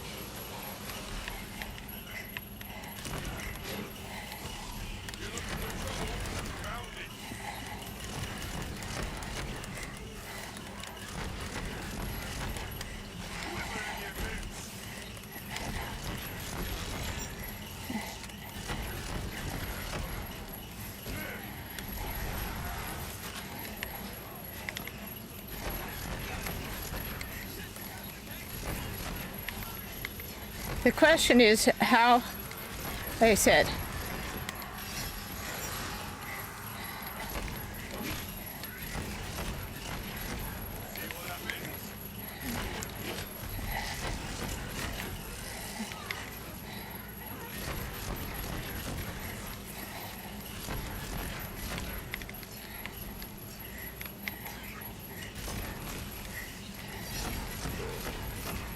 okay, where am I at? How many?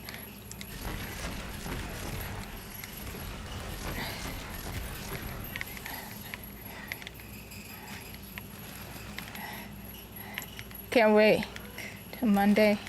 I like going to work. I actually like work. It was awesome. I had a meeting today, and I had to go to work on Saturday, which I never get to go on work on Saturday. So it's like, I was like, you got too much energy. Like, because I love being at work on Saturday. I love being at work.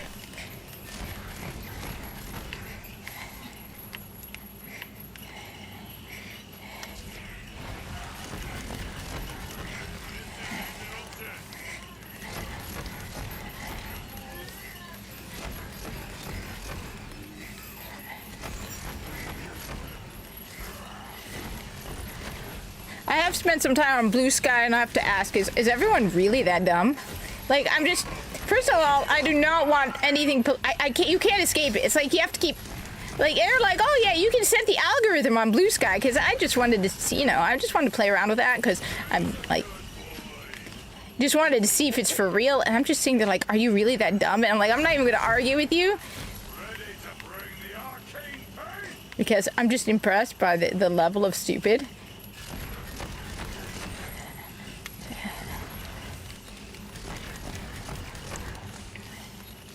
I was also hoping, you know, I can't find any fans of the Corpus on X. So I was like, maybe I'll find.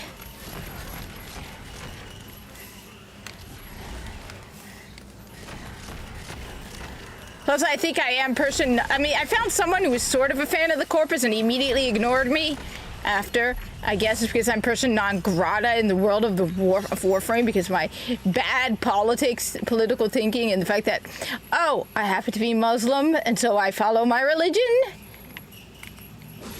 All right, that's done. All right, so close the game. That puts us at 1702. So 1702. And now let's see how much gold I got out of it. And then we will see. So 17 minutes, 2 seconds. Oh, Georgina. Oh, Georgina. A puppy. Someone who's such a cutie patootie. Who's a cutie? You're a cutie? You're a cutie? You're a cutie? You're a cutie? Alright, while that's loading, I'm using the bathroom. And then we'll figure this out. We'll divide it by, so 1702 is how many seconds?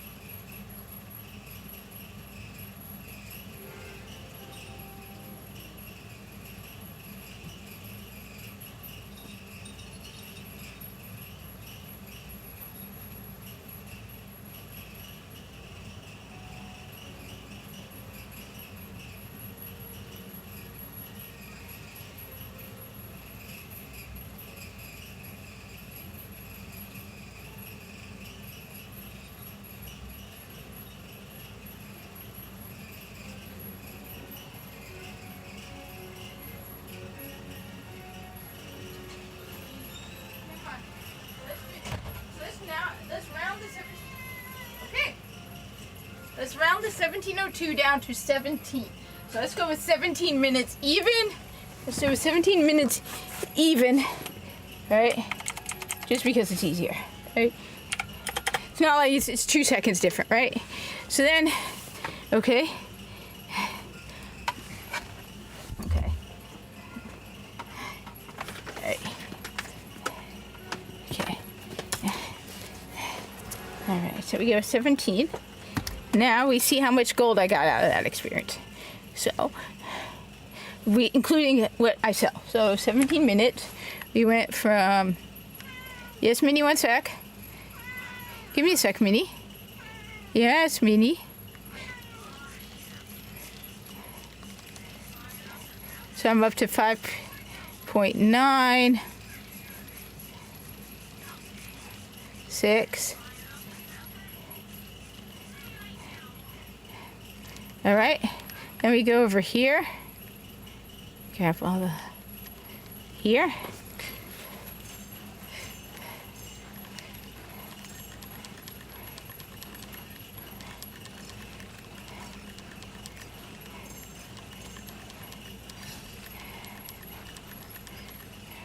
All right, so that's okay. And we sell this here.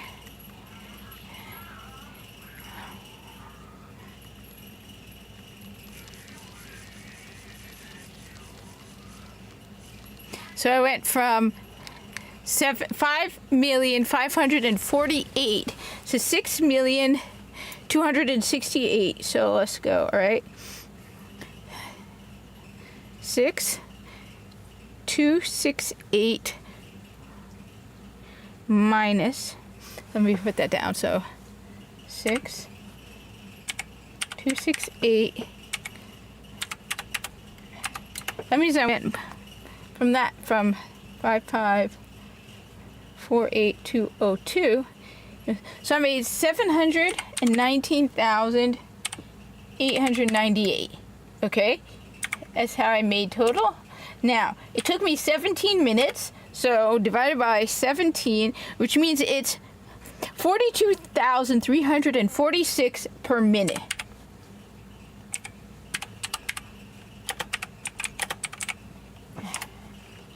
I mean, that's an estimate. It's actually almost 42,347, but all right, per minute. So that is on Chaos level 5. So now we go. Okay.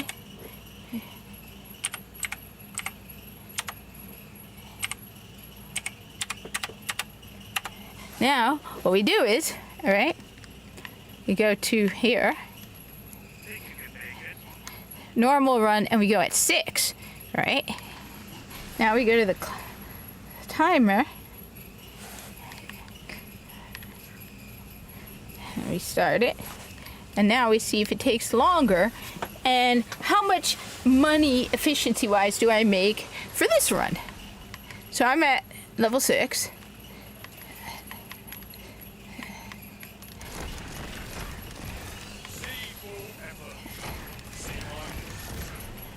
All right.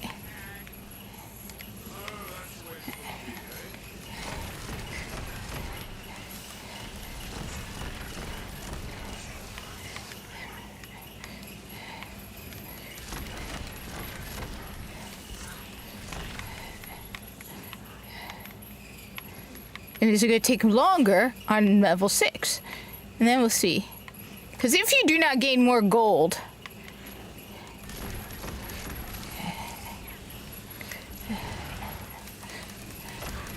or if it takes a lot longer. So like say it takes 20 minutes and you get 900,000, right?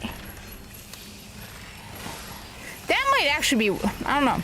That's why you look at the efficiency rate.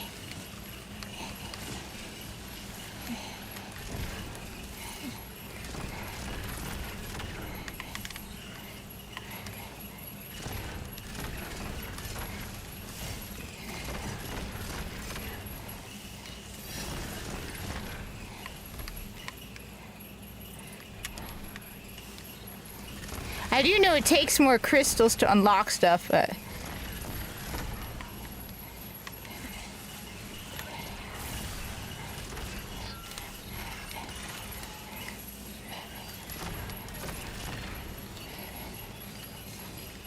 And I'm doing exactly the same, so I'm not like specifying certain things to pick up. I just randomly pick up. I just don't pick up white stuff, because those are the lowest level. Alright? So basically do it exactly the same. We're at 2 minutes and 3 seconds, which I was more efficient at least. In this one... Okay. Let's see. 6285, that's not that much. Dark magic efficiency is a good one.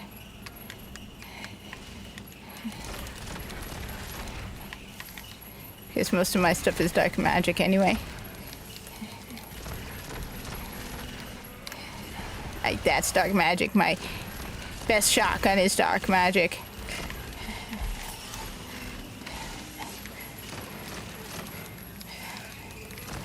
And it heals you, so it makes life easier. Yes, Minnie? Yeah, Minnie? Someone is in a mood today.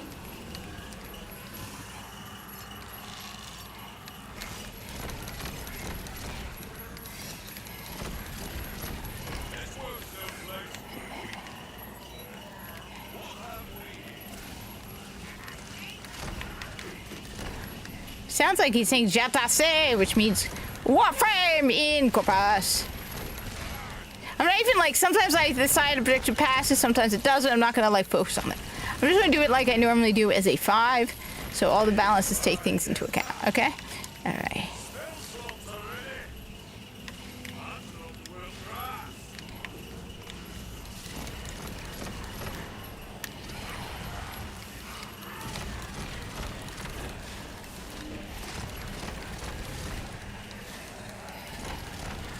I mean, even if it's less efficient, I'm going to keep trying. I'm going to try 7, see if it gets better. Maybe get up to 10 and see if there's any improvements over time.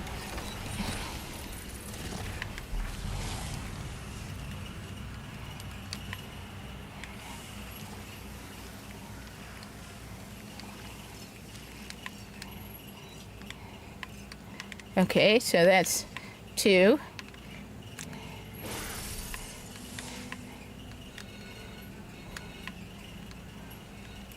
And we're at 4 minutes, 23 seconds. Okay. What am I at? I'm at 6329. I always do this one when I...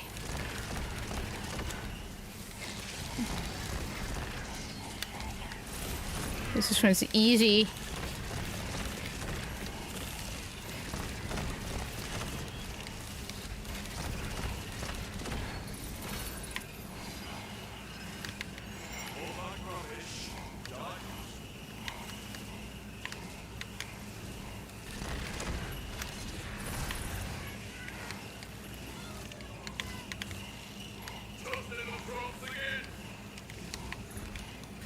So...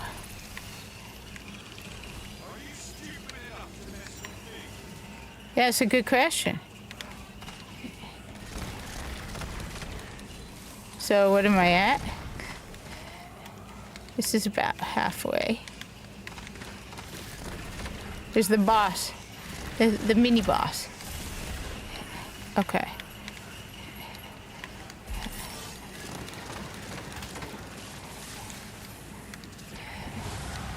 Okay.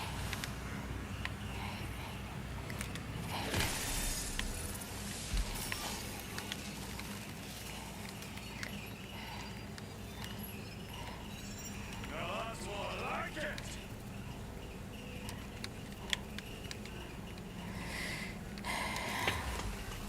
Hey, Mr. Dystopian, I'm doing an efficiency test on these dungeons because I need a lot of gold to finally get the platinum for this. So I'm trying to find out the most efficiency level and timing because I need like 100 million gold to unlock this platinum trophy.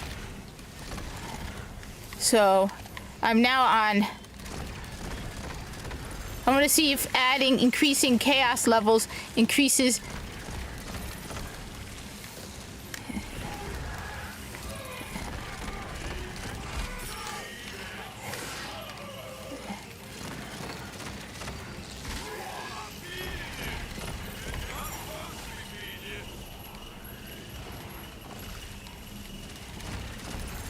So, like...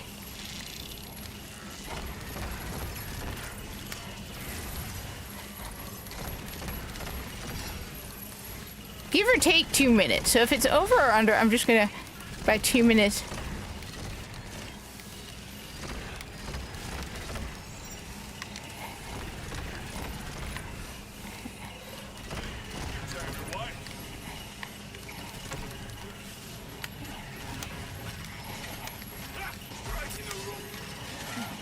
Let's see. I was showing off some of my Destiny collection and reading the book D for Destiny. It's sad. Stated. I need to just uninstall the game and just give up at this point. Stop. Everybody I know isn't playing it anymore.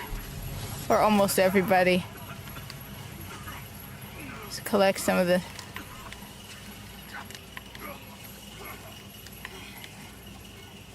This.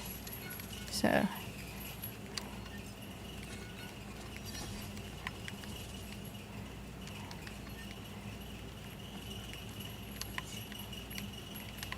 Okay, so grab the... I only grab the blue, the green, and anything... Okay. Okay, now I'm inventory full. Everything else goes into my post. Alright. Let's see, let's go with max health, ward delay, refill ammo. Grab these. Grab the purple. No, my inventory's full. Ammo capacity, critical damage, dark magic efficiency. Let's go with that. Okay. Now we go to this. So that puts me at 8:59, which is 9 minutes. So it's about the same speed-wise, I guess. What am I at gold-wise? 647. That's pretty good, gold-wise. Because I think it's about 200,000 without selling gear. So let's see how the...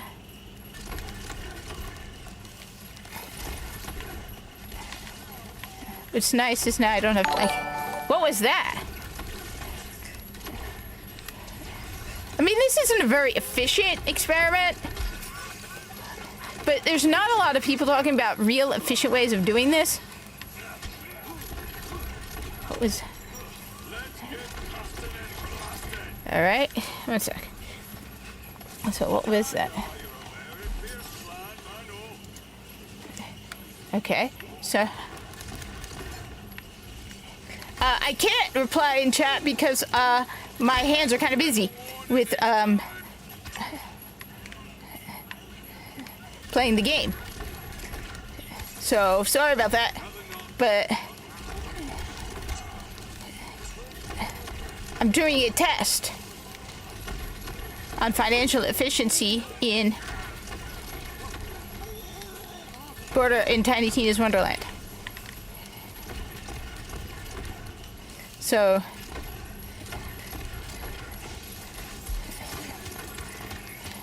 the efficiency on Borderlands, not Tiny Tina, on Borderlands Tiny Tina, and what is the best way to collect money towards... Okay, encounter clear. Okay, let's see. Let's go grab that. Why not? No, I can't. All right. Doesn't matter. So I have 2 more. And what am I at? I'm at 11:14. All right, so that means I should be around the same time because the last time it took me 17 minutes. So if I have 2 more, it should bring me to around 17 minutes. I always destroy the Dragon Lord statue because they're easy. This is the easiest one to do. And it does clear up a lot of the clear encounter. But let's do this and see.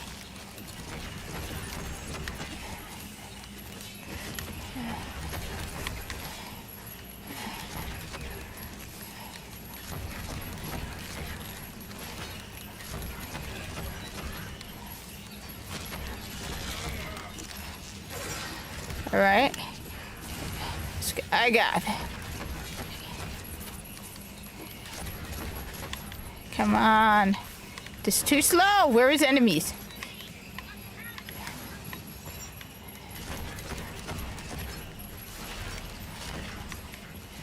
All right.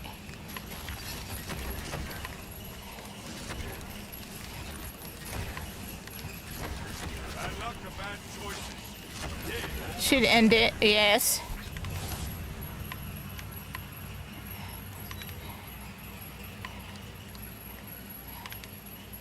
Okay. That's 1 more after this, so...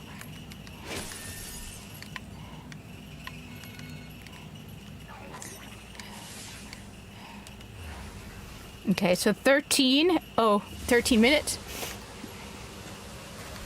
What am I at? Ooh, 6,596. That's actually more efficient financially so far.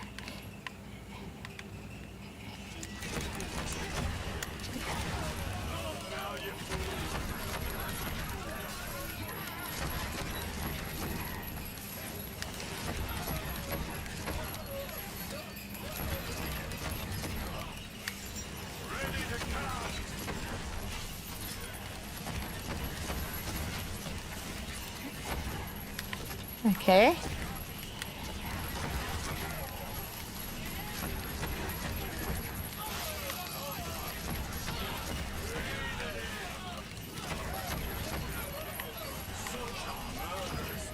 Maybe if I stick to blues now, because I probably get more.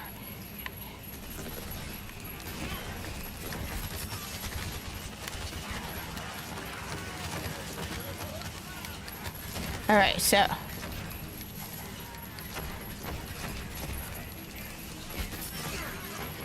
So my efficiency rating during my first run was on Chaos Mode 5, which was, all right, so now we go over here. See, this is the last one. Oh, 15, it's less than 15 minutes, all right. Now we go, boop, boop. So we're at 1440, interesting.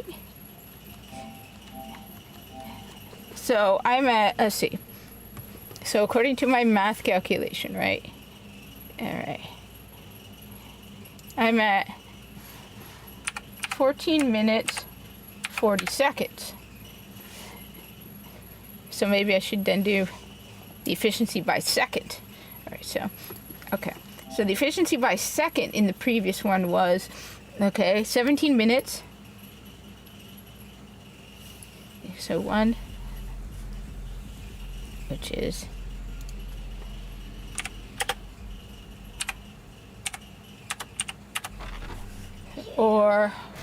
which means the efficiency per second would be 719,898 divided by 1020, which is 705 gold per second.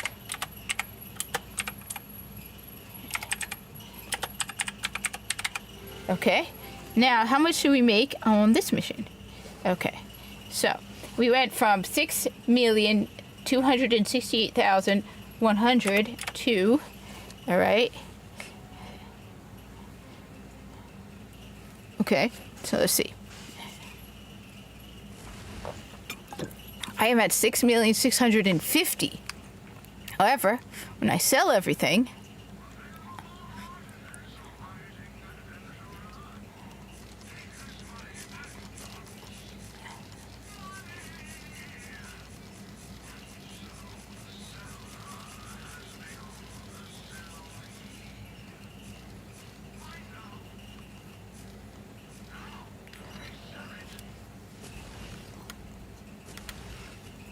so let me just unlock these two. All right, so I'm at 6,997,000, so almost 7 million.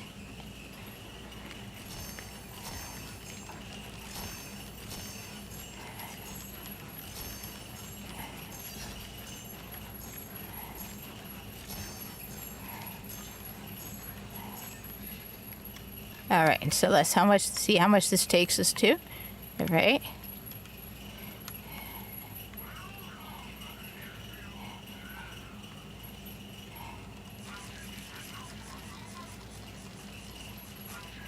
All right, so that is 7,182,000. 82,560. So we take that.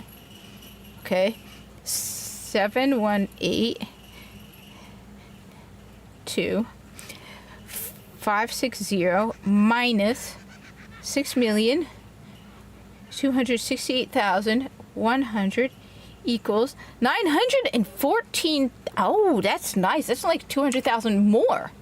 914,460.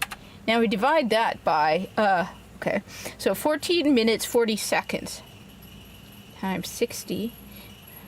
That's 840 plus 40. That's 880 seconds versus the 1,020. So the efficiency for that is 914 divided by 880 is 1,039 per second, or times 60, 62,000. That's very much different. 349. Nice. All right. So that is Chaos Mode 6. Let's try 7. All right. So 7, right? We go here. Normal run. We go with 7. Okay. When we go to the timer.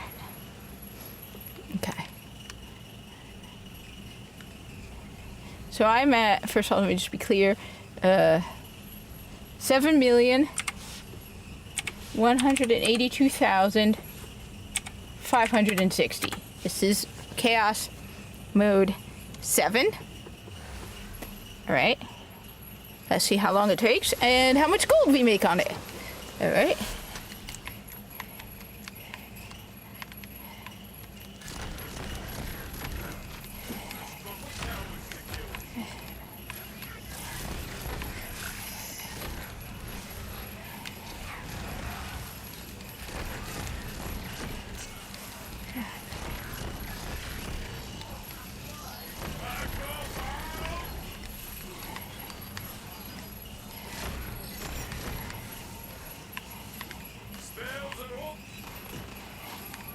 Grab some of the loot.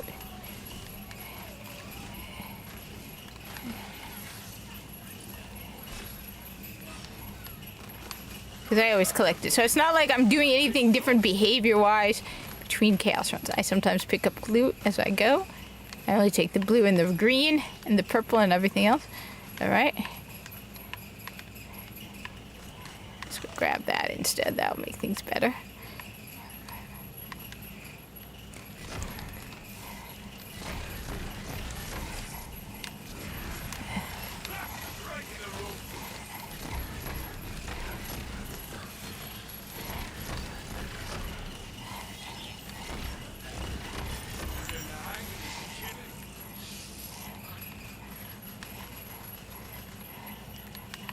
All right.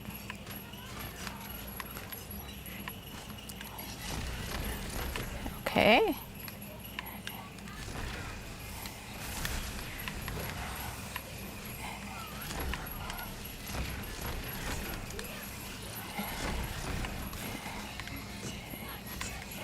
I am trying to math it out.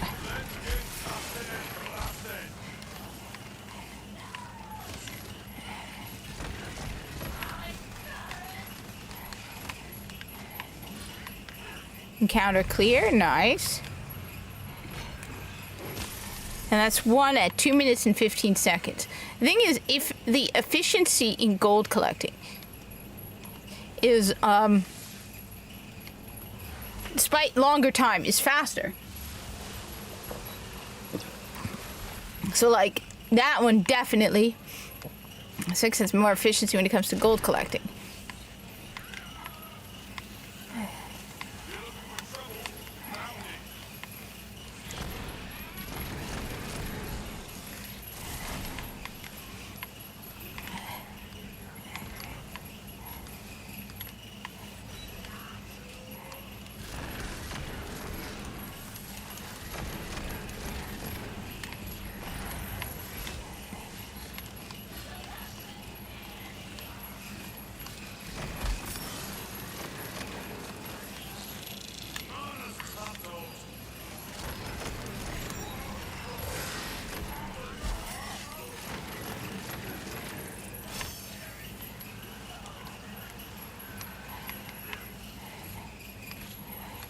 Okay.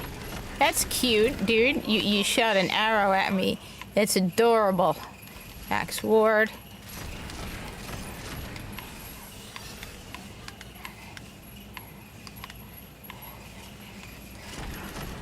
Come on, where are you guys?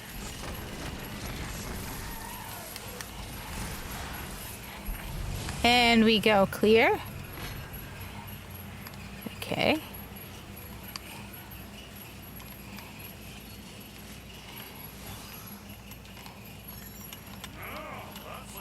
All right. Okay, where am I going? 7 million, 7.2 million from, what was that, 7.18, so that's nothing special yet. Nothing standing out. This is the third one. I'm at 4 minutes and 30 seconds, so it looks like the time is still about the same. Kill time isn't that bad yet. I'm worried about, if things become more bullet spongy, which the bosses are very bullet spongy. That's why I'm like, the bosses aren't worth it.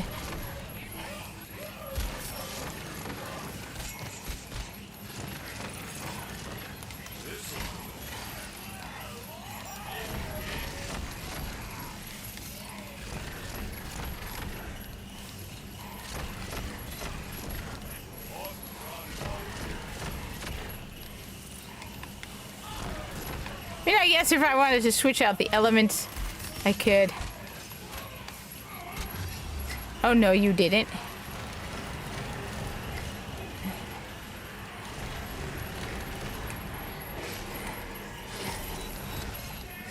There we go.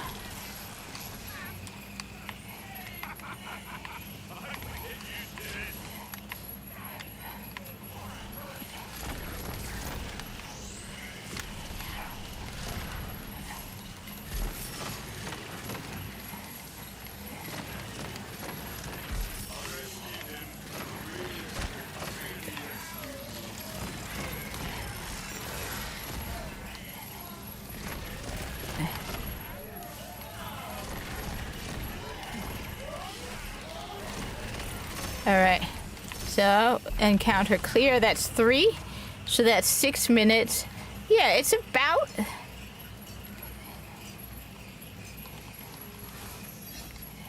the encounter times are about the same.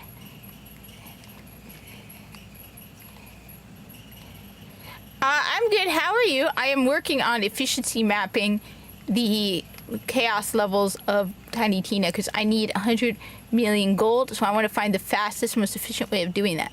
So first off, I think I have so I'm seeing the most financially feasible way of collecting loot and wealth in this game.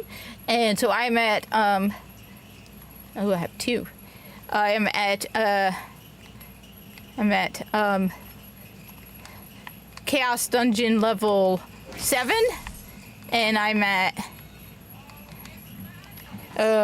7 minutes, and so I did level 5 and found it was 42.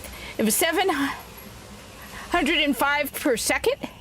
Then it was 1039 for level 6.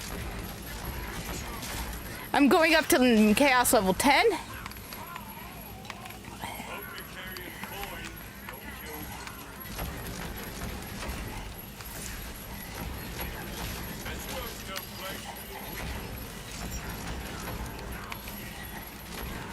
And then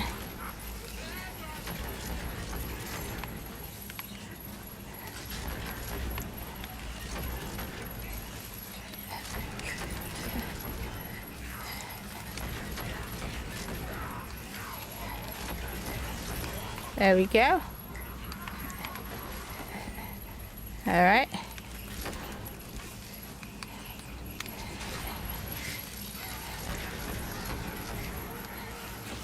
You just have to be careful.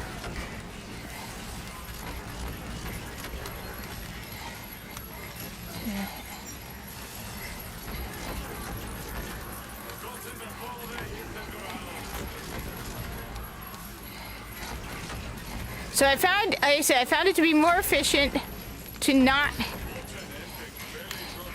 get the kill the boss.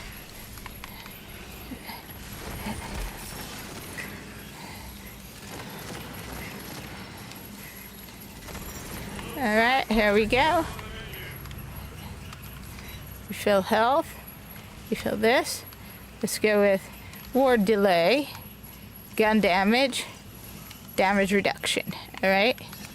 That's halfway is 859, so it's a little longer, but depending on what is the finances, 7,400,000. 7.4 from 7.18. One way is close to 7.2, so 200,000 at the halfway mark. Let's see how that does.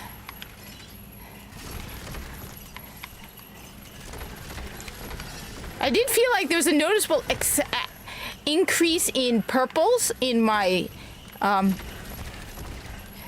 my post. So maybe I get more purples again, which adds to the wealth gained.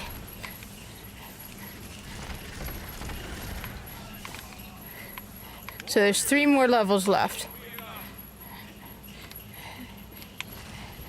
Oh, I always store the Dragon Lord statue, because that's the easiest one to do. And it clears a lot of the encounter.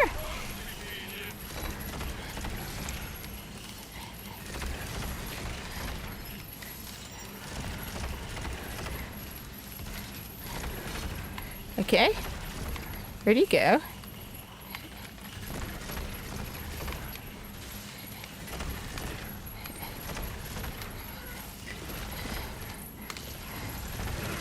All right.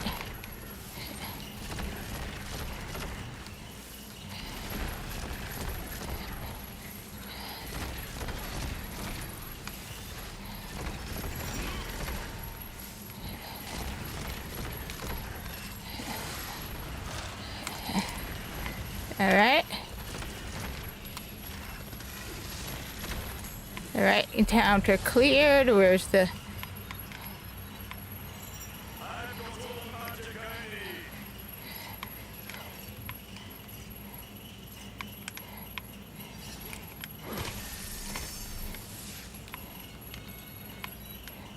Okay, so 2 more, and we're at 11 minutes. So it might be a little more this time than last time. Last time we were only at 14 minutes, 40 seconds, which was surprisingly fast.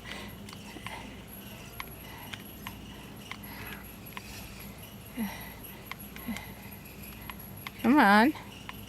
I need the enemies.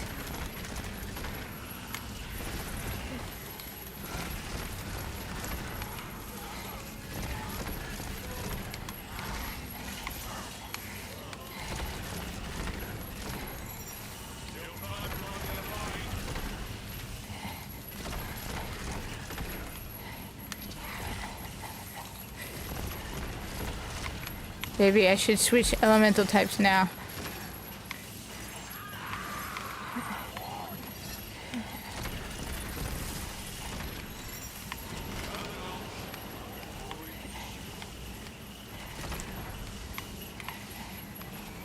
Okay, where are some enemies to kill?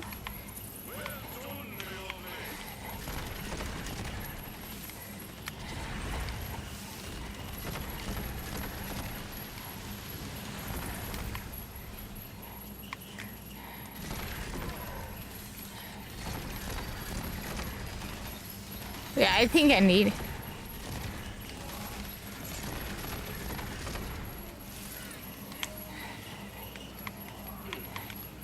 Okay. Oh, let's grab this. 7.5. That's pretty good.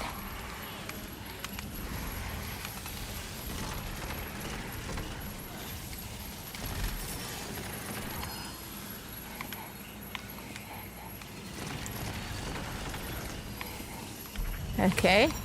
So one more encounter.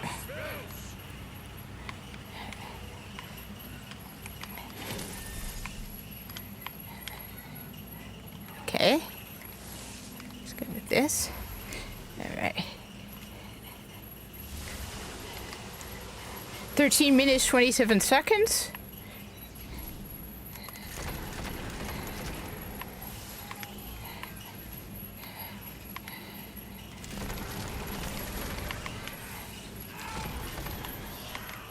I mean, this really isn't good enough as efficient.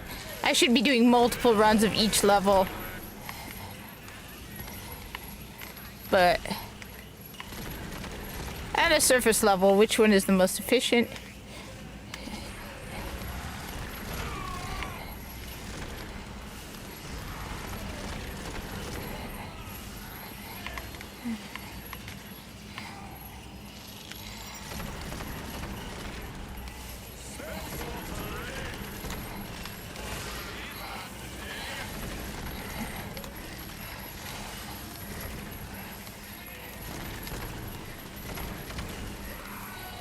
Okay, let's see.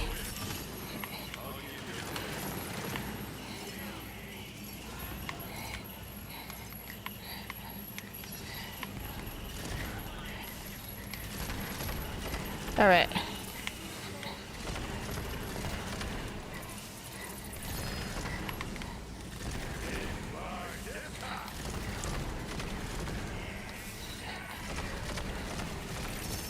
All right. So that should bring me to, okay, 14:59. That's good. So it takes me about 15 minutes between 15 and 20 minutes. It depends on the run, because this is the end of this run.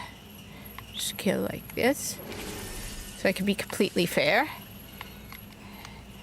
Go here, and then.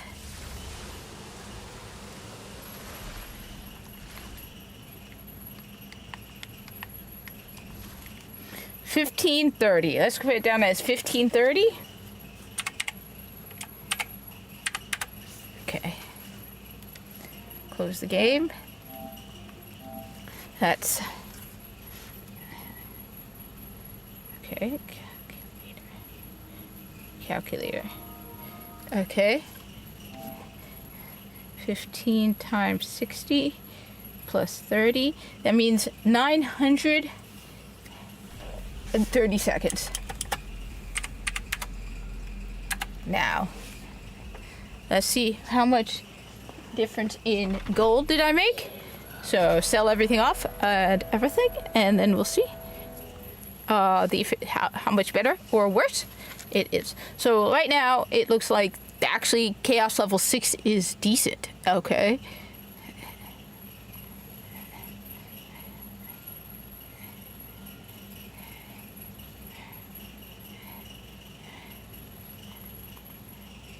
So we're in the Chaos Chamber, which is great. You start right back here. All right. Now we sell everything.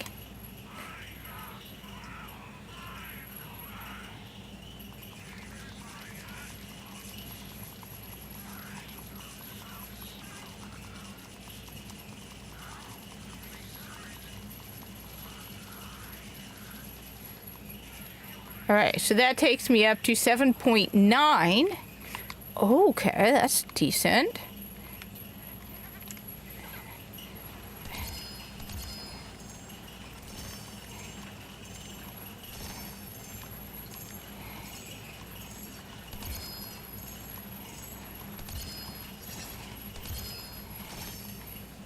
All right, now I'm gonna sell those. I don't need that sword or any of that. Okay, now we go here.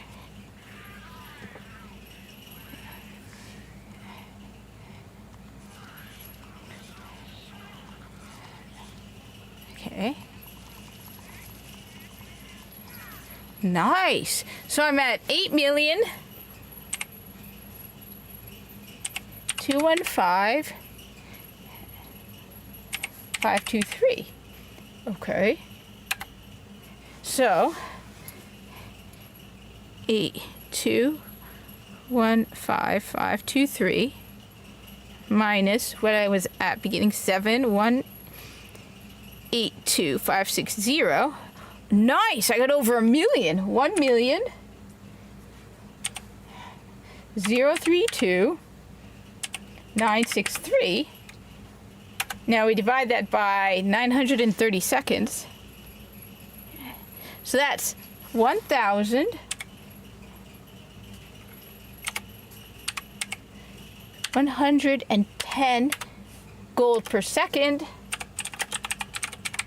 or times 60, 66,642, which is 4,000 per second more than the last run. And I'm at over 8,000,000. So, Chaos level 7 is more efficient. Alright, nice. Well, let me just change out.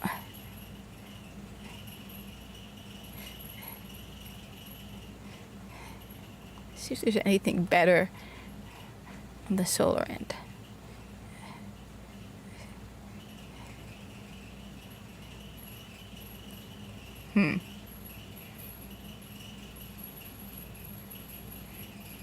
Let's try this out.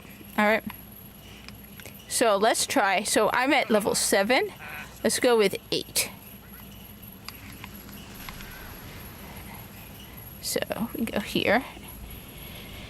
And we start the timer again. All right. And let's start.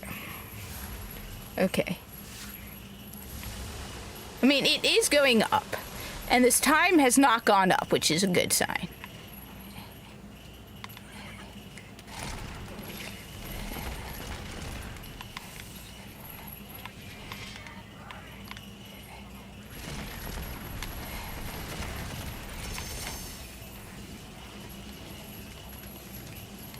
Might not even go after the green anymore.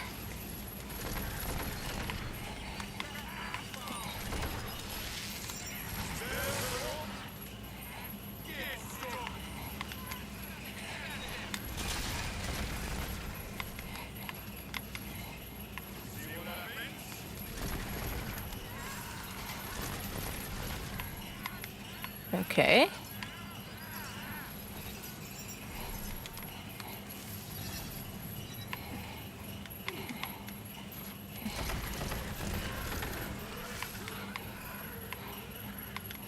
All right. Come on, where is everybody? Let's go with this.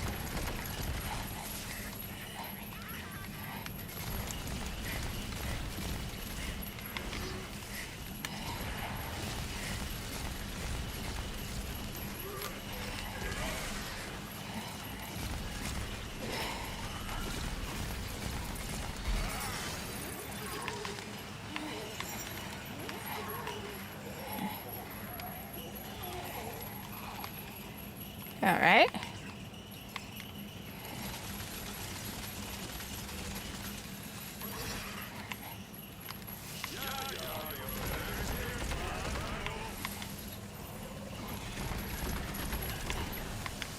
Okay. Encounter cleared. Nice. At 2 minutes, 2 seconds, which is about average.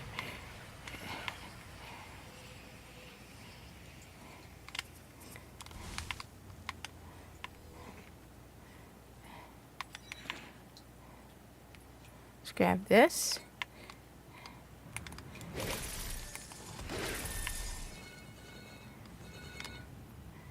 Go with easy, because I'm doing that the easy. All right.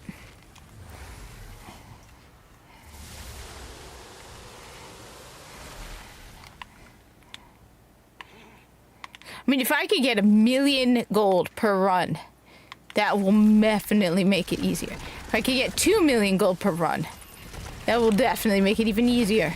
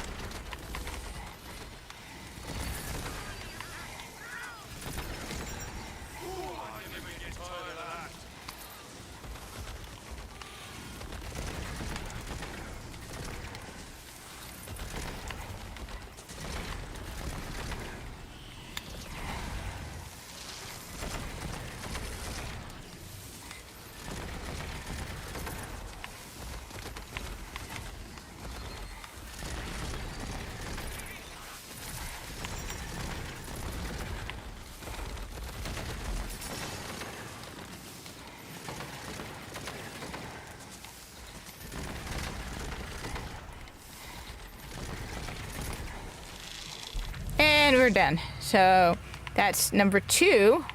And I'm at 4 minutes and 2 seconds. Nice. That's very efficient. And we're at chaos level 7. 5, 6, 7. No. Wait, did I increase the chaos level?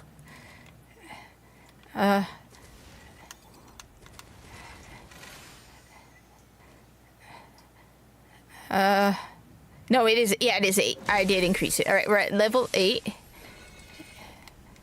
Good. For a moment, I forgot. I thought I forgot. Okay, so we're at 8, and this is the 3rd one.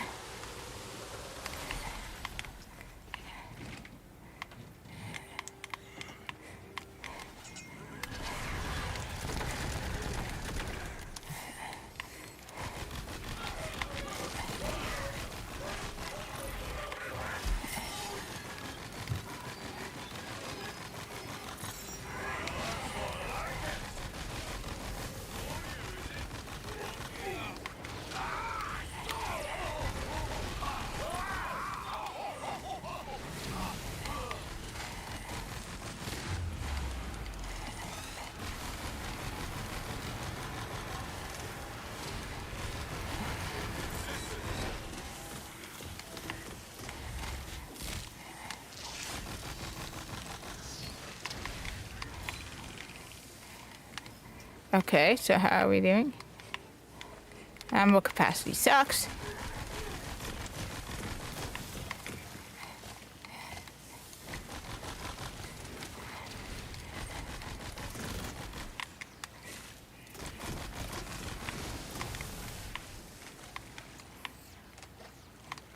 Now that one I could use.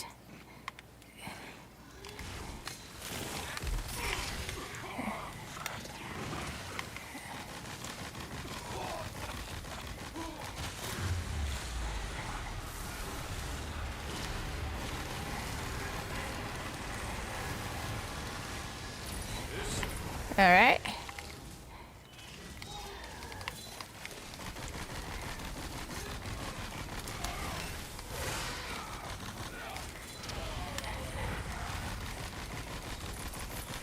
Okay, encounter cleared. That's nice. That's very, very nice. Okay, so we're at 6 minutes 40 seconds, and we're at the almost halfway mark.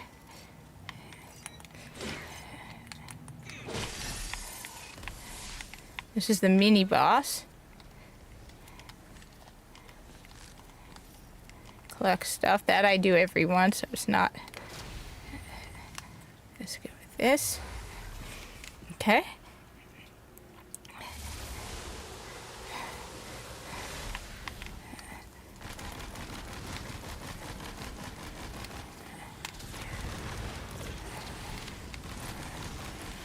And that's from my gun, because I'm using a...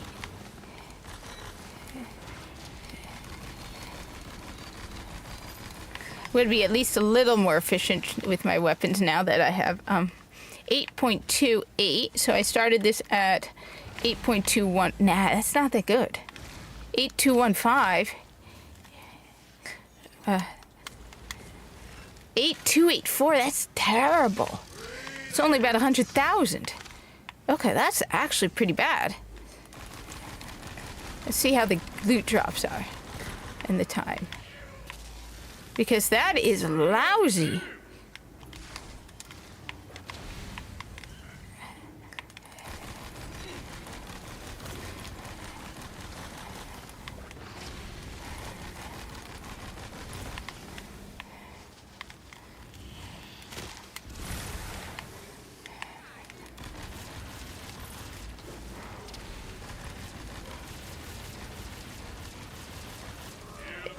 So I'll see. If 8 goes down in efficiency, then I'll check on 9. And listen, I'm going to go all the way up until 10 and see how the pattern goes. Because the time to kill...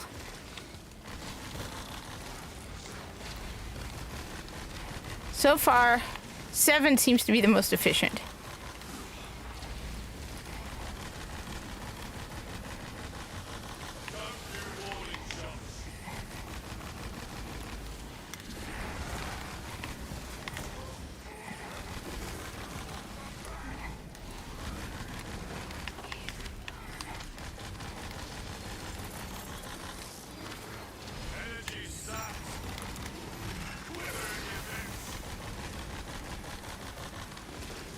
Especially when you have, like, bosses and stuff.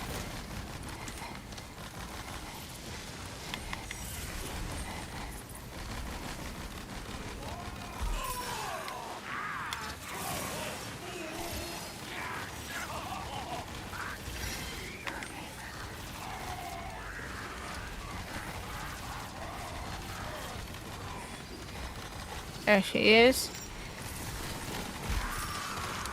We go with...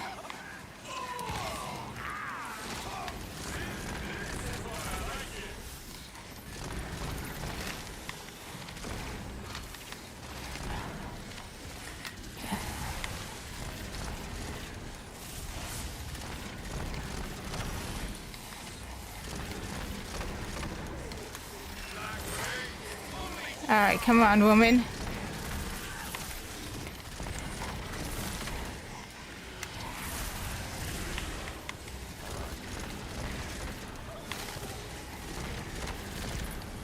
There we go. Good. On the other hand, I am noticing more, like, exotic level, like legendary, like exotic, as we would call it in Destiny, kind of gear, which is kind of cool. I'm not even going to pick up half these greens, I guess, since I'll probably get some better stuff. I'll grab only the blues now. I might even drop all the greens. Alright, so let's see what we can go with.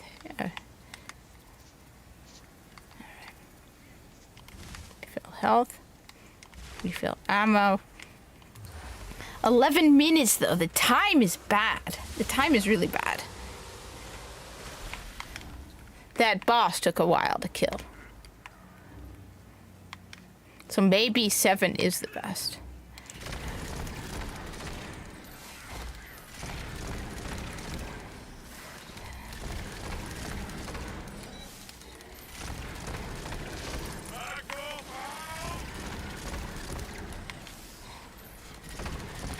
Like, the amount of gold is surprisingly...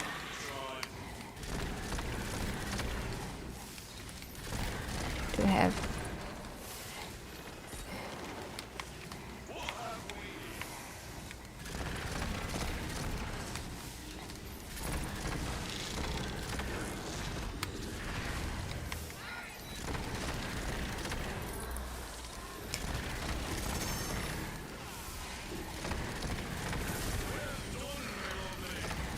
All right.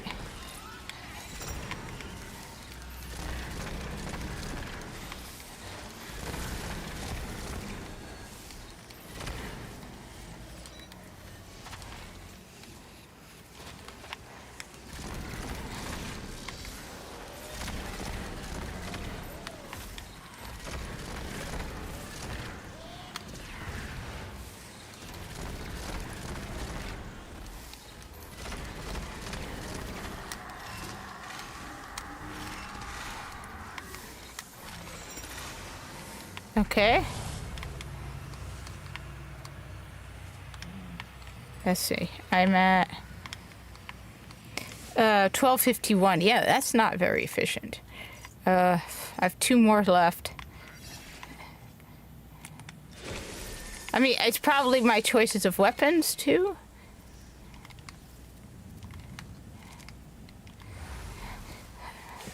So it would be nice if I had a shotgun that was also solar. Let me just see. No, I shouldn't waste time. I'll have to go at the back.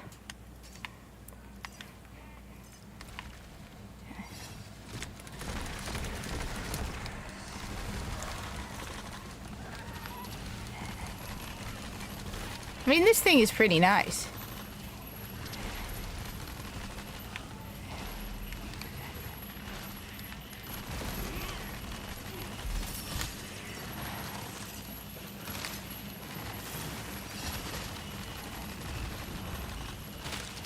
Wait, what do I have?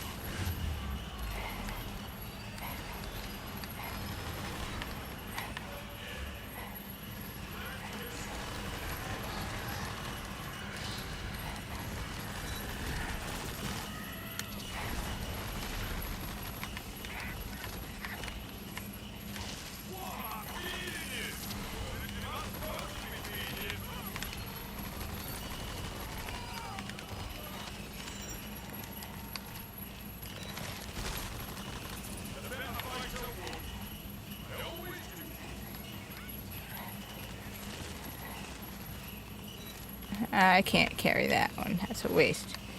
Get rid of that.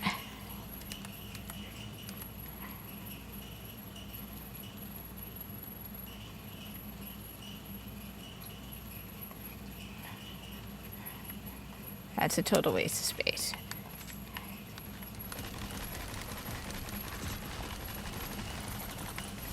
Okay.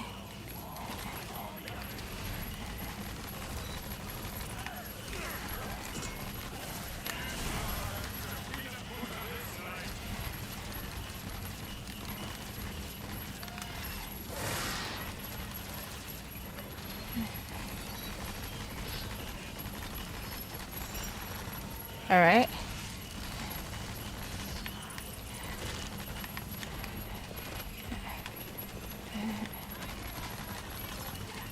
Yeah, the time is much slower. They're at 15.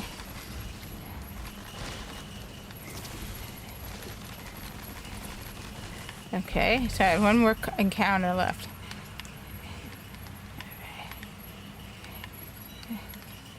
Through here.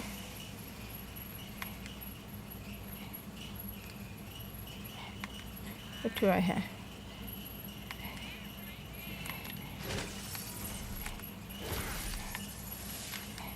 Okay, this is the last encounter. What am I at gold-wise? 843. That's 300,000 almost, because I was at 81, 82. So no, that's not actually very efficient.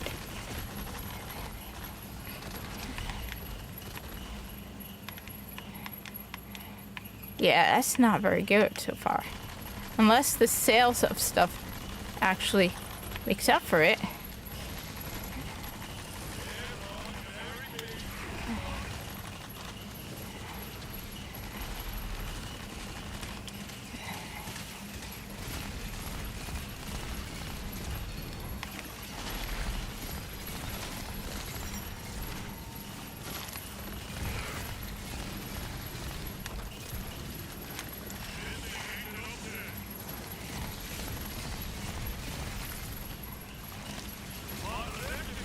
I should make a chart and maybe do multiple then.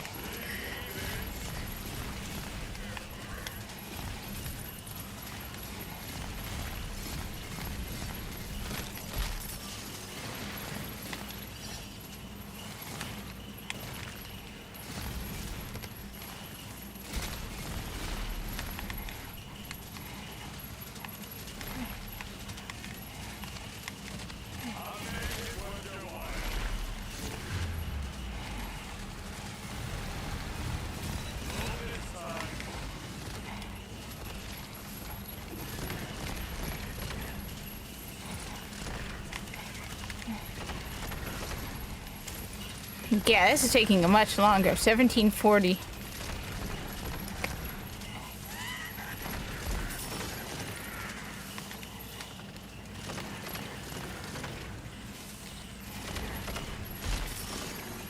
The time to kill is higher unless I focus more on adding better gear to improve the time to kill, which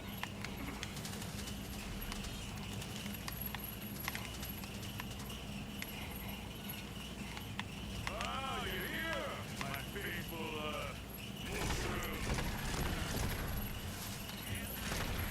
counter cleared. And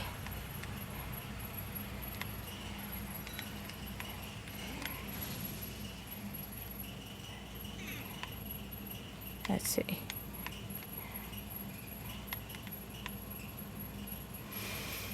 Okay, what am I at?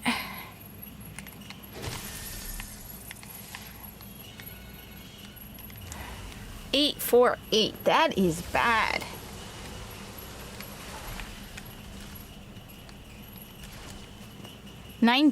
So 19 minutes.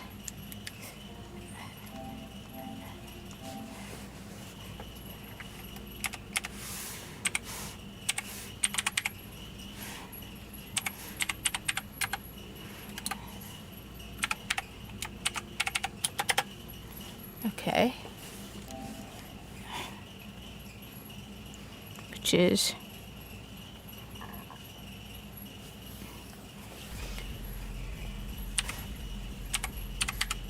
40 seconds.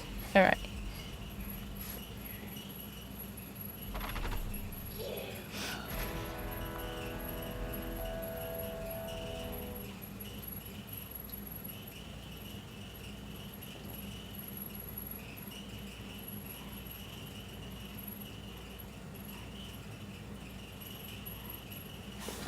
All right, let's see how we are. So,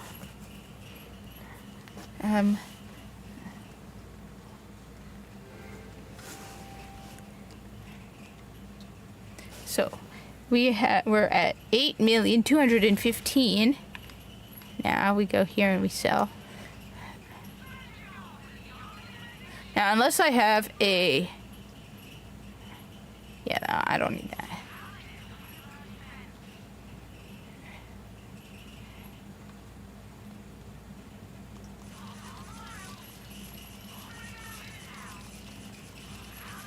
$8.6.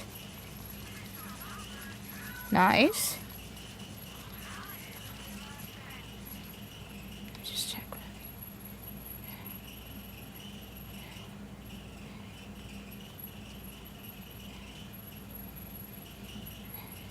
It's a shotgun. I mean, a sniper rifle might be good to use. All right, now let's go collect the gear. Oh, partially full? Okay, that's not a good sign.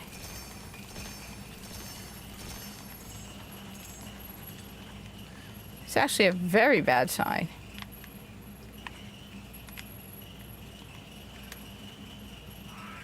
That is really bad. So we're at 8,980,945. So that means I earned 8,080,945 minus I started at 8,215,523. Yeah, that's bad. I mean, that's worse than 765,000 422, which is divided by 1140, 671 per second?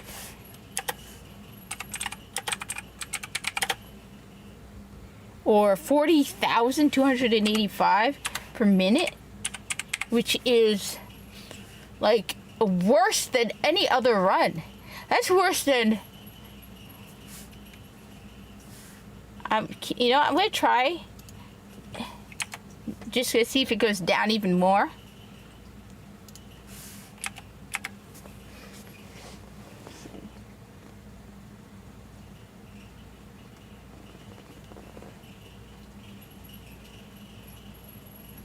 Yeah, I'm extremely unhappy with these results. I am very, very, very unhappy with these results.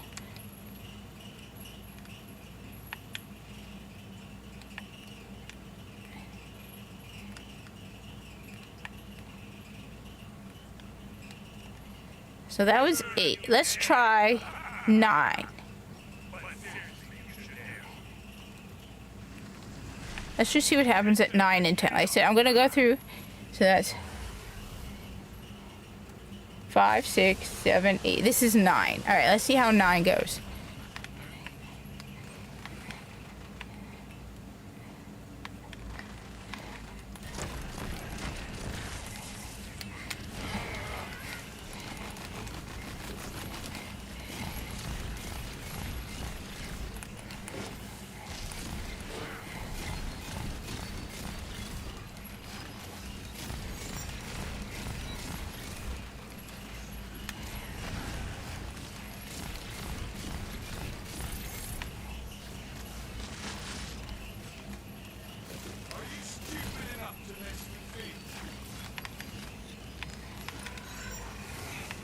Oh wait, I didn't set the timer. Damn it.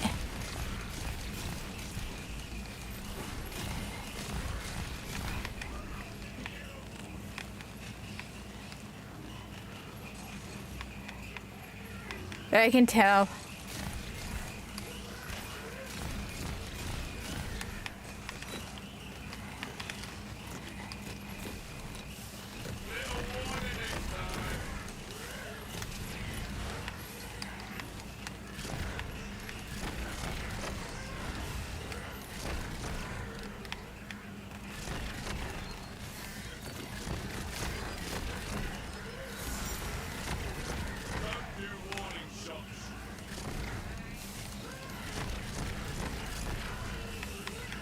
After this, let's see if I can replicate run 7 again. I think that was the most efficient. The most efficient was 5, 6, yeah, 7.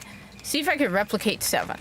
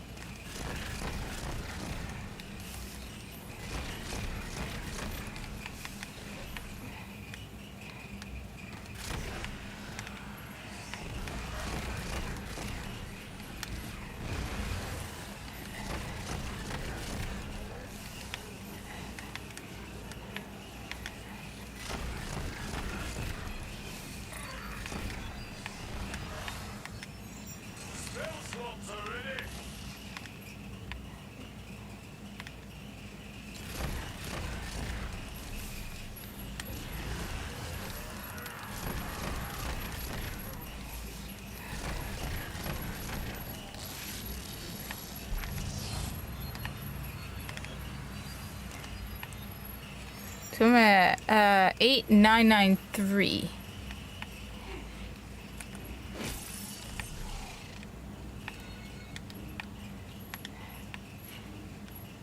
Nah, extra life isn't worth it.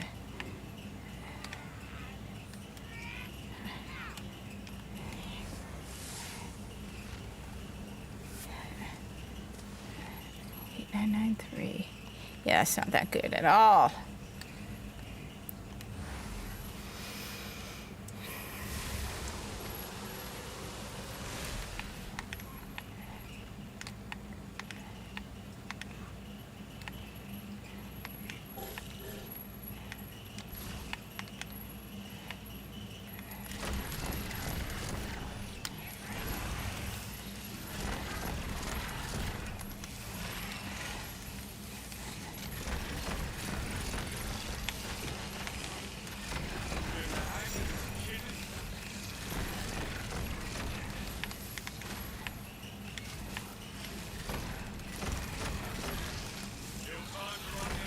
mean, the time feels similar, maybe a little. The first one was a little slower. I want to see if I can replicate 7, because that was impressively good. See if I could get over 1 million for 7 level run.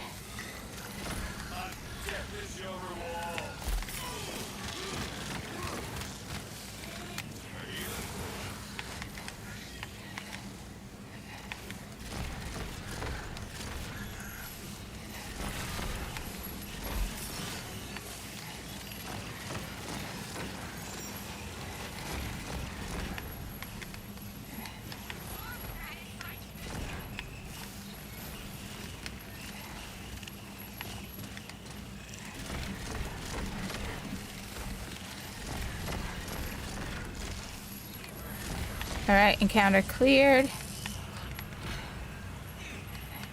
Let's see, I'm at 9 million, which is about, yeah, that's lousy. Again, 20,000? Yeah.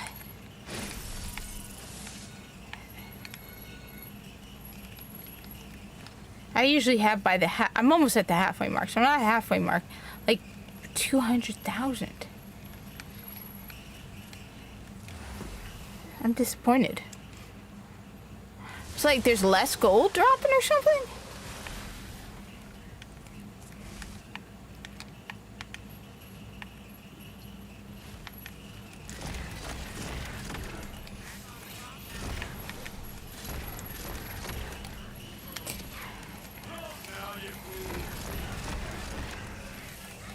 It doesn't mean you get to kill more enemies, they're just so you get to higher the level, the less enemies you kill, but the longer the health is.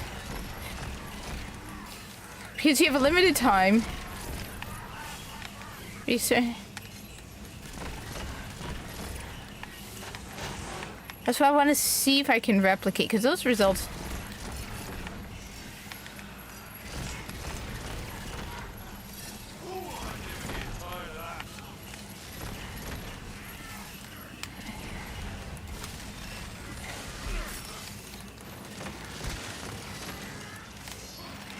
I expected the enemies to drop more gold.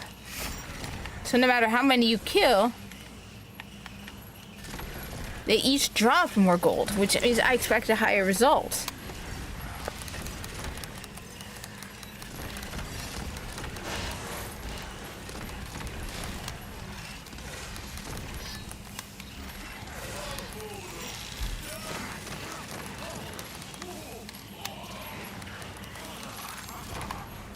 But like, I feel like they're dropping a lot less gold.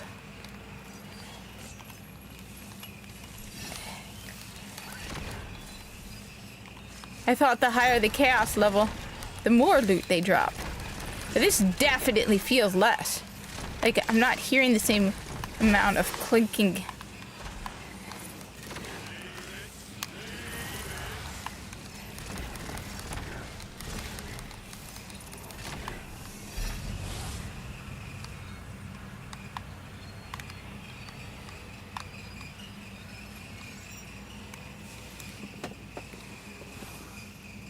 What did you spend on? What did you do? Why?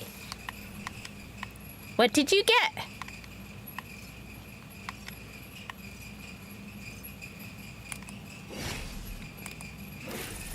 Entertain me while I try to figure out the most efficient means. What did you get? But what did you get?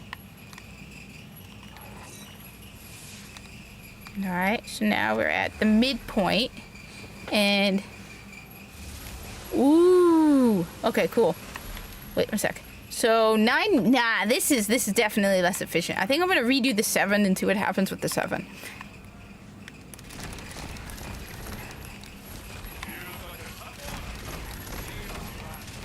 Because... I expected the kill time to be slower, but the reward to be greater. And I expected you to still have to kill the same number of enemies. But if that's not the case, like, I feel like I'm seeing so much less gold drop. Which is the whole point of why I'm doing this. It's not about...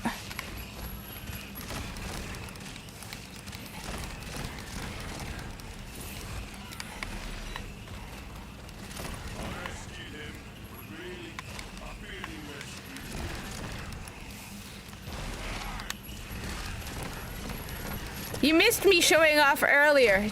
My Funko Pops. I have some Destiny and my Destiny jackets and stuff. I was like in my first hour or two or so. And then Minnie being a brat and everybody trying to get me to feed her early, which was adorably cute because everybody likes her more than me.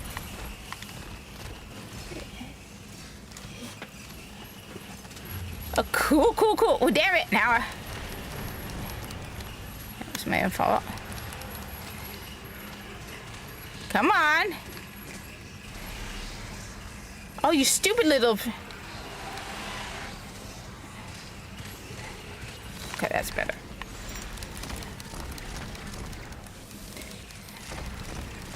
That all sounds cool. That all sounds ridiculously cool.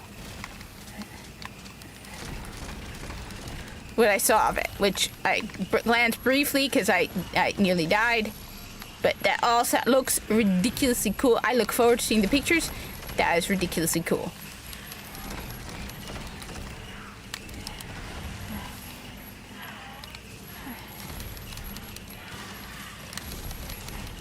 Just kill Freezicles. Come on. There we go. Where'd he go?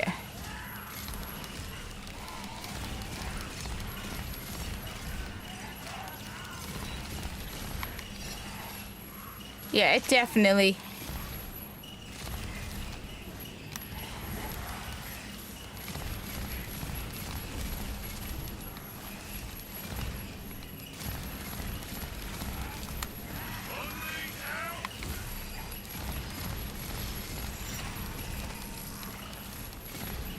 I want to see if I could get that.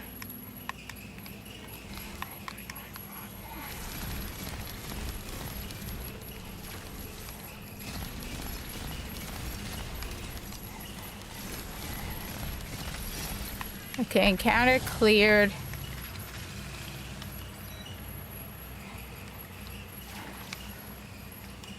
Let's see, one sec. A little mouse.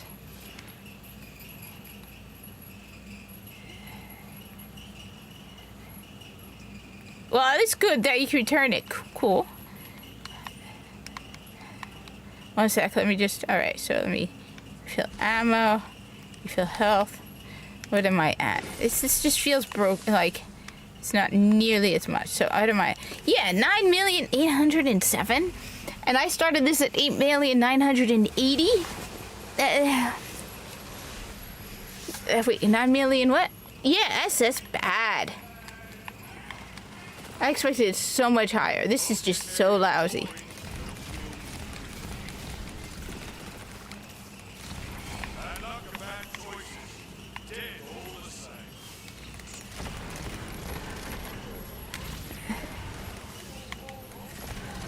One sec. Let me just... I'm trying to see the most efficient wealth earning policy.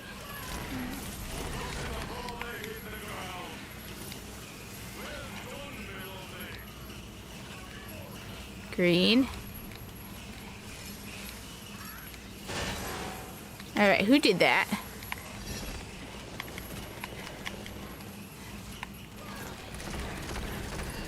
This is the second half.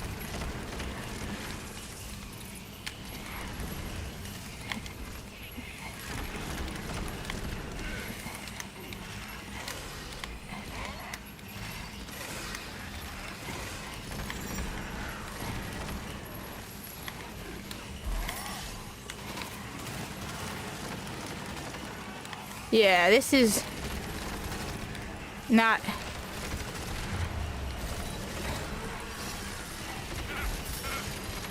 That was just messed up. So again, alright. Okay.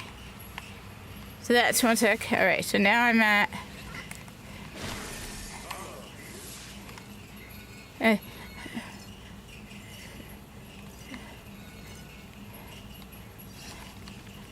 One sec.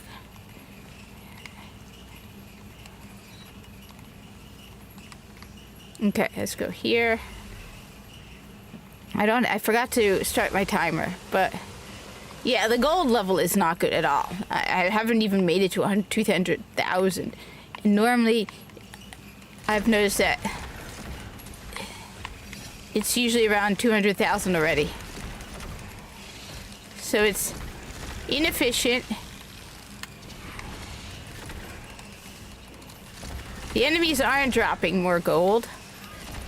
I would have thought that they would be dropping more gold. They're not. You can tell they're not.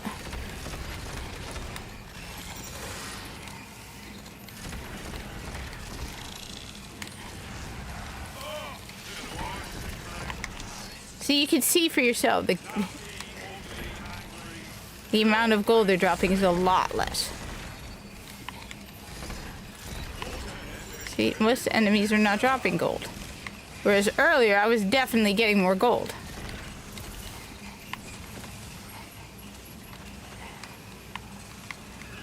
Even the gear, I normally would be...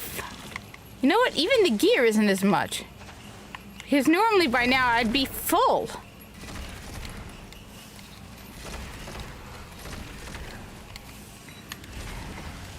You know what? I'm gonna go with... This is so inefficient. I'm gonna go up to 10.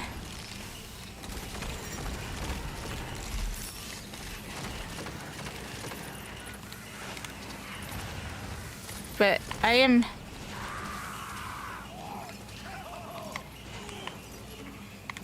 Like, I haven't done anything different in my behavior. But I'm noticing a noticeable drop in gold. Like, a noticeable drop in gold.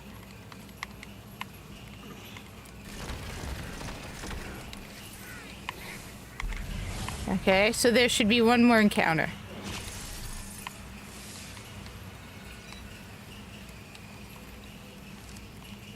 Even loot, I'm noticing a noticeable drop in loot. Alright. This should be the last one. Okay. I didn't do the timer, so I can't do the time. If I could just, at the bare minimum, see how much the run got me. Financially.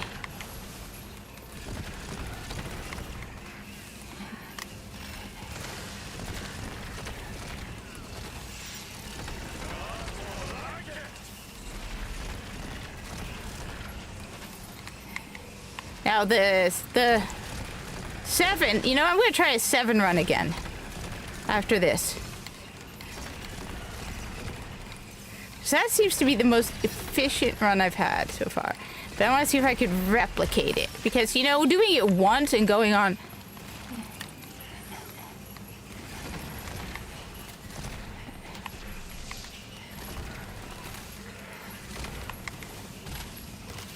I mean, what if that was an unusual run?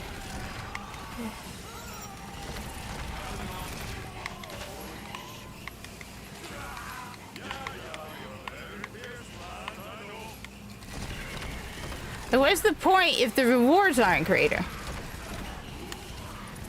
Just saying. Everything died faster and there was more rewards for...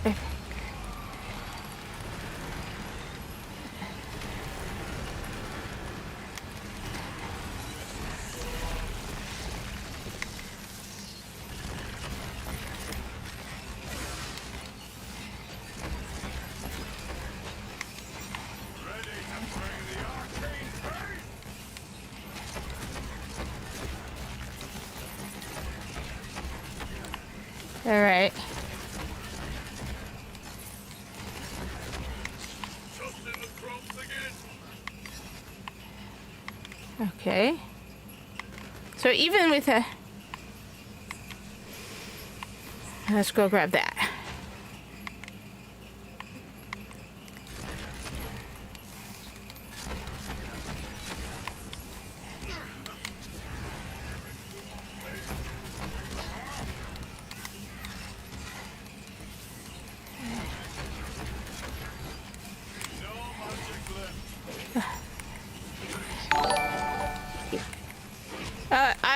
Well, keep working. Thank you for the $2 super chat.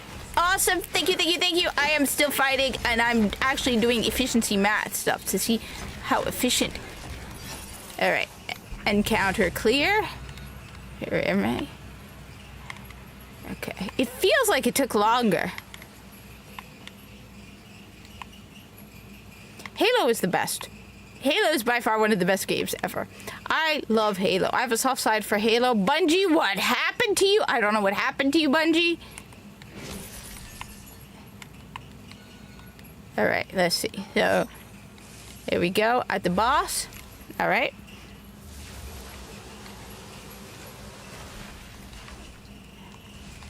All right, so now, so first off, the gold is only 9.2 million, and I started this at 8.9, so that's like 300,000, less than 300,000, because it's pretty much 9 million. So I started basically, and I'm at 9.2. That's actually pretty bad. That's actually pretty bad.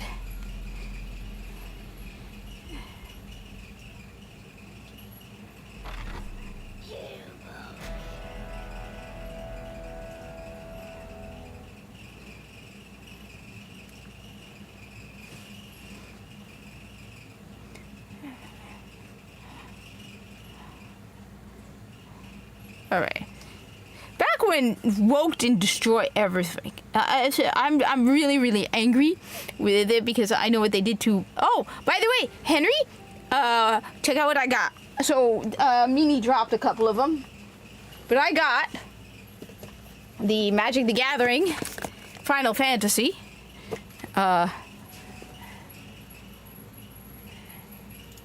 Starter pack with Sephiroth and Cloud. And several of them Mini dropped on the floor, so I don't have them all, but I have 10 booster packs. 10. That's all I could afford. And even that, really, I should probably put it to better uses.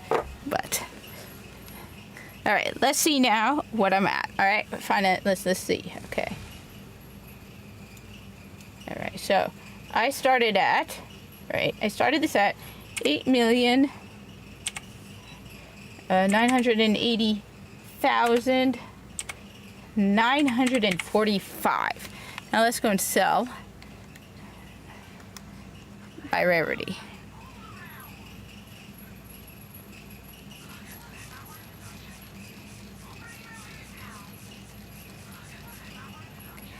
Magic the Gathering, Final Fantasy booster packs.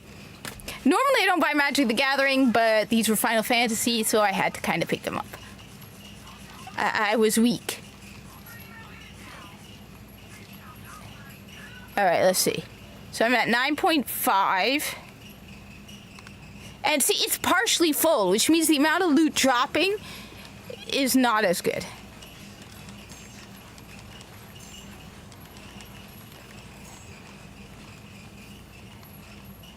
All right, so let's see, let's see. So now we go over here. You and your moo-moo.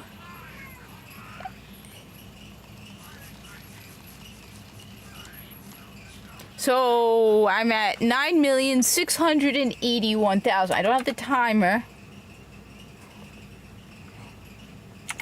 9,681,380. So 9,681,380 minus 8,980,945.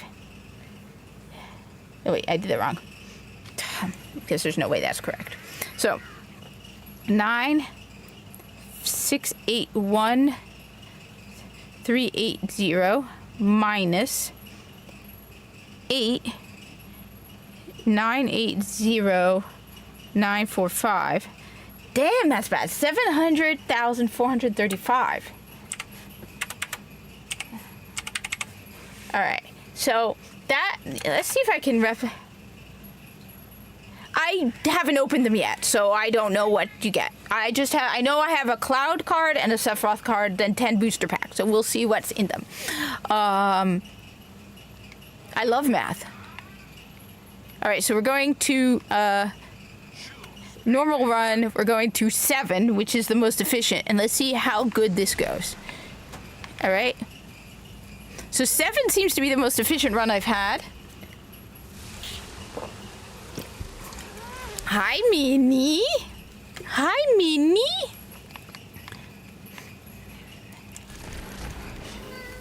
Here's Minnie Moo.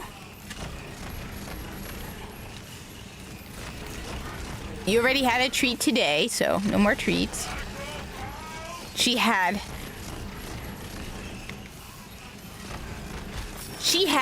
mussels and tuna for dinner. Tell everybody about your mussels and tuna. You eat better than I do, Cat.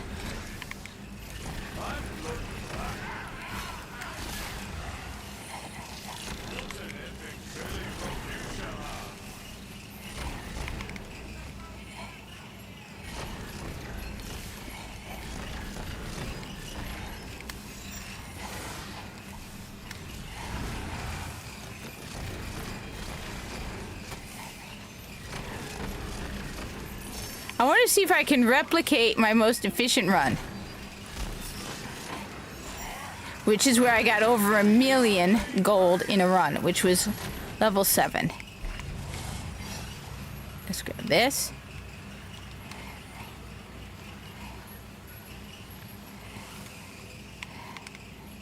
Eat a poo-poo. You could just sit. Oh, yeah, that breath is terrifying. I won't deny it, but it's cute too. Mwah. Oh, baby. Oh, baby, baby, baby. You need to remind me you're not a baby anymore. Are you a baby? Are you a baby? You're not a baby anymore. Remind me. Be like, no, I'm not a baby. I'm not a baby. I'm not a baby. Are you a baby? You're not a baby anymore. All right. Okay.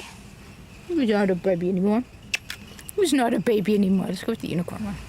Yeah, you know, mobile. You know, baby. All right.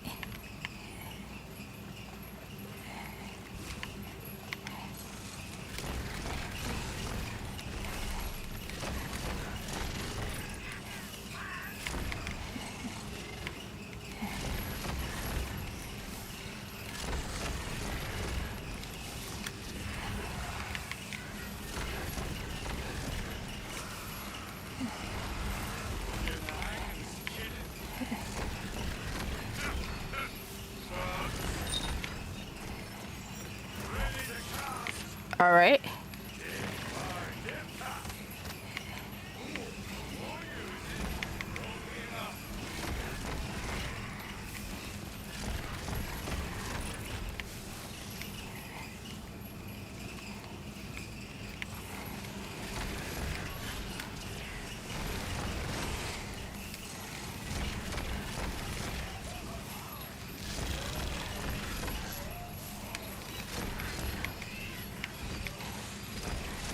All right.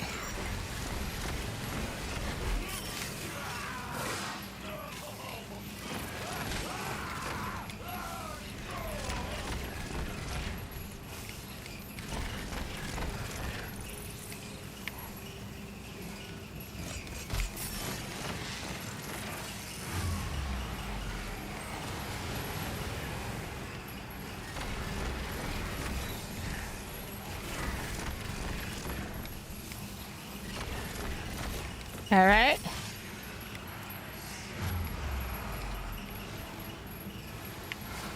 Come here, you stupid pet.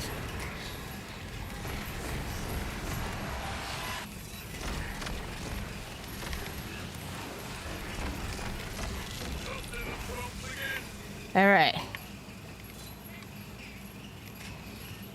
All right, so.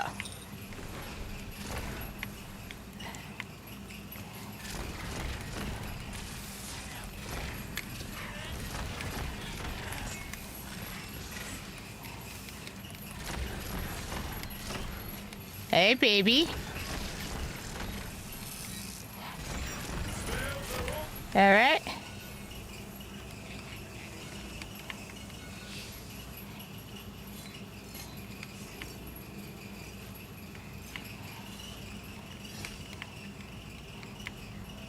Hey, baby. Who's petting your puppies? You know what? I'm thinking. Astrobot action figures. Of all the kinds.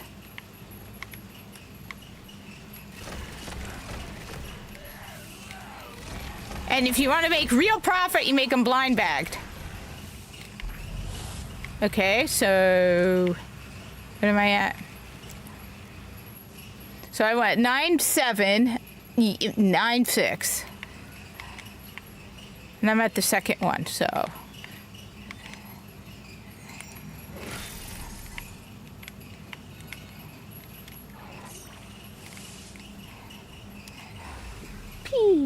Puppy.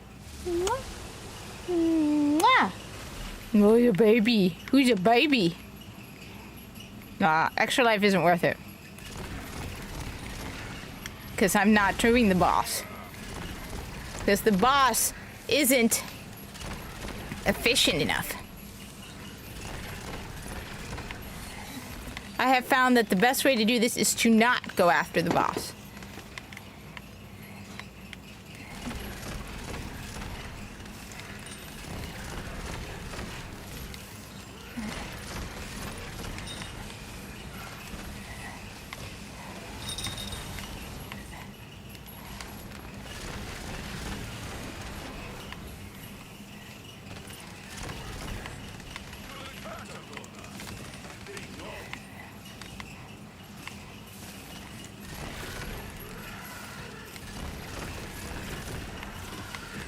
Okay.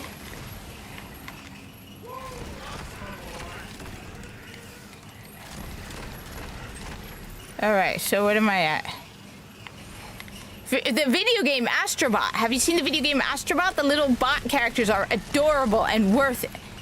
And especially when they are based on other video games, where it's like Astrobot has different video game characters from Sony. Totally worth it. Yeah, there's definitely more gold dropping.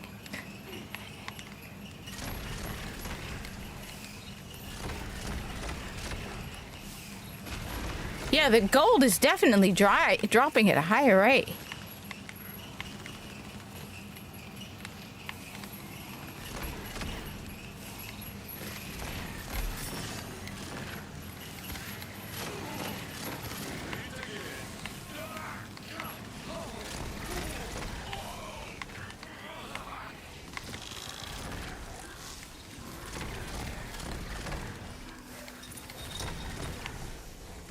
Yeah, I can see more gold just lying around.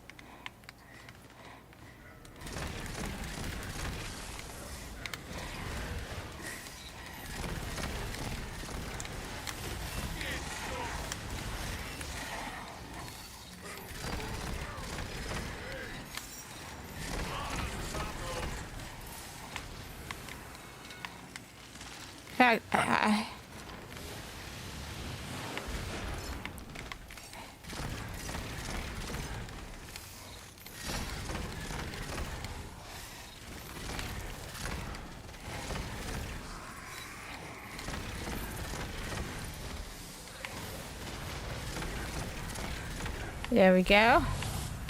So I think this is at the halfway point. Almost. So it's 3 and then the mini boss. That's the mini boss. And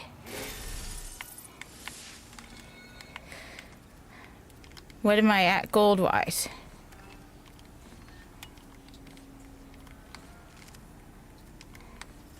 I'm at 9,748,000. That's almost 100,000. That's actually less. I'm surprised how little. We'll see.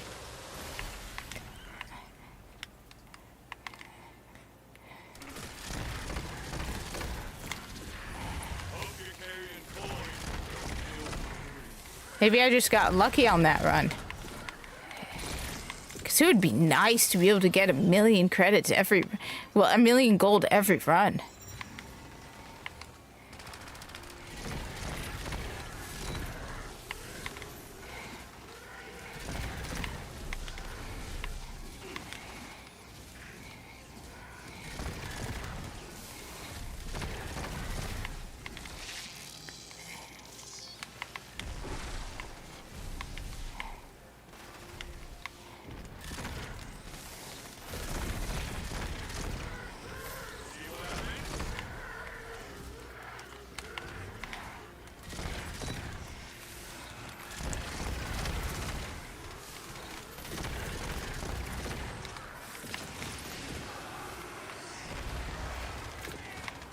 I mean, it also depends on loot, but...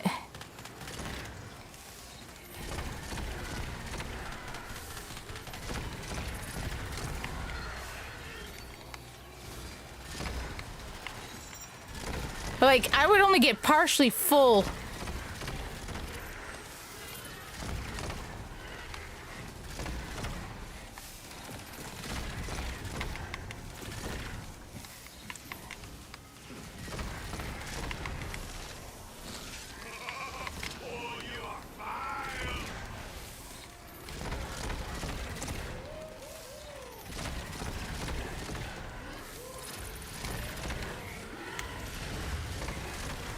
There's the monstrosity.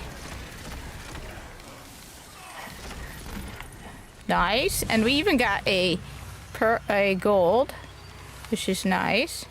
Those don't come very often.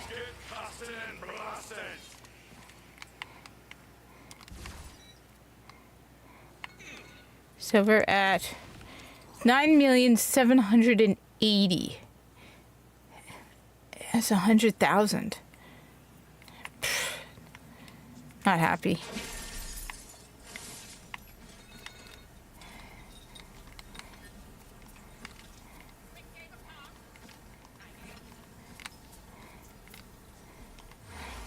Okay. 3 more.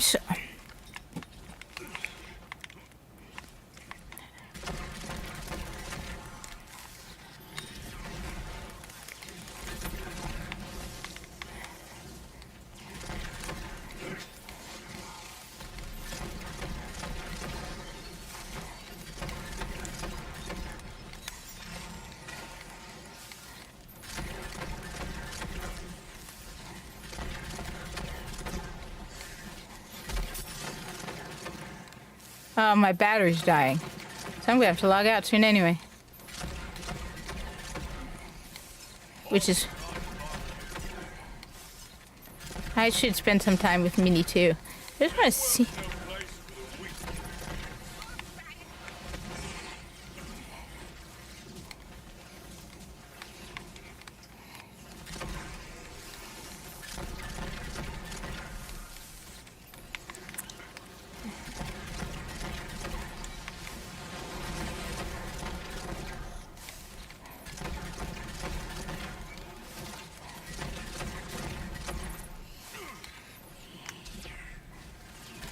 On the other hand, I have now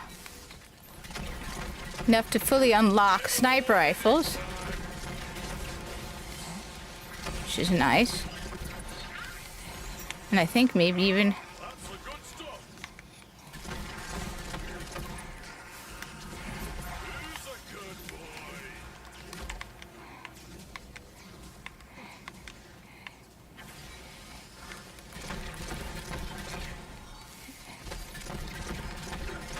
I need...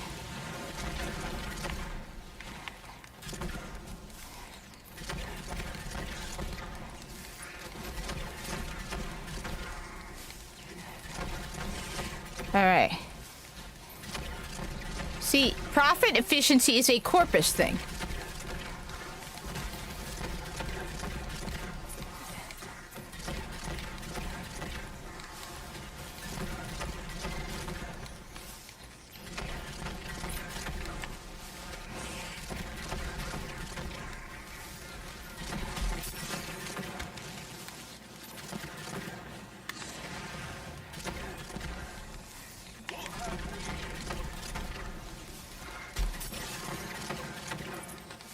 Well, this is surprisingly long this time.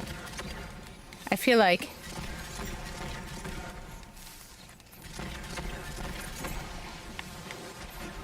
I blame you for trying.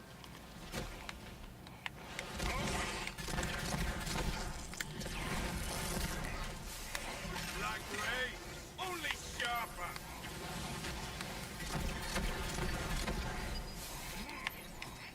Ooh. I didn't see this. Black magic's back on the menu.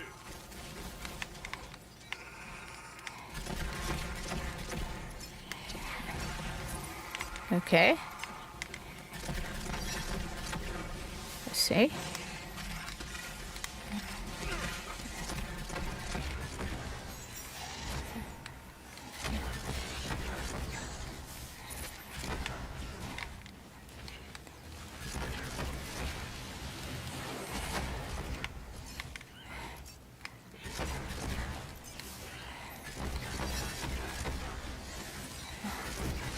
This should...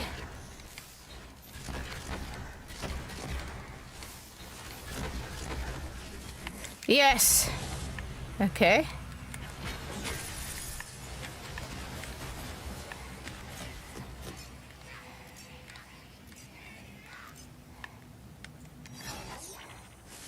Okay. Make it now. Yes. I absolutely agree they do. My nine. That I agree with 100%. 100%. That would be awesome. I want an Astrobot Lego set. I want everything Astrobot.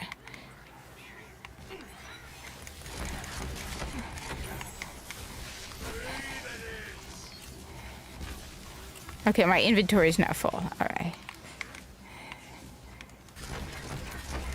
I lost track of time. I mean, I lost track of how many. Am I at 2 or 3? But...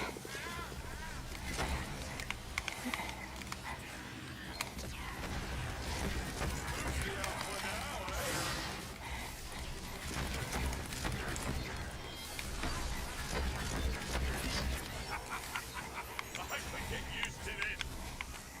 I've got all the magic I need. let's see.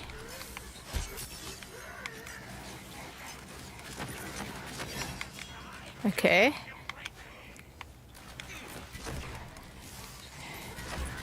Starting to think though that that was an entirely by chance thing, and maybe I should create a chart and start doing like 5 of each.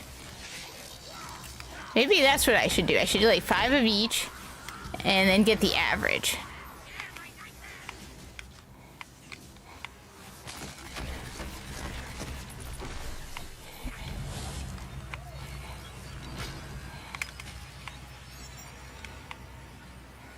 How many more do I have? I think, is this the last one? No, one more. All right. Okay. 9, 8, 5. That's more though than all the others.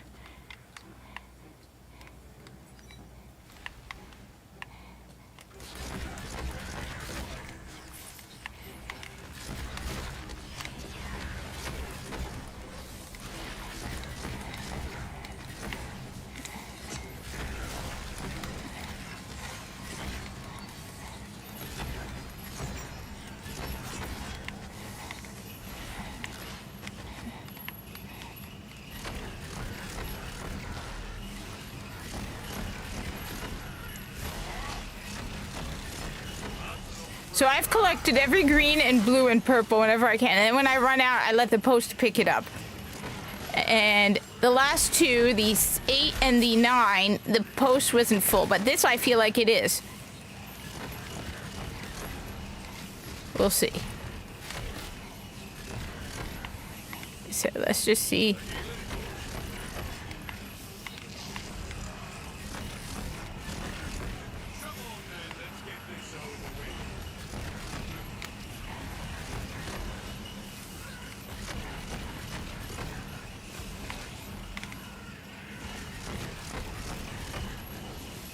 Alright.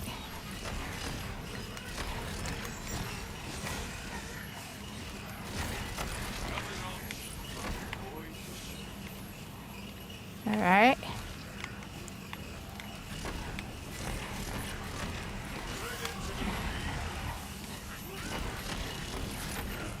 Okay, encounter clear. So this is the last one. So let's see how well I did.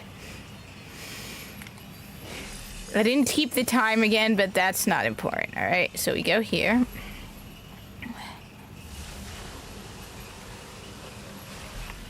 Okay. I always do that. I don't need to. Go. Close game. Now let's see what I have. So I started this run with 8,980,945. Okay. Now, let's see how.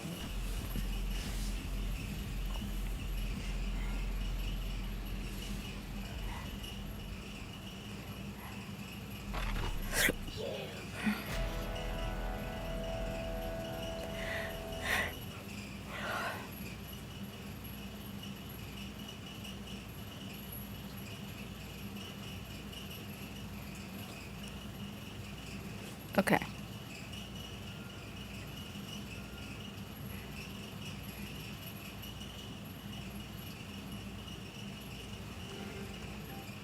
So now we're at the Chaos Chamber, right? Okay. Let's see.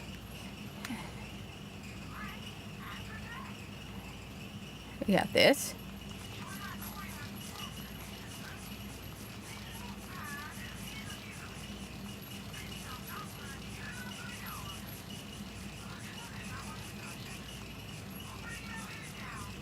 All right, so 10,263,000. All right. This is full, which it wasn't full the last two times, so.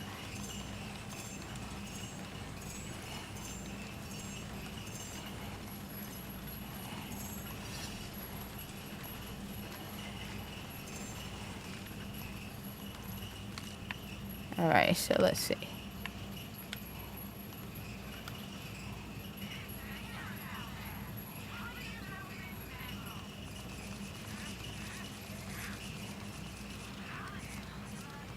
All right, 10,401,721.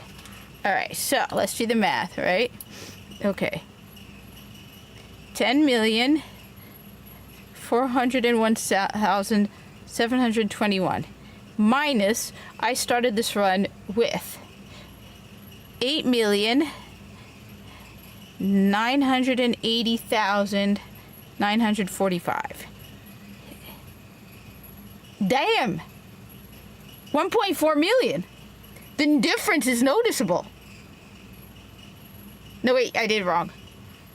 Oh, no, I got the wrong number. It was 9 million. No, so it's less, actually.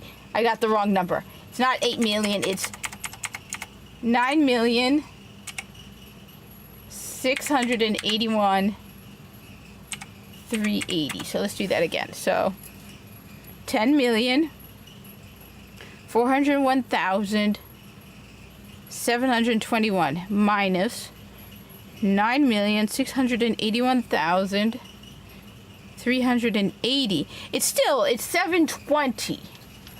So that was less efficient than my first 7 run. Interesting. So that's actually like less than my 6 run. However, if there's one thing I've learned, it's good to stay below 7. 8 and 9 were my, by far, least efficient runs. By a long shot.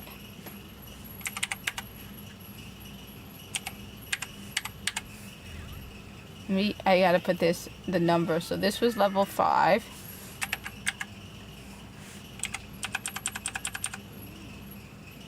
This was 6. This was 7. 8. This was 9. And this was 7. So I went with... So for 9, I got 700,000. For 8, I got 765. For 7, I got 1 million, which is very good. 914,000 for 6. Maybe it's if I go in alphabet in numeric order. Like, how did... Anyway, let's go ahead to here. And...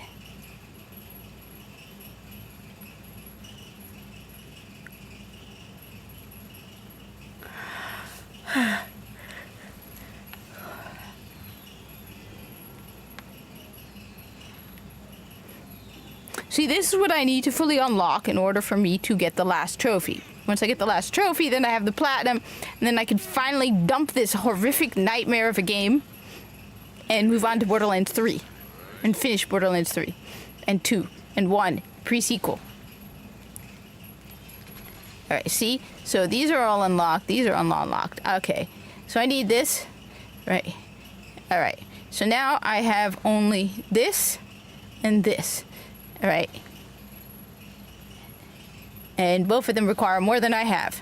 So this requires a decent amount. It's at 8 out of 13. And this is 8 out of 23. Which is why I need a lot of gold. That's why I'm doing all this math. What?